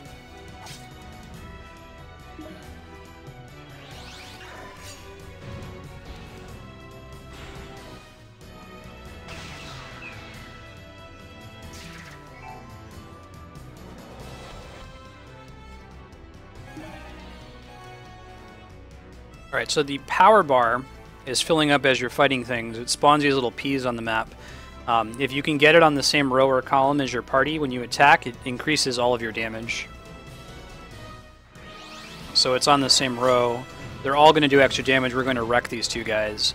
And notice how we're flanking 2 enemies at the same time. We get to damage both of them.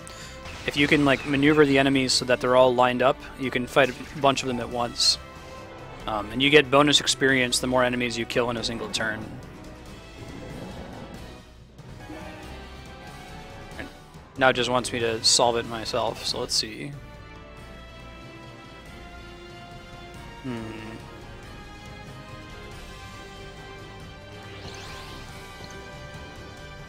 I moved him to get the power point into position.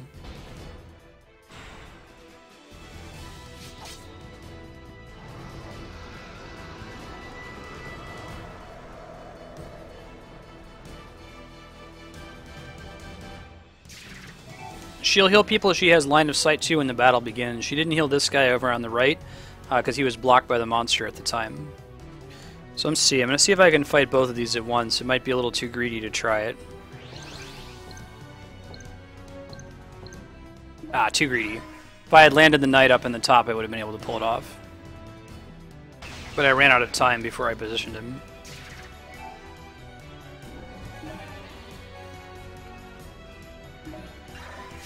And this should be enough to finish him off.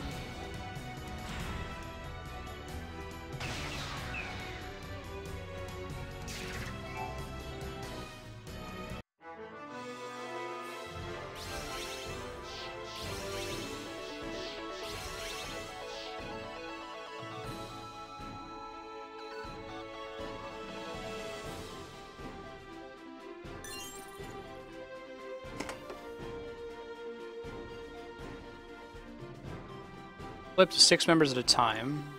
Maybe to get more allies. So stamina is like, you know, you spend it in order to do battles. Realistically though, if you're just playing through the story of the game, you're never going to run out of stamina, even if you sit and just grind out the game for hours. That's more if you're just like playing the game for a really long time and trying to level up your characters, like running the same mission over and over. Let's see. We'll go ahead and do one battle, and then I'll check the tavern and see if we can get another ally. It'd be nice to have 6 characters. Yeah, it's like an RPG mix, match 3 puzzle strategy game.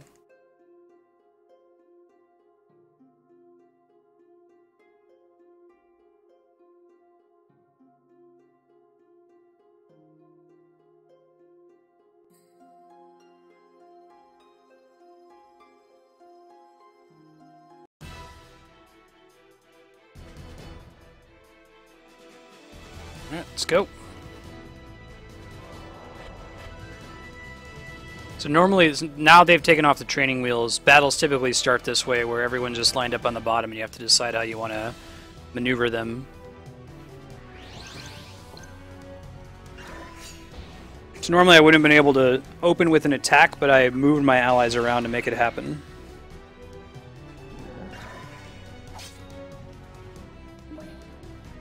See, he used a skill lateral slash. I know that he has this ability, so I should keep that in mind in the future, that he tends to attack on the left and right. He can do that without having to flank like we do. So we don't want to be on the left and right of him if we want to avoid taking unnecessary damage. That said, though, I kind of want the healer out. There we go. To be able to heal my spearman there.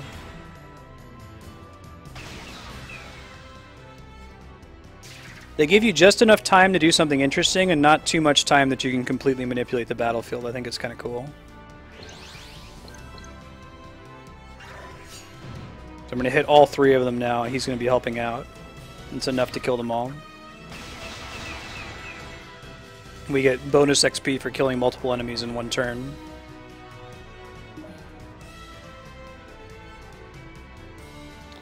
Let's see. Get her on the same row so she's contributing. I think she's just going to be doing a heal, but...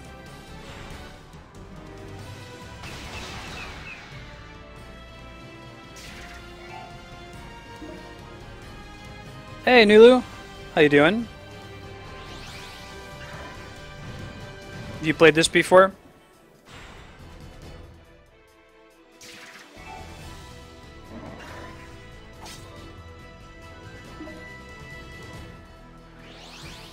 Found out about this because I went to Hironobu Sakaguchi's panel at PAX last year, and he wanted everybody to download it.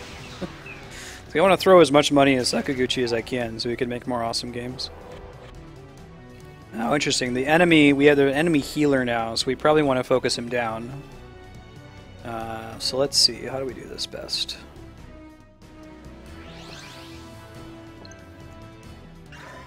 We may have wanted to move her instead so she could be in range of healing from our own healer.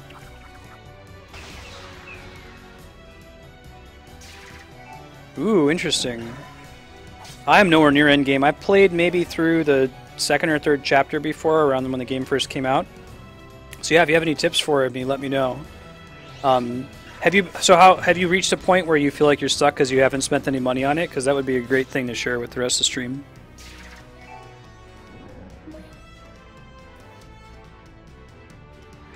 Also, what drew you to this game in the first place? Are you just a fan of Sakaguchi and Nobuo Uematsu?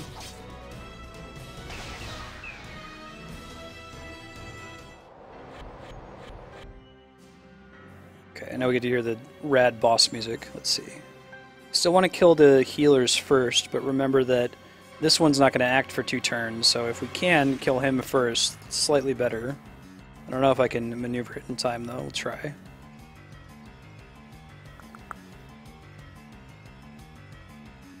See if I can be fancy.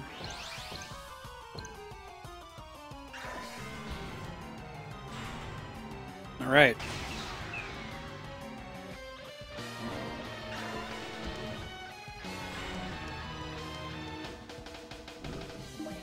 Okay, so they're going to attack already. I don't need to change anything. I guess I could be greedy and try to get 2 attacks off.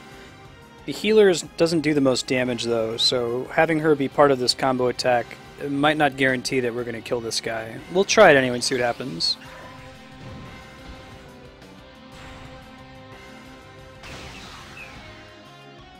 I see. Chapter 18. Would you have been able to do that using mostly like the stamina that you get already and the login bonuses they give you? I'm excited to hear it gets pretty challenging later on. You pretty much just spend money on like higher ranked characters, right? Not on like leveling up your own party or anything like that.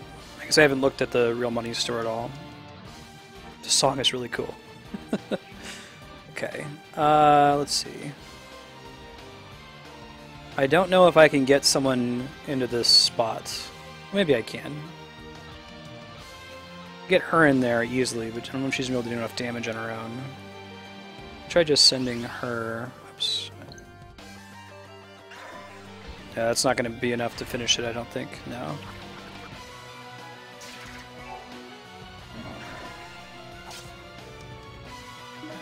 Cool. This might kill it because they're all working together now. They're all in the same row.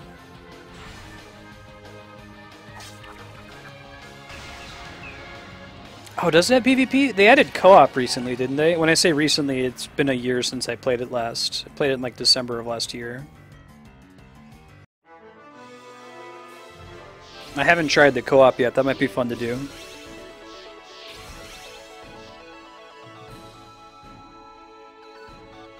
Oh yeah? My wife was playing it. She got a different character. She got like a Bull or something? The Duelist?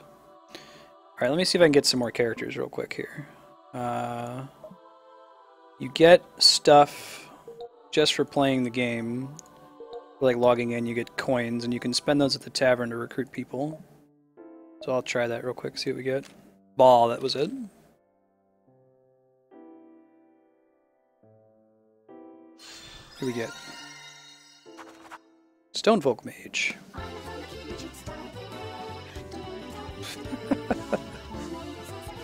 That song is a delight.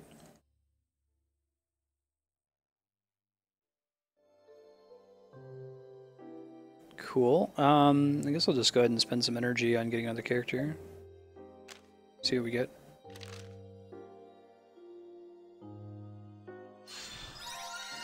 Someone was moving my Talk of Truth. Zero. SS class. I think it's lucky that we got someone. Most of the other characters we've had are like C and D class. Alright, so let's include these folks.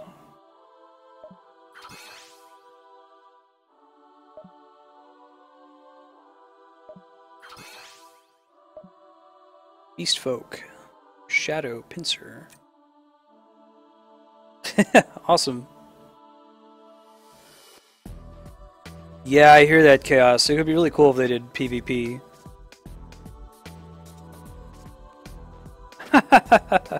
I can just not use her. If she's going to be way too easy for the rest of it, then next time I get another character, I'll sub her out. I don't want to, like, cheese the game if she's that easy. Because I don't want to spend any money on it either, you know? Let me see if I can boot her.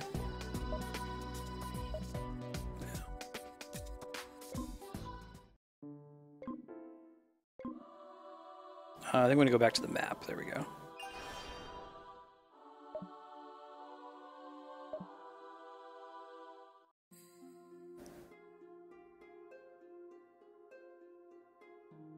Lizard folk, beast folk, and men. And predators, the creatures live only to feed on others, I'm guessing are the monsters of the game world. Got it? Yeah, so they are making PvP. It just isn't available yet. I remember that was one of the download starter goals. This would be a really fun game to play PvP in, I think. Ah, I see. Alright, let's see if we can kill multiple of these guys. Casting fire. Cool. Ah, I see. Isn't like her leveling curve requires a lot of XP to keep her topped off, I guess.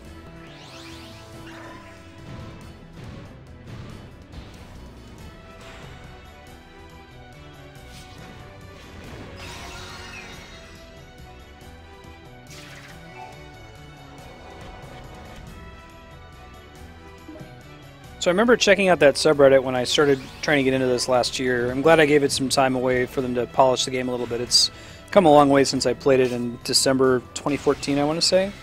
But I remember there's like some kind of technique where you can move your character along the diagonal of an enemy to... let me see if I can make it happen. Yeah, like that. Well, I guess, disregard my question, it was actually pretty easy to execute. Remember that being kind of hard to understand when I was playing it last time. You can shift an enemy along an enemy's or an ally along an enemy's diagonal, but only if there's an enemy there. So like, if I picked up this knight, moved them up one square, and then went diagonal, she wouldn't move diagonal, but because there's an enemy, they can. So it's kind of cool.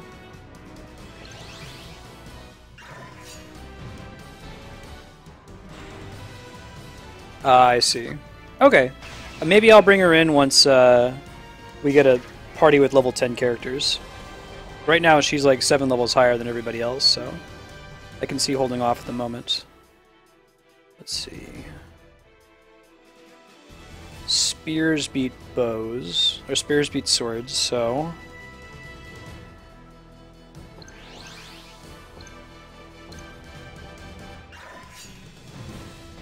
I was saying my favorite thing about this game is that they give you a long time to sit and just think about how do I want to execute this turn, and then you have to try to carry it out. And you don't always succeed, but it feels really good. It's very cathartic when you pull it off. Alright, so my basic goal here is to just get this mage up here in this corner so we can hit both of them.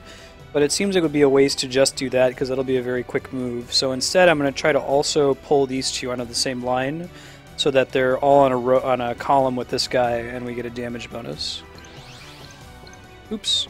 Oh no, and I made a mistake. Because I wasn't careful enough about moving around him. So we'll just move him back into place here.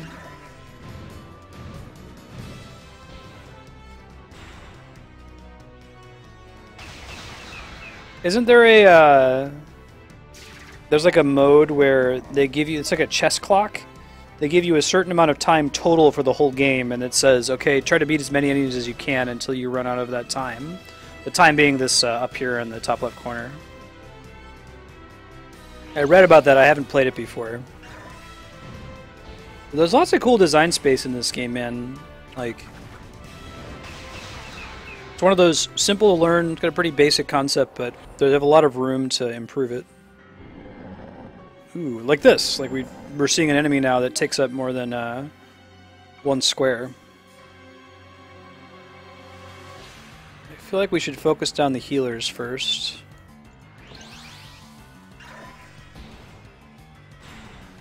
But I kind of picked the wrong one to start with, I think.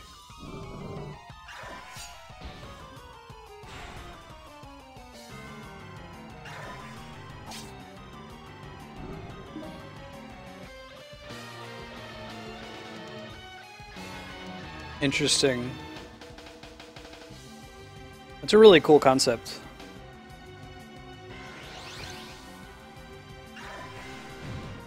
I love this song. This is such a Uematsu song. He's probably gonna... well, no, he's got 2 turns before he acts, so we might be okay. So my understanding is that each of the characters has a skill, or some number of skills that have a chance of proccing on their turn. And there's like a raw chance they have, like I think maybe his fire has a 50% chance of proccing. And then in addition to that, as they level up or as you use them in combat, they gain skill ups that increase their chance of proccing even further. I don't know if there's like a dream of getting it to 100% proc chance, but...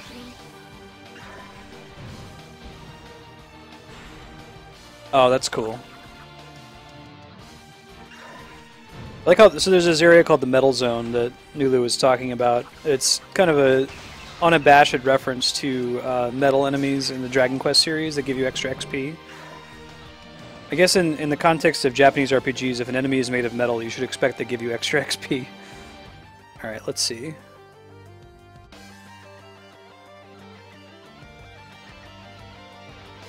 I don't want to be too fancy here, but I want to try to get the job done.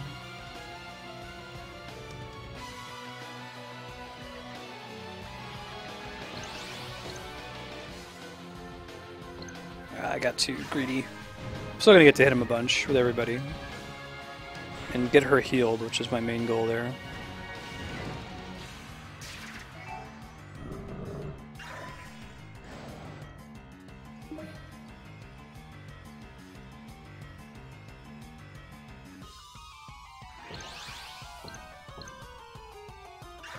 I should have moved the spearmen up one more square. There's a funny metal joke in Mother 3, the sequel to Earthbound, where you fight this like metal monkey thing, and you're like, oh man, this thing's gonna give me a bunch of extra XP. And you kill it, and it just says, it was a good experience. It doesn't actually give you any XP. Alright, let's see. Can we get this guy characters that I actually want to use? So this is one of the interesting things of the meta of this game. When you're on the edges of the board, you're significantly more limited in how you can move the party around, right? Like, there's no way for me to move her over here using these characters. To move her there, I'm going to have to move the healer, and the healer doesn't have to be the focus of the rest of my move for the turn, which I can do, but we'll see if we can pull it off. Cool.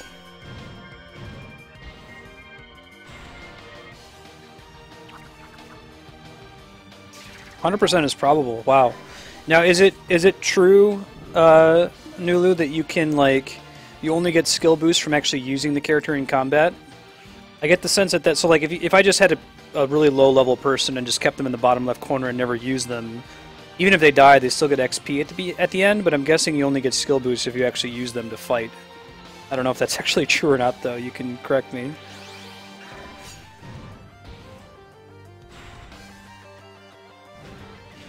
Is that enough? Alright. GG.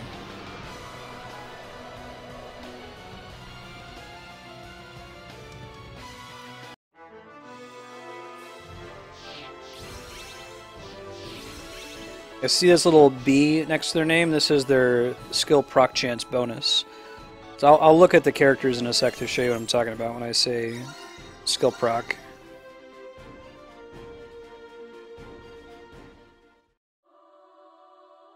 Okay, so they can't just sit in a corner, and if they die, you know, in the first level, they'll still get experience, but they've lost the chance to keep getting skill boost for the rest of the event.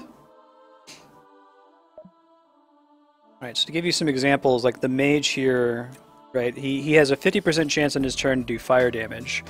As he gets more boost, this number over here, this number, like say he had 1%, it would become a 51% chance to get boost, and so on, with a possibility of eventually getting it up to 100%.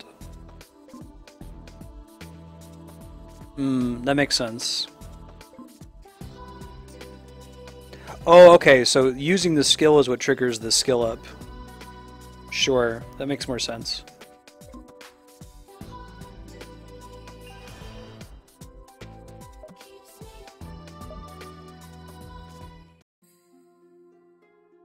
Predators attack, kill, and devour whatever is near. Their gluttony has no bounds and knows no reason. These are the monsters. Ooh. That's smart conveyance. You hear two things I say a lot on this channel. We like to talk about conveyance and design space. And here, they're conveying to you where you should and should not stand relative to the enemies when they take their turn. We know by this enemy using its attack at the very beginning before we even get a chance to move that he has an ability that attacks up, left, down, and right. A bad conveyance would be you just start the battle and you find out and get hit by it. But by showing it to you right at the beginning, you have more information about the battle and can plan accordingly. I think that's really cool. Alright, so I might need to consider moving her in the party order, but let's see if we can get this going. Shoot. Ah! She's gonna take unnecessary damage. Will be good for next turn though. Let's see.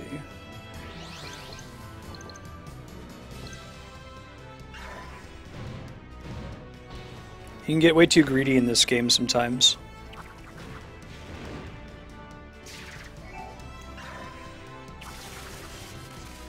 Alright, so I'm gonna hit him for sure. Let's see.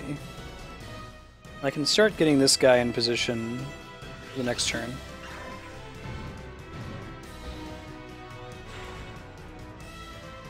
Okay, that makes sense. So like if it's a 10% chance for the skill to proc, then it's much more likely to get skill boost when it uses it. But if it's like a 90 or 100% chance, then it's unlikely it's going to get a skill boost, which makes sense because you'll expect to see the skill more often or less often. I moved them all over so they'd be on the same row here.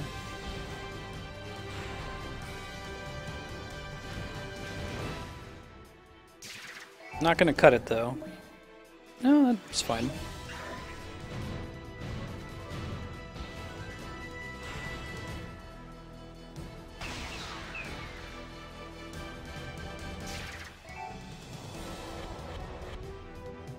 Okay, so how do we plan this one out? I think we want to deal with the healers first and foremost. And we can do that pretty easily. Probably gonna be overkill, actually. Yeah. No, maybe not. I'm glad we did it the way we did. I don't know if staves, I feel like they're just outside of the rock, paper, scissors trinity of, you know, sword, bow, spear. They don't take extra or less damage from anything.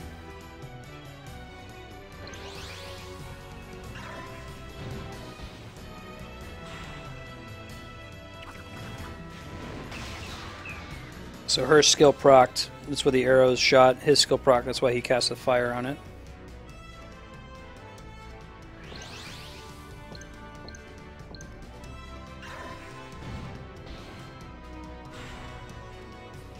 I like the idea of there being a solution for a board, though.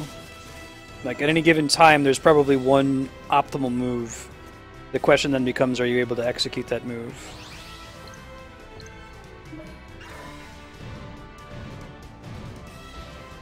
I see. But you're likely to be using that skill all the time, so it makes sense.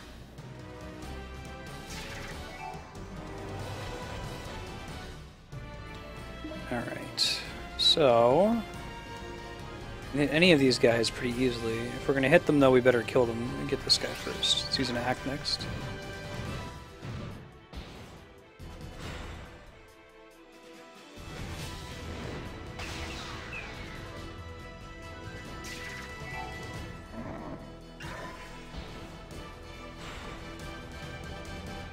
Alright, well, let's finish off the healer, I think. Should be enough. More than enough, I'd hope.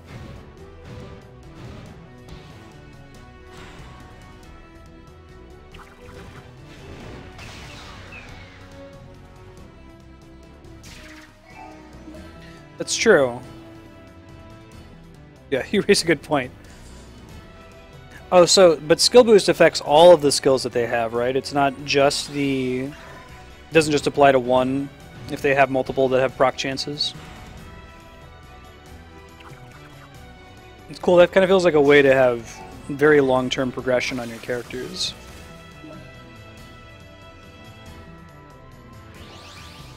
Let's move him backwards, he liked where he was, and see any reason to move him again.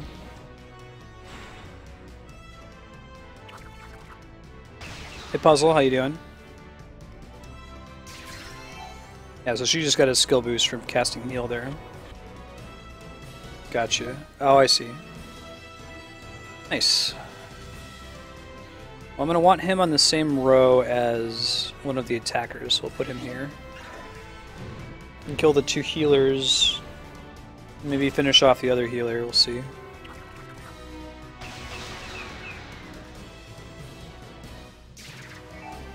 Awesome. Alright, let's go line up here. they're probably both going to get hit by this guy, but try to take out the healers first. I just got an item. When I played this about a year ago, I never got far enough to be able to use any of the job stuff, but apparently, like, for certain named characters, you can change their job if you get certain combinations of items. And I think that's applicable only to the named, like, unique characters, right? So not like the mage or the knight, but maybe her. She's a unique character.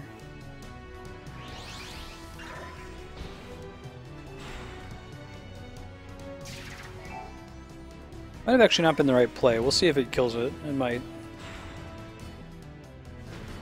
Yeah, just barely. You didn't really deserve that, though.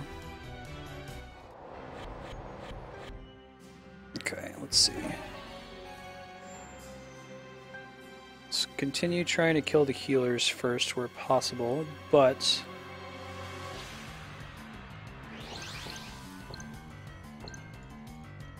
don't think that's going to happen, but we'll see.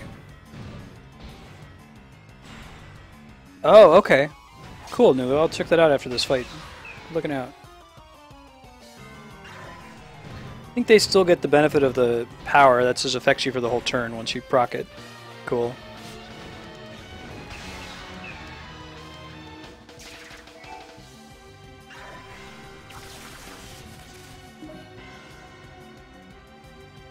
Alright, let's see.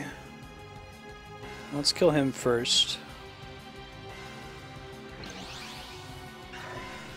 And now they're all going to trigger. If I had left her there, she wouldn't have. Nice.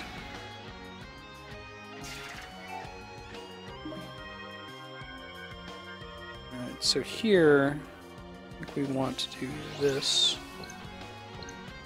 There we go.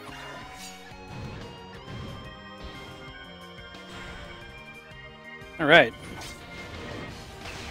GG.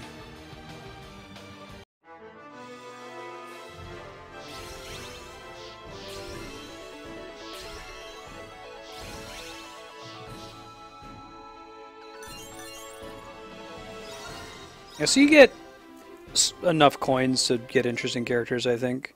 Are you able to get rare characters from spending coins? I know that spending energy guarantees that you get a rare character, but let's see. Yeah, okay, so she has 2 different jobs in the top right corner, but by comparison, the warrior does not. He's just a warrior. Makes sense.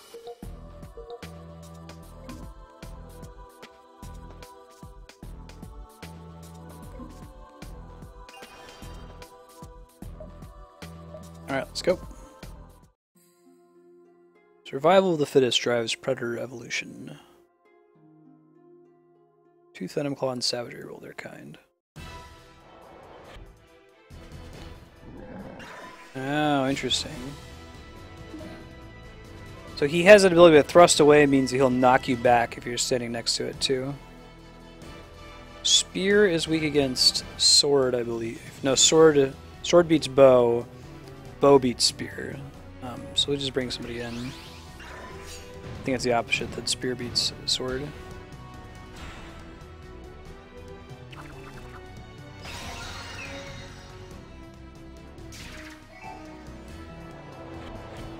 Okay, or Dracarins. Can we hit them all in the same turn? We can certainly try.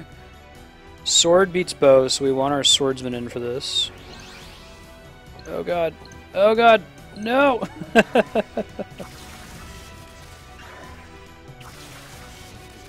That's what makes it all the more satisfying when you actually execute the way you wanted to.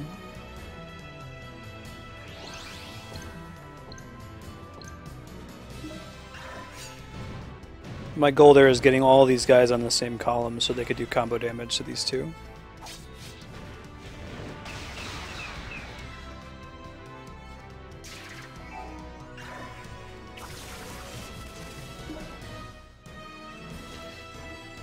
Alright, so can we get more people over here?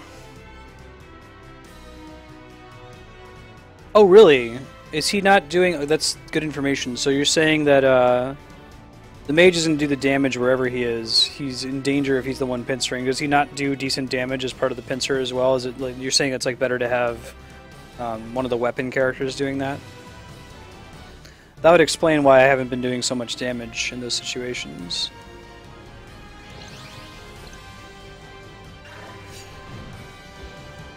Okay, cool. That makes sense.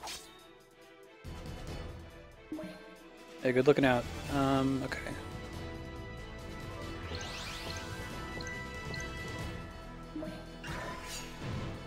It's gonna be massive overkill, but can have them in a similar area for the next enemy spawn.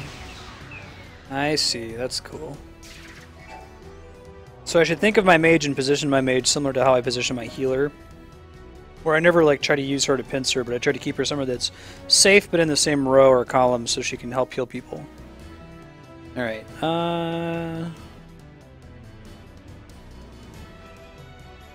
Spear is weak against bow. So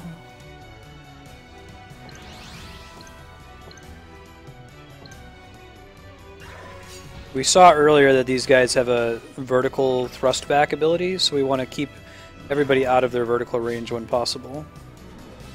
It looks like they can just do it on their own as well, but I don't know if that's an ongoing like flavor rule that spears tend to attack vertically and that swords tend to attack horizontally, laterally. Makes sense though.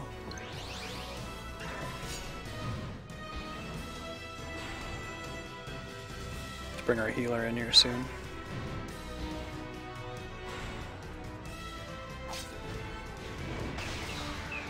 He's gonna do a thrust back, I'm guessing here. Just a vertical stab, okay. Get the healer back into town. Let's see. Let's do that.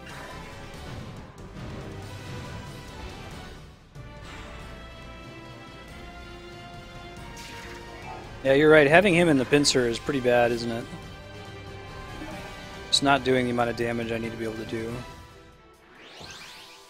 Oops. That might finish him off. There's enough people on it. Hey, Suburban Vermin. How you doing?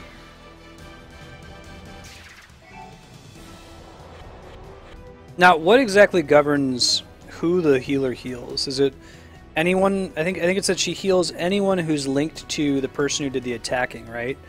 So since this guy on the bottom attacked, and he was linked to her, to this knight, and to this knight, these four are the ones who got healed. But she's not linked to the bow person, so the bow person doesn't get a heal. I think I parsed that correctly.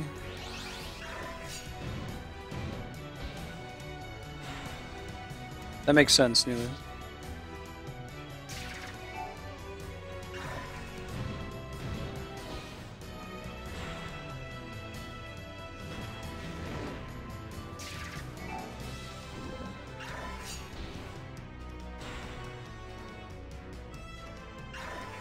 We're going to be good here to just finish this off. Let's see.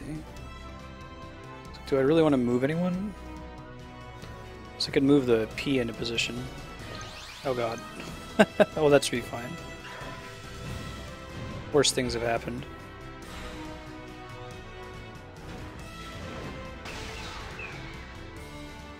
So it's going to trigger over here, which will be a waste because this guy's pretty weak already. So I did make a mistake there.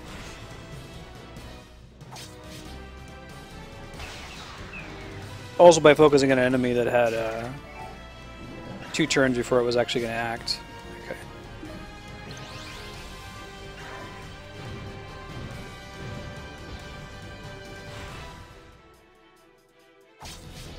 Oh, that's cool. That makes sense. Okay.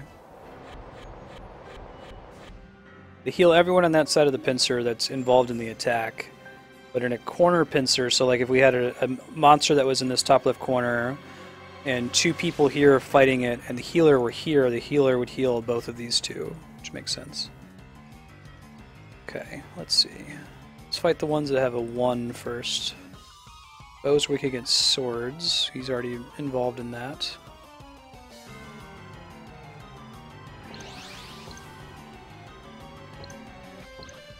Crap. Everything was going well until the end there. Ow.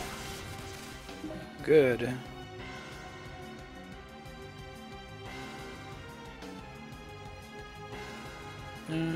Two mages fight. That's okay though.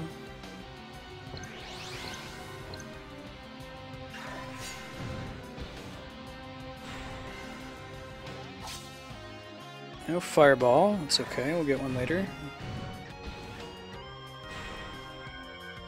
Yeah. I see how important having it be a physical attacker in the pincer. I didn't get that information quite as well when it was like a mage and a physical, but when it's a mage and a mage, you can see that they don't hit very hard at all. Okay, let's see.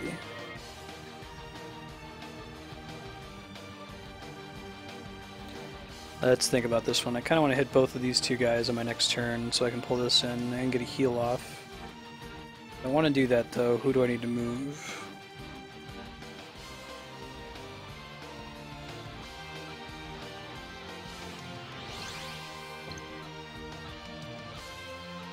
Oh, shoot.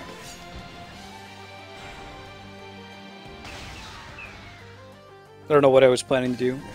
I watch my wife play this sometimes, and she'll start her move, and then like halfway through her move, she'll be like, wait, what was I doing again? And then she'll just screw it up. It's funny. Alright. Let's see.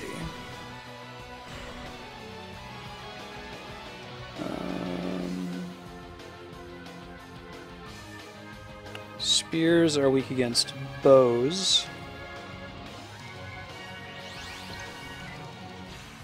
Cool, so we'll get the power bonus here.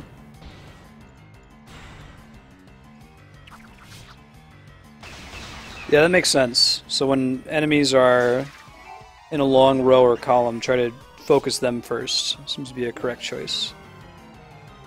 Cool, got it.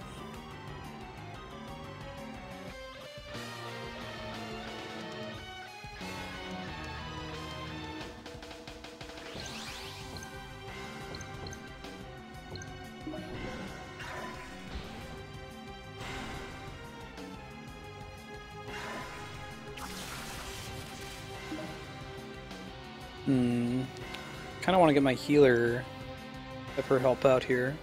Swords beat bows. This guy's going to go next, but I'm not really going to be able to handle him in a way that's helpful right now. Sometimes I make the mistake in this game of being too fancy, or trying to be too fancy, when like a perfectly fine thing would be to just set up a normal pincer, you know? Oh, they were surrounded too. Interesting. I didn't even realize that. Okay. Well...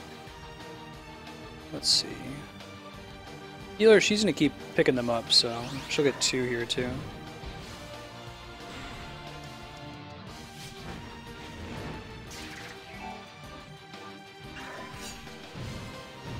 Hey Ryan, welcome back. How you been?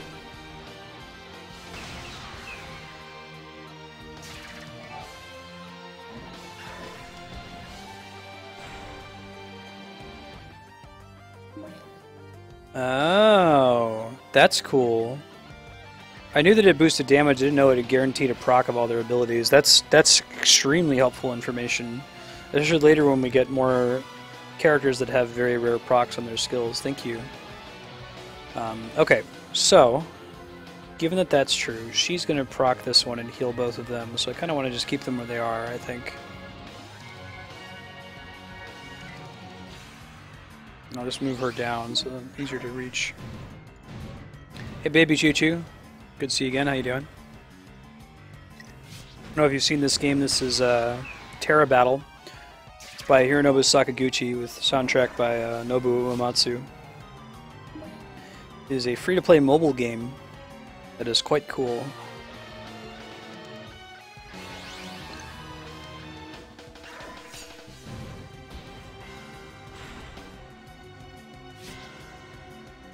We're going to finish it when the other pincer triggers here, yeah. No? Needed a fireball, we didn't luck out though.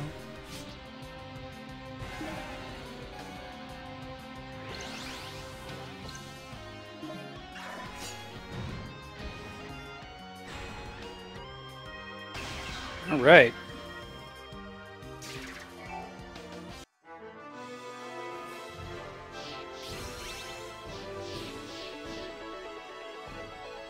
Might feel okay bringing in that unique character here soon. We're getting close to where her level was. Doesn't want to own every battle. We'll finish this chapter out and then I'll bring her in for the next section. We're still kind of in the training wheel is part of the game. Capital comes into view. Let's see. Spears are weak against bows, so let's include her in this fight. Could have brought some of them up on the same row. I don't know if we're going to do enough damage here. Yeah. He might go heal. No, he made a bad decision. Stupid computer.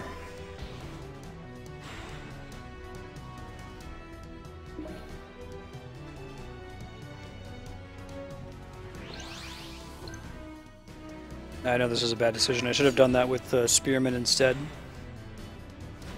Oh no, Ryan. You can try watching on YouTube. You might be able to... If you watch on YouTube, it's youtube.com/Marstead. I'd live stream there at the same time. You can set the quality settings. Now, Twitch won't allow that until you get partnered, but YouTube allows it automatically. Okay, let's see. They're all going to hit. He's going to hit.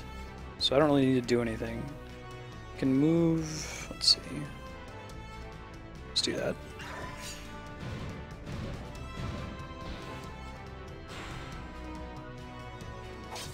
You see, the basic focus of this game is getting into pincer attacks with enemies, flanking them. It's an old school Final Fantasy idea, and I just want to keep everyone where they are. And then also all of the allies that are on the same row or column as the players participating in the pincer attack contribute to the fight. Oh. That's helpful. Yeah, the game just like, yeah, it's, you know, there's a... Is it half damage then, or or even a quarter damage if you're using the wrong weapons, I'm guessing?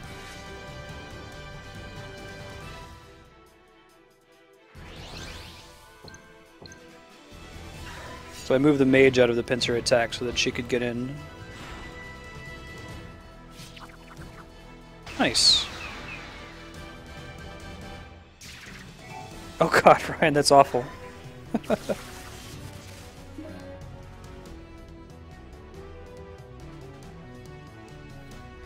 Oh, okay, that's interesting. That's probably a smart way to do it.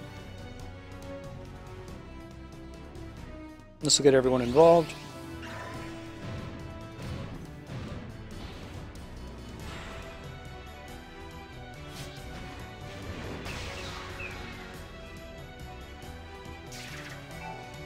They were all on the bottom side, so it made sense they were all able to attack. I want to try to get to this, but it's going to be hard to get everyone down there, so we'll try, but I can't promise anything. Better than I was expecting. We're not going to kill it, but we're pretty close, but not quite. So you're saying if she had been standing here, she would have healed both sides, and we can do that to demonstrate, because she completes the square.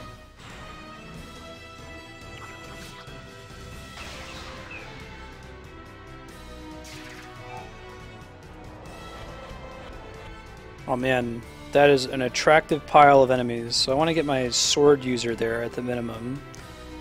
And maybe also my bow user? Oh.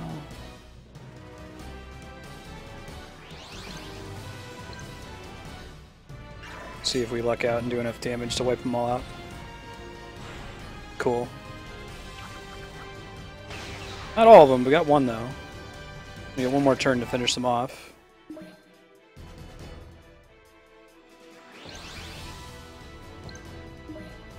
That should kill him, for sure.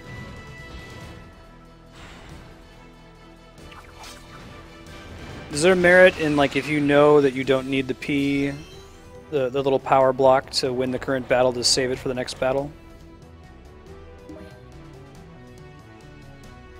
I don't remember if it goes away between battles or not. We want our sword user here.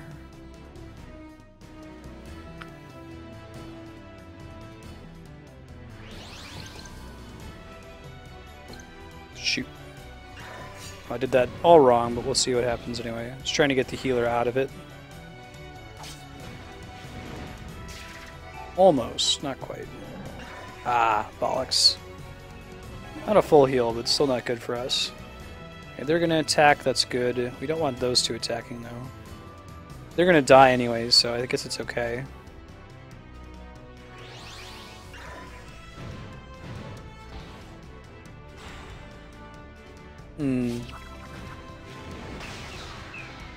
That makes sense. I didn't really think about using the P blocks to try to get...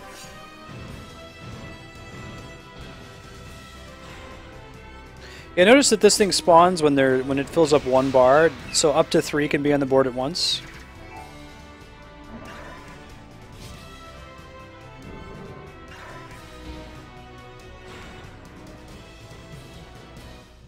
Alright, let's see. Spears are beaten by bows. Not gonna be great raw damage, but...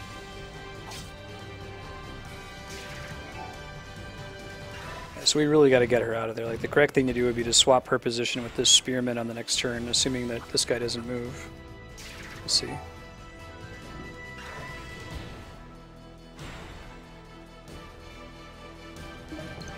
Oh, there we go. Now they're actually gonna do a reasonable amount of damage over here.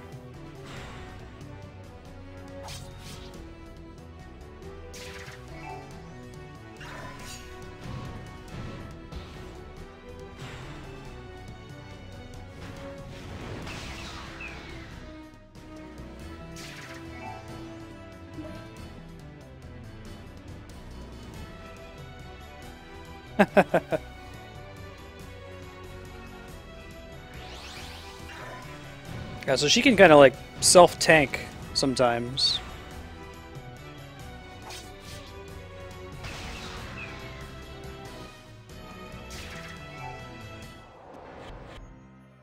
It's 2... Oh, okay. Disregard. I was like, that's it? False, that's not it.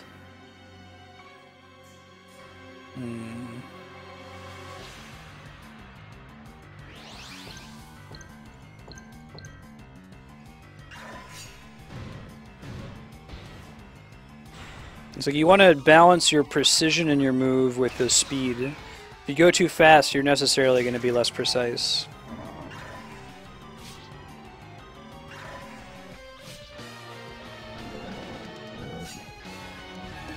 Changed weapons. That's what I mean about cool design space in this game, right? The fact that it can switch and then you make different decisions. So if it's a spear, if it's a sword, he's probably attacking laterally, so I want to get these two characters out of here if possible. That's going to be easier said than done. Let's see.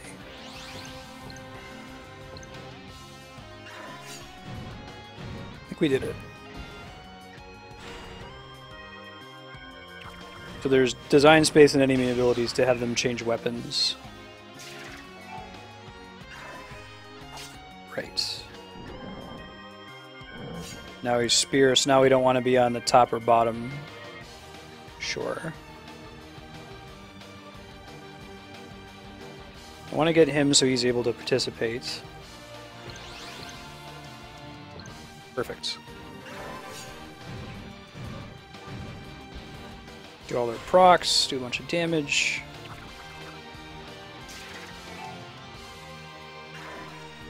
Oh, really? Okay, let me check that next. I like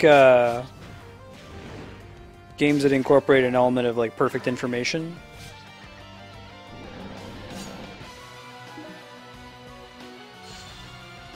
Oh, cool. Sure. That'll probably be way more helpful later on too when we're fighting like serious for reals bosses. Whereas at this point in the game, they're still not that big of a deal. Alright, well, I don't want any of these people on the same row as him, so... just wait it out, I guess. If I want to attack him now, I can't if he's in that mode. But he will change next turn, so I'll just move.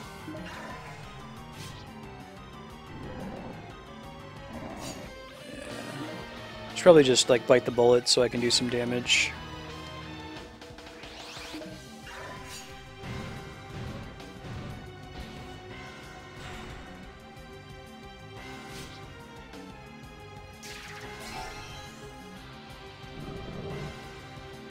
That is never good. The air crackles with energy, so if I like click and hold it, I'm gonna see what that does. Discharge area. Area 1 would be my guess. Anyway, so let's get everyone the hell out of Dodge. We'll try to anyway.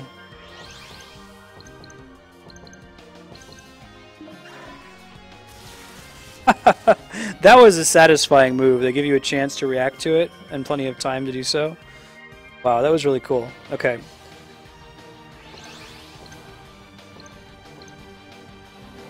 Get them all to attack, see if they can finish them off.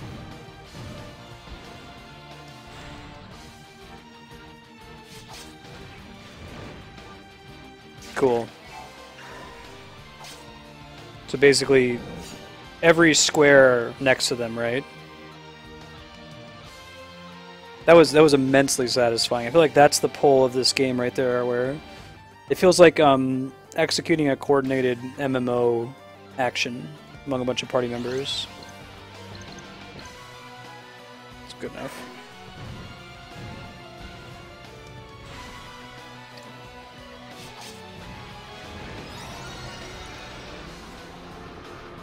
I like that it has a very light dexterity component too. Like, you know, it's not enough to just solve the puzzle, it's to be able to execute it as well. But it's not particularly hard to do. Usually if you make a mistake, you know what it was that you did. You don't feel like the game is gypping you.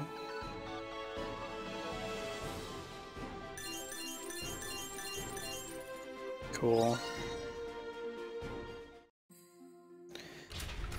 Befriend the lizard folk and beast folk. We have to learn the guideposts of the maker. Cool. Metal Zone opens several times a day. Earn as much XP as you can by defeating the metal monsters scurrying around the area. Their king will sometimes appear as part of a catch-up special to help lower-level characters catch up to the rest of the party. Oh, really? What do those do?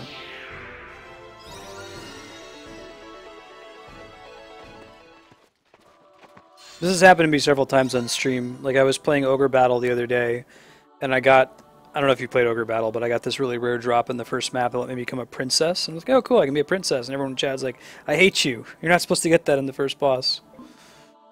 Okay, let's see. I'm okay with bringing in this person now.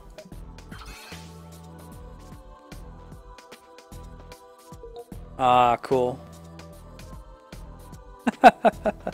I've never, yeah. It's one of those things I have no idea what I have. Like, oh, okay, rainbow, that's cool, I guess. Very lucky. Metal Zone's closed at the moment, sure. Hey, Astro Buoy, how you doing? Also, what's up, Suburban? It's cool playing this on Twitch. People can tell me what it is that I have, so I can be excited about it. And be like, oh, whatever. Rainbow thing. I live for this drink. I know Sakaguchi at the PAX panel I went to is saying he wants to do a standalone title for this. What's my medical condition, Kami?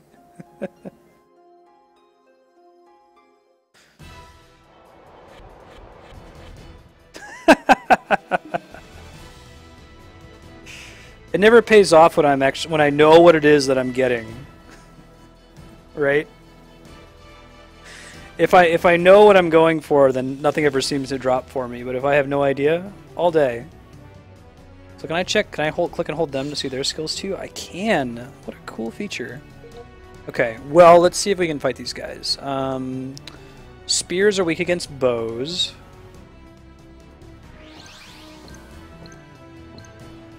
Let's do it.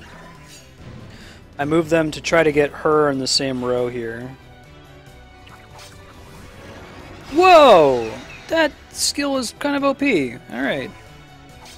Speaking of horseshoe and ass, I got this character in my party with, like, the starting currency they give you. Apparently she's really good. Let me look at that skill one more time. Hold on. Shadow Pincer, Area 1. So what does Pincer Area 1 mean? Does that mean that in, like, the area of the... It does damage to all enemies that are at least one square away from the people involved in the pincer? Ah, I see. Cool, cool. So, like, here I would expect she would do shadow damage all around these squares around these two. If there was a pincer attack here, which there isn't. Yeah, I'm working on it. I tried capturing directly from my phone, but it's tough.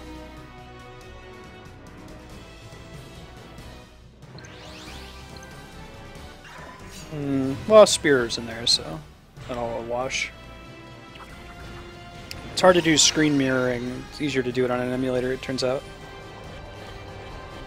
Oh man, look at all these mobs. Alright, so we want to hit these 4 guys if we can. And if we can get her involved, that would be friggin' fantastic. So let's try to do that. Because if she could use her little power on them, that would be really swell.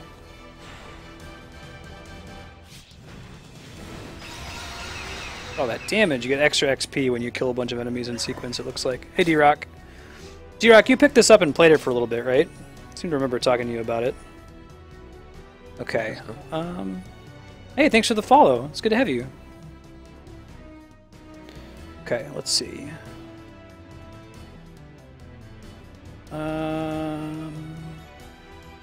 Don't like having a mage and a pincer, but better than not having a pincer at all, so let's do this. And this, and this. And then we'll hit both of them. I appreciate it, Astro. How you doing, Sorlak? Oh, you never actually played it. Right on. It's really cool. I'll try to explain what's going on. We were past the main, like, tutorial part of the game. But it does a pretty good job of slowly introducing the mechanics. I'll explain what I'm doing in each round since we've got some folks in chat from the other games that I'll typically play in addition to the folks from the Terra Battle subreddit. Alright, so let's see. I'm going to hit this. Next time enemies spawn, run through it again.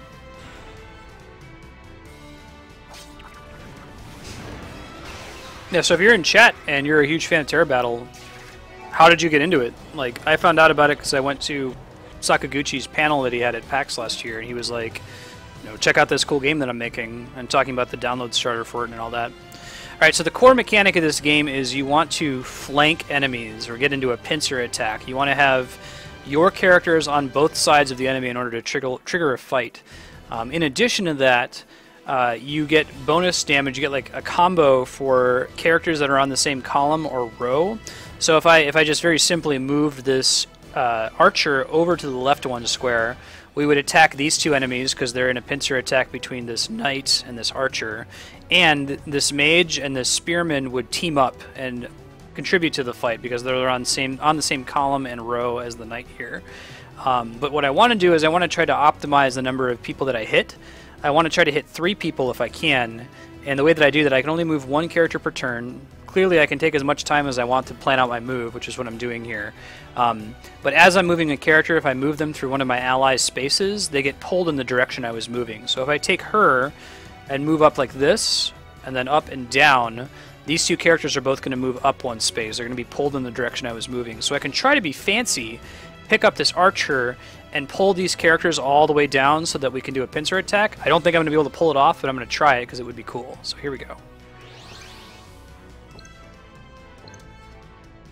There we go. See, so now they're on a row here. These 2 characters are going to attack these 3. She's a healer, so because she's on the same row, she's going to heal this character here. And now they're all going to get to act.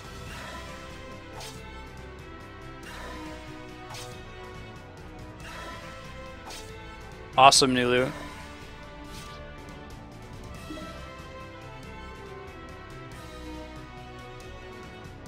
Big fan of this game. I just love there's so much cool design space around it, and a lot of room to make challenging encounters. I'm excited for when they make the PvP patch. I'll have to play this co-op sometime with people. Maybe we could do that live on stream, because I haven't tried the co-op mode yet.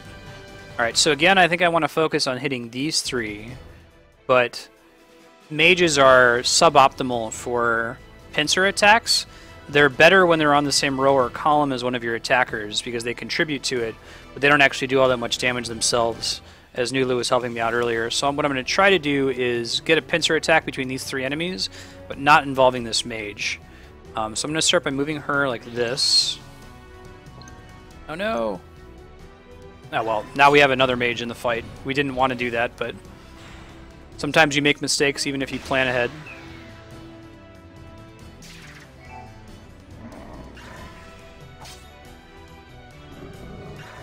each of my characters have a skill proc chance. I'll show it for this mage over here in a second.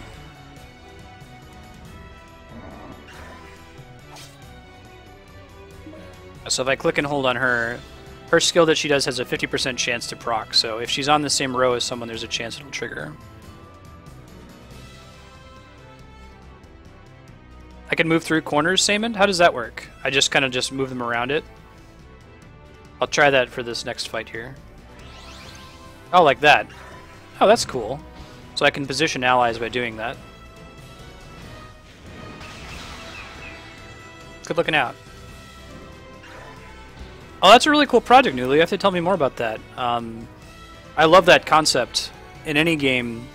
I don't know if you played like Final Fantasy VII Crisis Core, but there's a mechanic in that game of this like rolling slot machine that's really kind of goofy and weird, but it pays off in the final cutscene where they use it to tell the story. It's the mechanic telling the story. There's no text on the screen, there's no voice acting. It's just if you've been paying attention to the game, the slot machine mechanic is telling you something about what's going on in the main character's head that's very smart.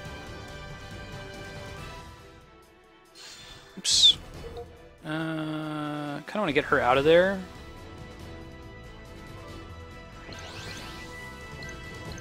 There we go. Now she can contribute at least.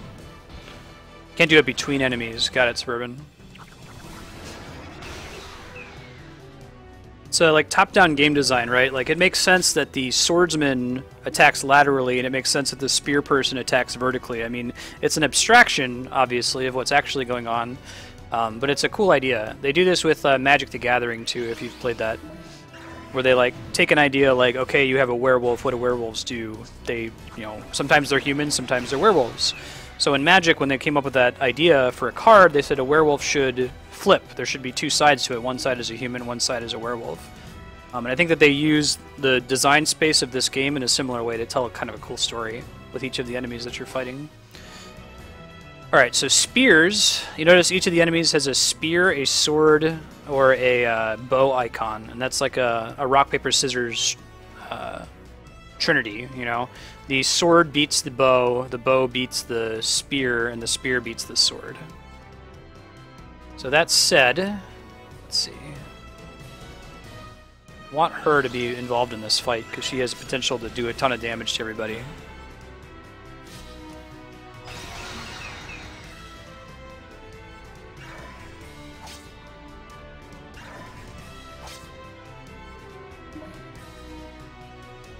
Okay, let's see. I want him to get a heal.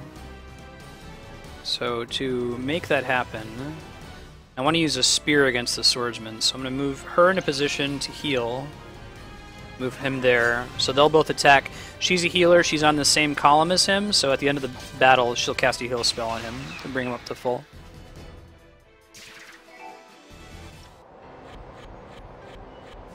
Whoa, that's a lot of dudes. Okay. Alright, well, I'd like to be able to fight the 3 enemies that are in a vertical column, but clearly I can't because I can't get to the other side of them. So there is a meta in this game around enemies being positioned on the edges. The player's at a decided disadvantage whenever that happens. Now, I feel like I almost just shouldn't move anybody, though. Maybe to move them out of the way of danger, but this is going to be a pretty good situation here if this attack goes off. So I'll move him to get him out of danger. Everyone else can chill for a sec.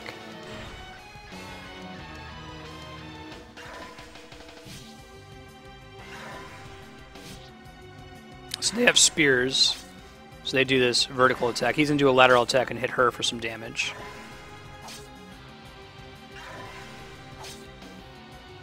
See him here out. Also, this song is is bitchin'. I love this song. All right, let's see. Can we get more characters involved in these fights? Kind of want to get them all healed. So I'm going to do a few things here. I'm going to try to take this white mage, move her to get this power block into position. If this is on the same column or row as one of your attacking characters, it improves everyone's damage and it guarantees that all their skills will proc. So what I'm going to do is I'm going to move her like this to move the power block into position. Then I'm going to try to move her to get the bowman into position. I'm going to move her back over here so she can heal these people. Hey, thank you for the follow. It's good to have you. Cool. So she's going to heal all of them. They're all going to attack these two. Things are going to be good.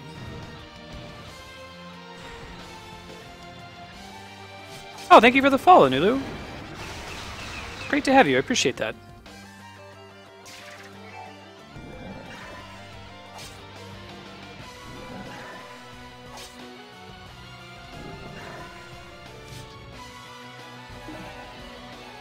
Okay, we got another P block back. Alright. So, if anyone ends up attacking here, I guess I want to hit there, but maybe not just yet. They're already going to attack, so I needn't mess around with them. Maybe I do, because I want to get them healed. Let's see. Now she can heal them.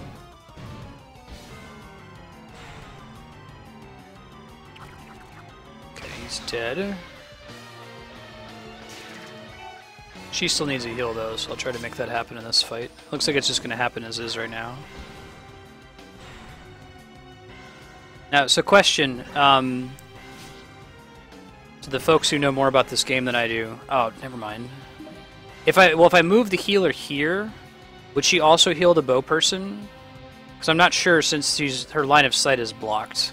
I assume that no, she wouldn't, because she wouldn't be part of the pincer attack. I don't know. I should move her in there though. I mean, she needs to participate in a battle in some way so that she can heal herself. So I'm gonna just do this for now.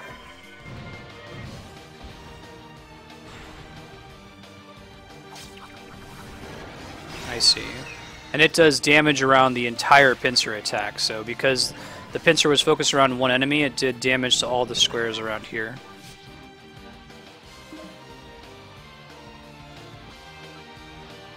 Okay, so they're going to attack, although it's suboptimal to have a mage and a pincer attack, so I'll try to move her if I can. We can get a heal off if we bump her down here. Okay. I think this will be productive. Hey, Diago himself, thanks for the follow. Good to have you.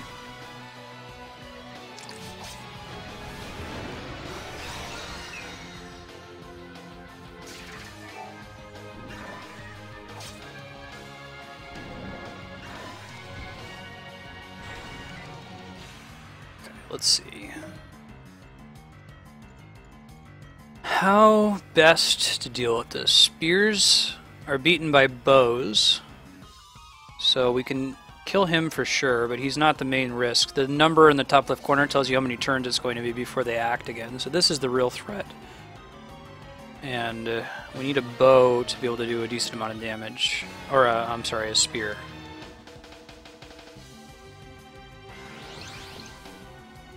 Cool.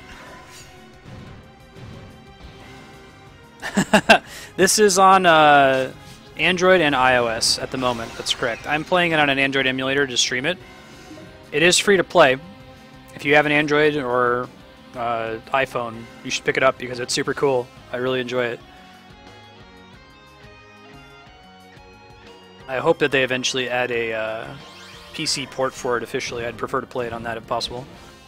It does control very smoothly with your finger.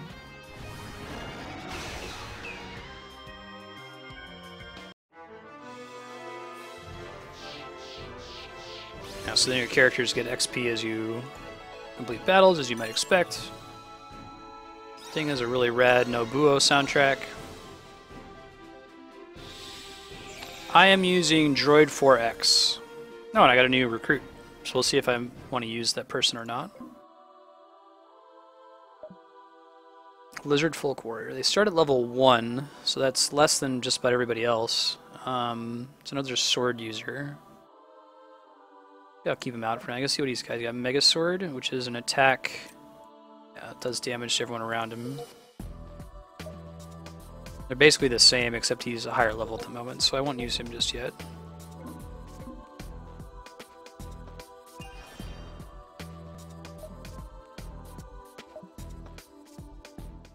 Yeah, this is running really well on Droid 4X.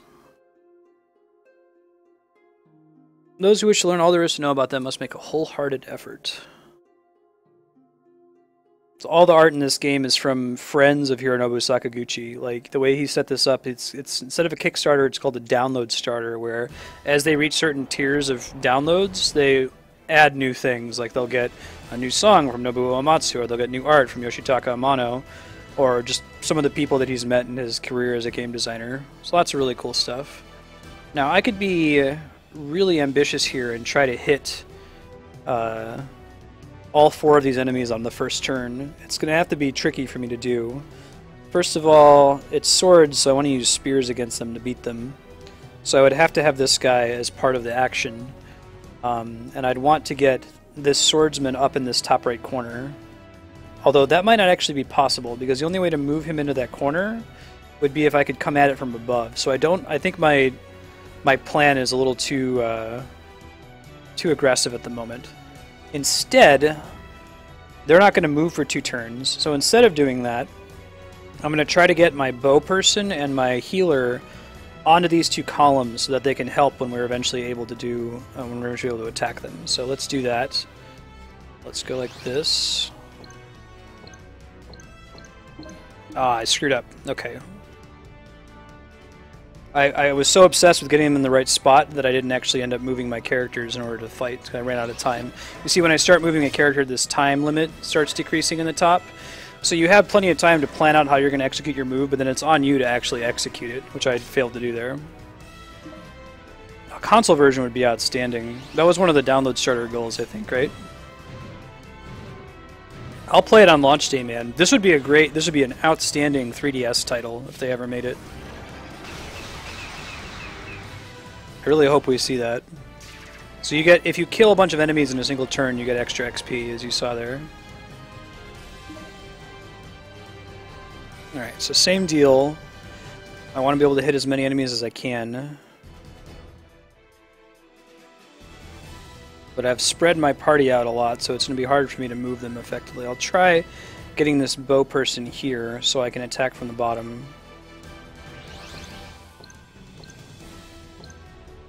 Yeah, I screwed it up. That's okay. The swords characters tend to attack laterally, at least the ones we've met so far. The spearmen do a vertical hit, so no one's going to get a hit this turn.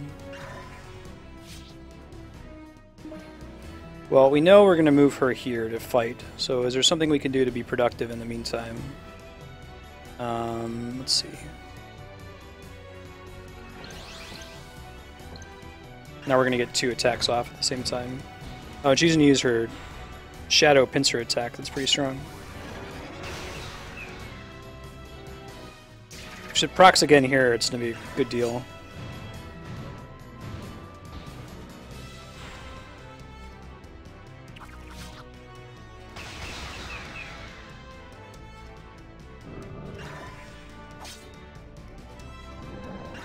So that knocks you away. That makes sense. Proves the complexity a little bit there. Alright, so we can definitely hit these 2. We want to use a spearman because spears beat swords. And we definitely want her to participate in the fight, so we're going to focus on making that happen. So we're going to do that, and then that. Just barely pulled that off. Oh, we didn't get any procs, so they're still alive.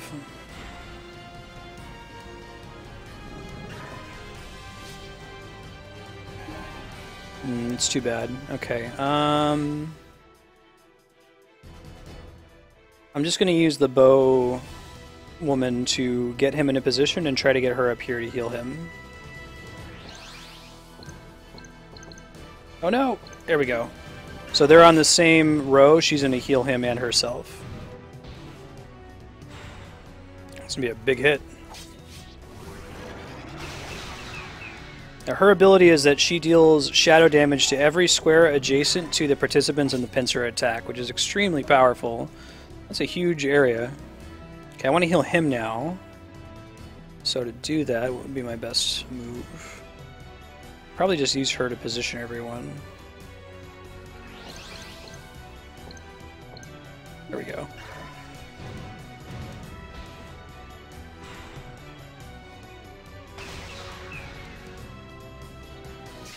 Droid. So I tried all kinds of emulation options when I was trying to play this on my PC, and Droid 4X was by far the most plug and play. Everything else like required a bunch of BS in the background. This one you just download Droid 4X, go on the Play Store, grab Terra Battle, and you're good to go.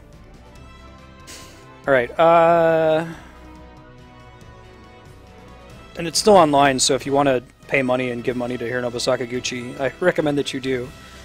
So this is tricky. We're learning more about the meta here. What happens when all the enemies take up a full horizontal row?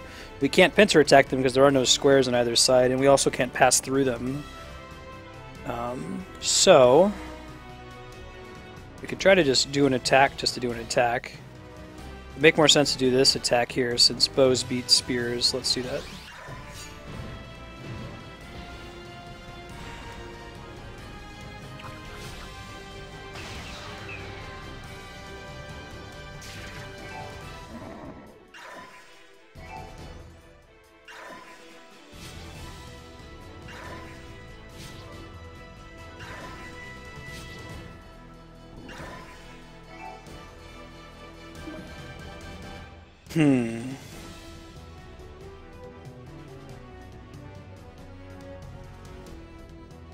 Let me think on how I'm going to progress from here.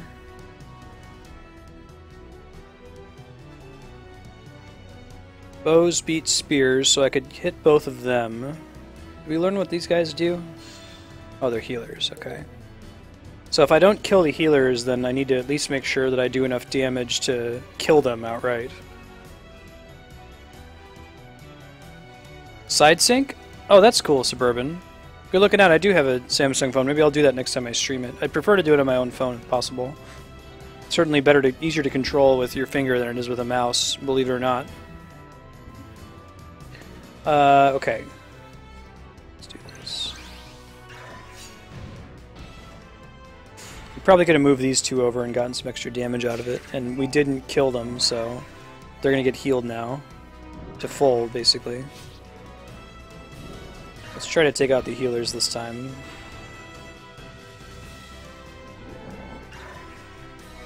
Yuck. Basically a free full heal there. The enemy.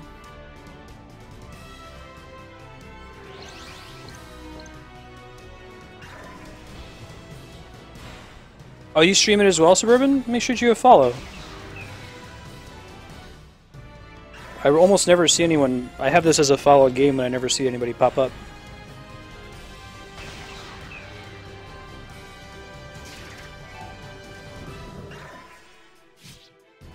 So for the new folks in chat, typically the focus of this channel, I'm trying to complete one full playthrough of every awesome game that's ever been made.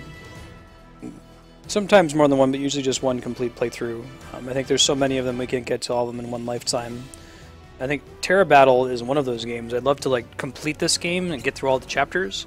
It'll probably be over a long period of time, but if you want to tune in again in the future to see more Terra Battle, just watch the schedule below the stream. We'll try to get to it every now and then. Kami beat me to it. Alright, let's see.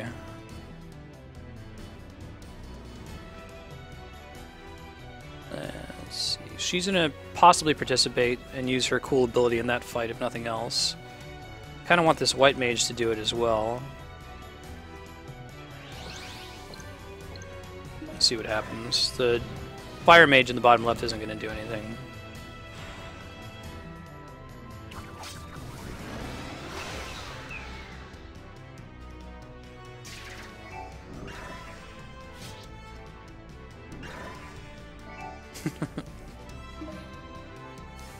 Alright, You're not doing it on your phone? What's that? You're not doing it on your phone? I couldn't get it to work, but Suburban gave me a tip that might work for next time, so... We'll move this guy over next time to help out.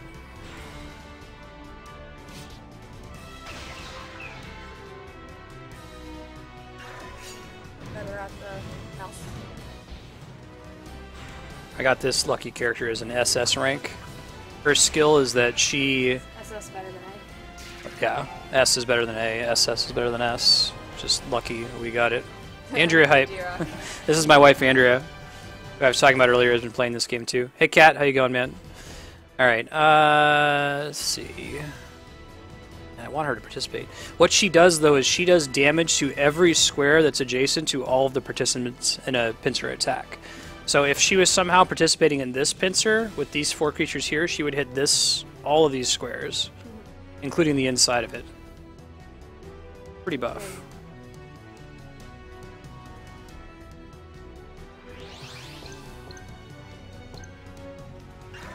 Maybe I don't understand what you want to do with her. At the moment, Chaos.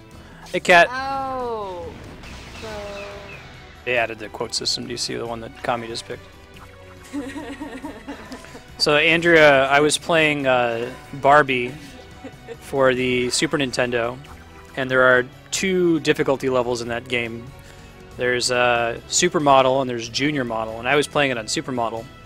And the game, you know, it's mostly like drive around a town or ride your bicycle. One of the levels is like, you know, walk through a snowy area, and I slipped on the ice, and she's like... Someone who can't beat that game seems to got a lot of I did too beat that game. I did too beat that game. Trouble beating that game. Oops. Yep, gotta do something, gotta do something, gotta do something. I'm going, I'm going, I'm going.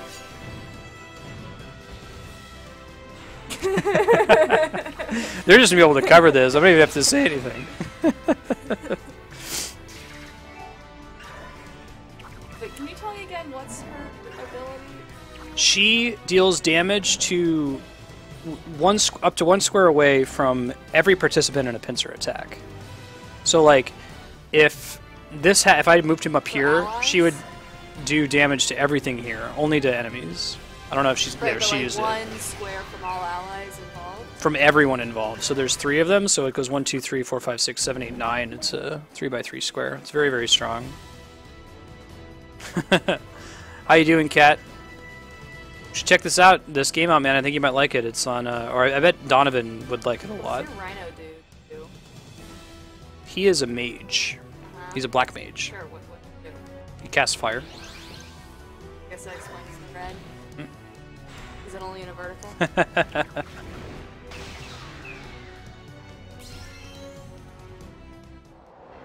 So you can do quote 10 now for it's okay to be wrong. It's okay. Alright, so we got 2 healers in the middle. We want to deal with them first if possible. I don't know. No. I bet. There you go. If you watch this from the beginning, Cat, I promise they introduce you to the mechanics slowly, so it's not as terrifying as it looks. Alright,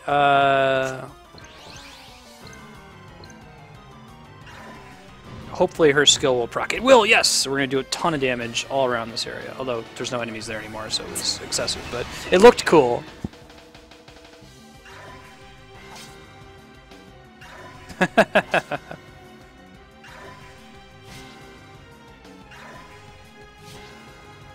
Alright. I want to get my knight healed now, if possible. Wait, before you do something, go in the thing. Do what? I want to see what quote 1 is. Oh, she wants to see what quote 1 is. I mean, I could do it. Keep playing the game. Alright, let's see. If someone would be so kind as to You could also show what the number 1 quote type is. it there if you... Yeah, that's what I was trying to get. Let's see. I have to do a number.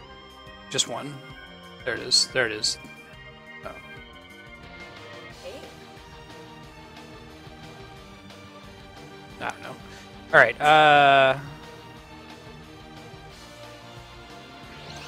try to get him to cast Fireball up here. Yeah, Ryan, this game is really cool. It's free to play, so you should check it out. I don't know. You would like show me the shiny new toy that's broken already? I wouldn't set it up. Who set it up? D-Rock did. Or Kami and D-Rock.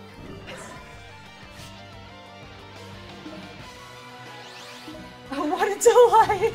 I didn't realize I said that so often. That's a great quote. But you're in for a treat.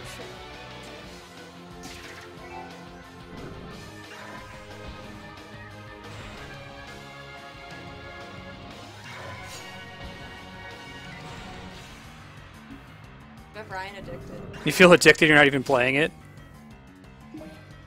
Oh, okay. That might be it. Yeah. There's like a cooldown on it or something. I have to look at the rules for it. All right. I guess that makes sense.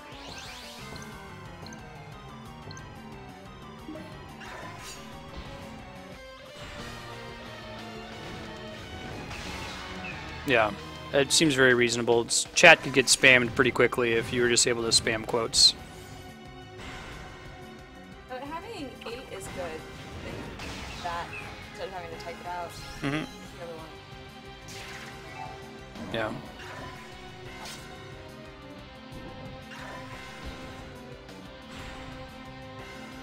And healer's taking damage, which is not bad. She'll be okay. She'll be okay. I kind of want to get up there and move him into position, but it's going to be challenging. Well, we'll try it. Big rain on the way. Did it. All right. Look at that. She's endured. Whenever I do something tricky, Ellen always goes, hot fingers, hot fingers. Hot fingers.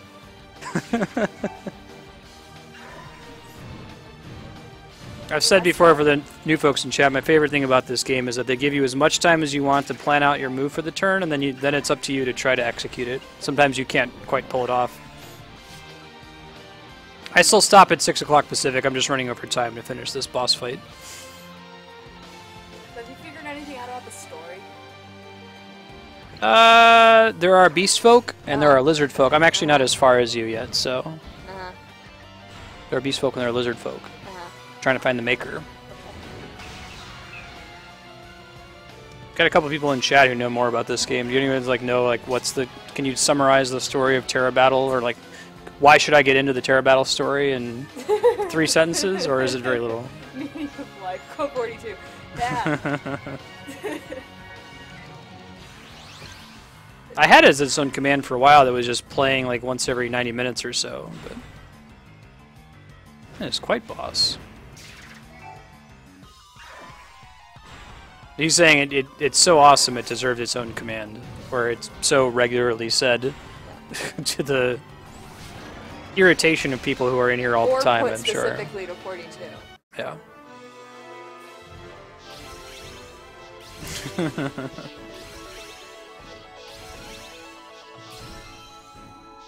So those skill boosts that they got, this is kind of cool. Basically, whenever they use their abilities in combat, they have a chance of getting a skill boost, and this increases the chance that their skills will proc. So like the Stonefolk Mage only has a 50% chance that he'll actually cast fire on his turn, but if you got this up to 50 by grinding a lot, then he'd have a 100% chance to cast fire all the time.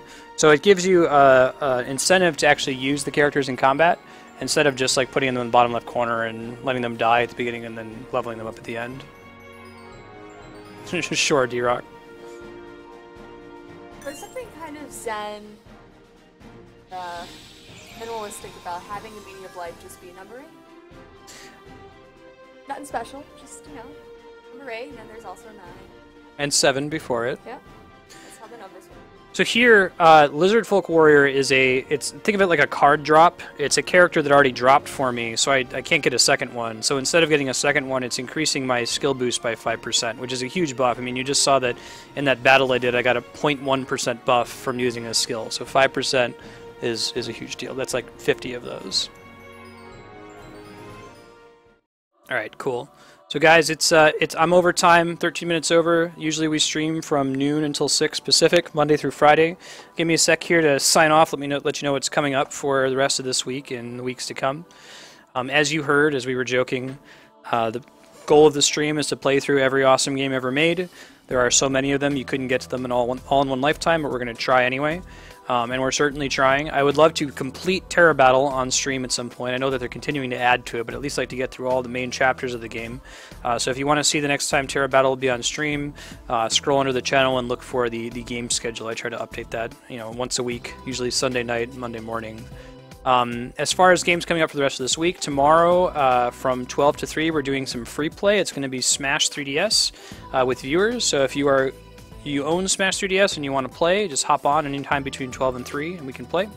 From 3 until 7:30 there's more Final Fantasy XIV Heavensward main story progress.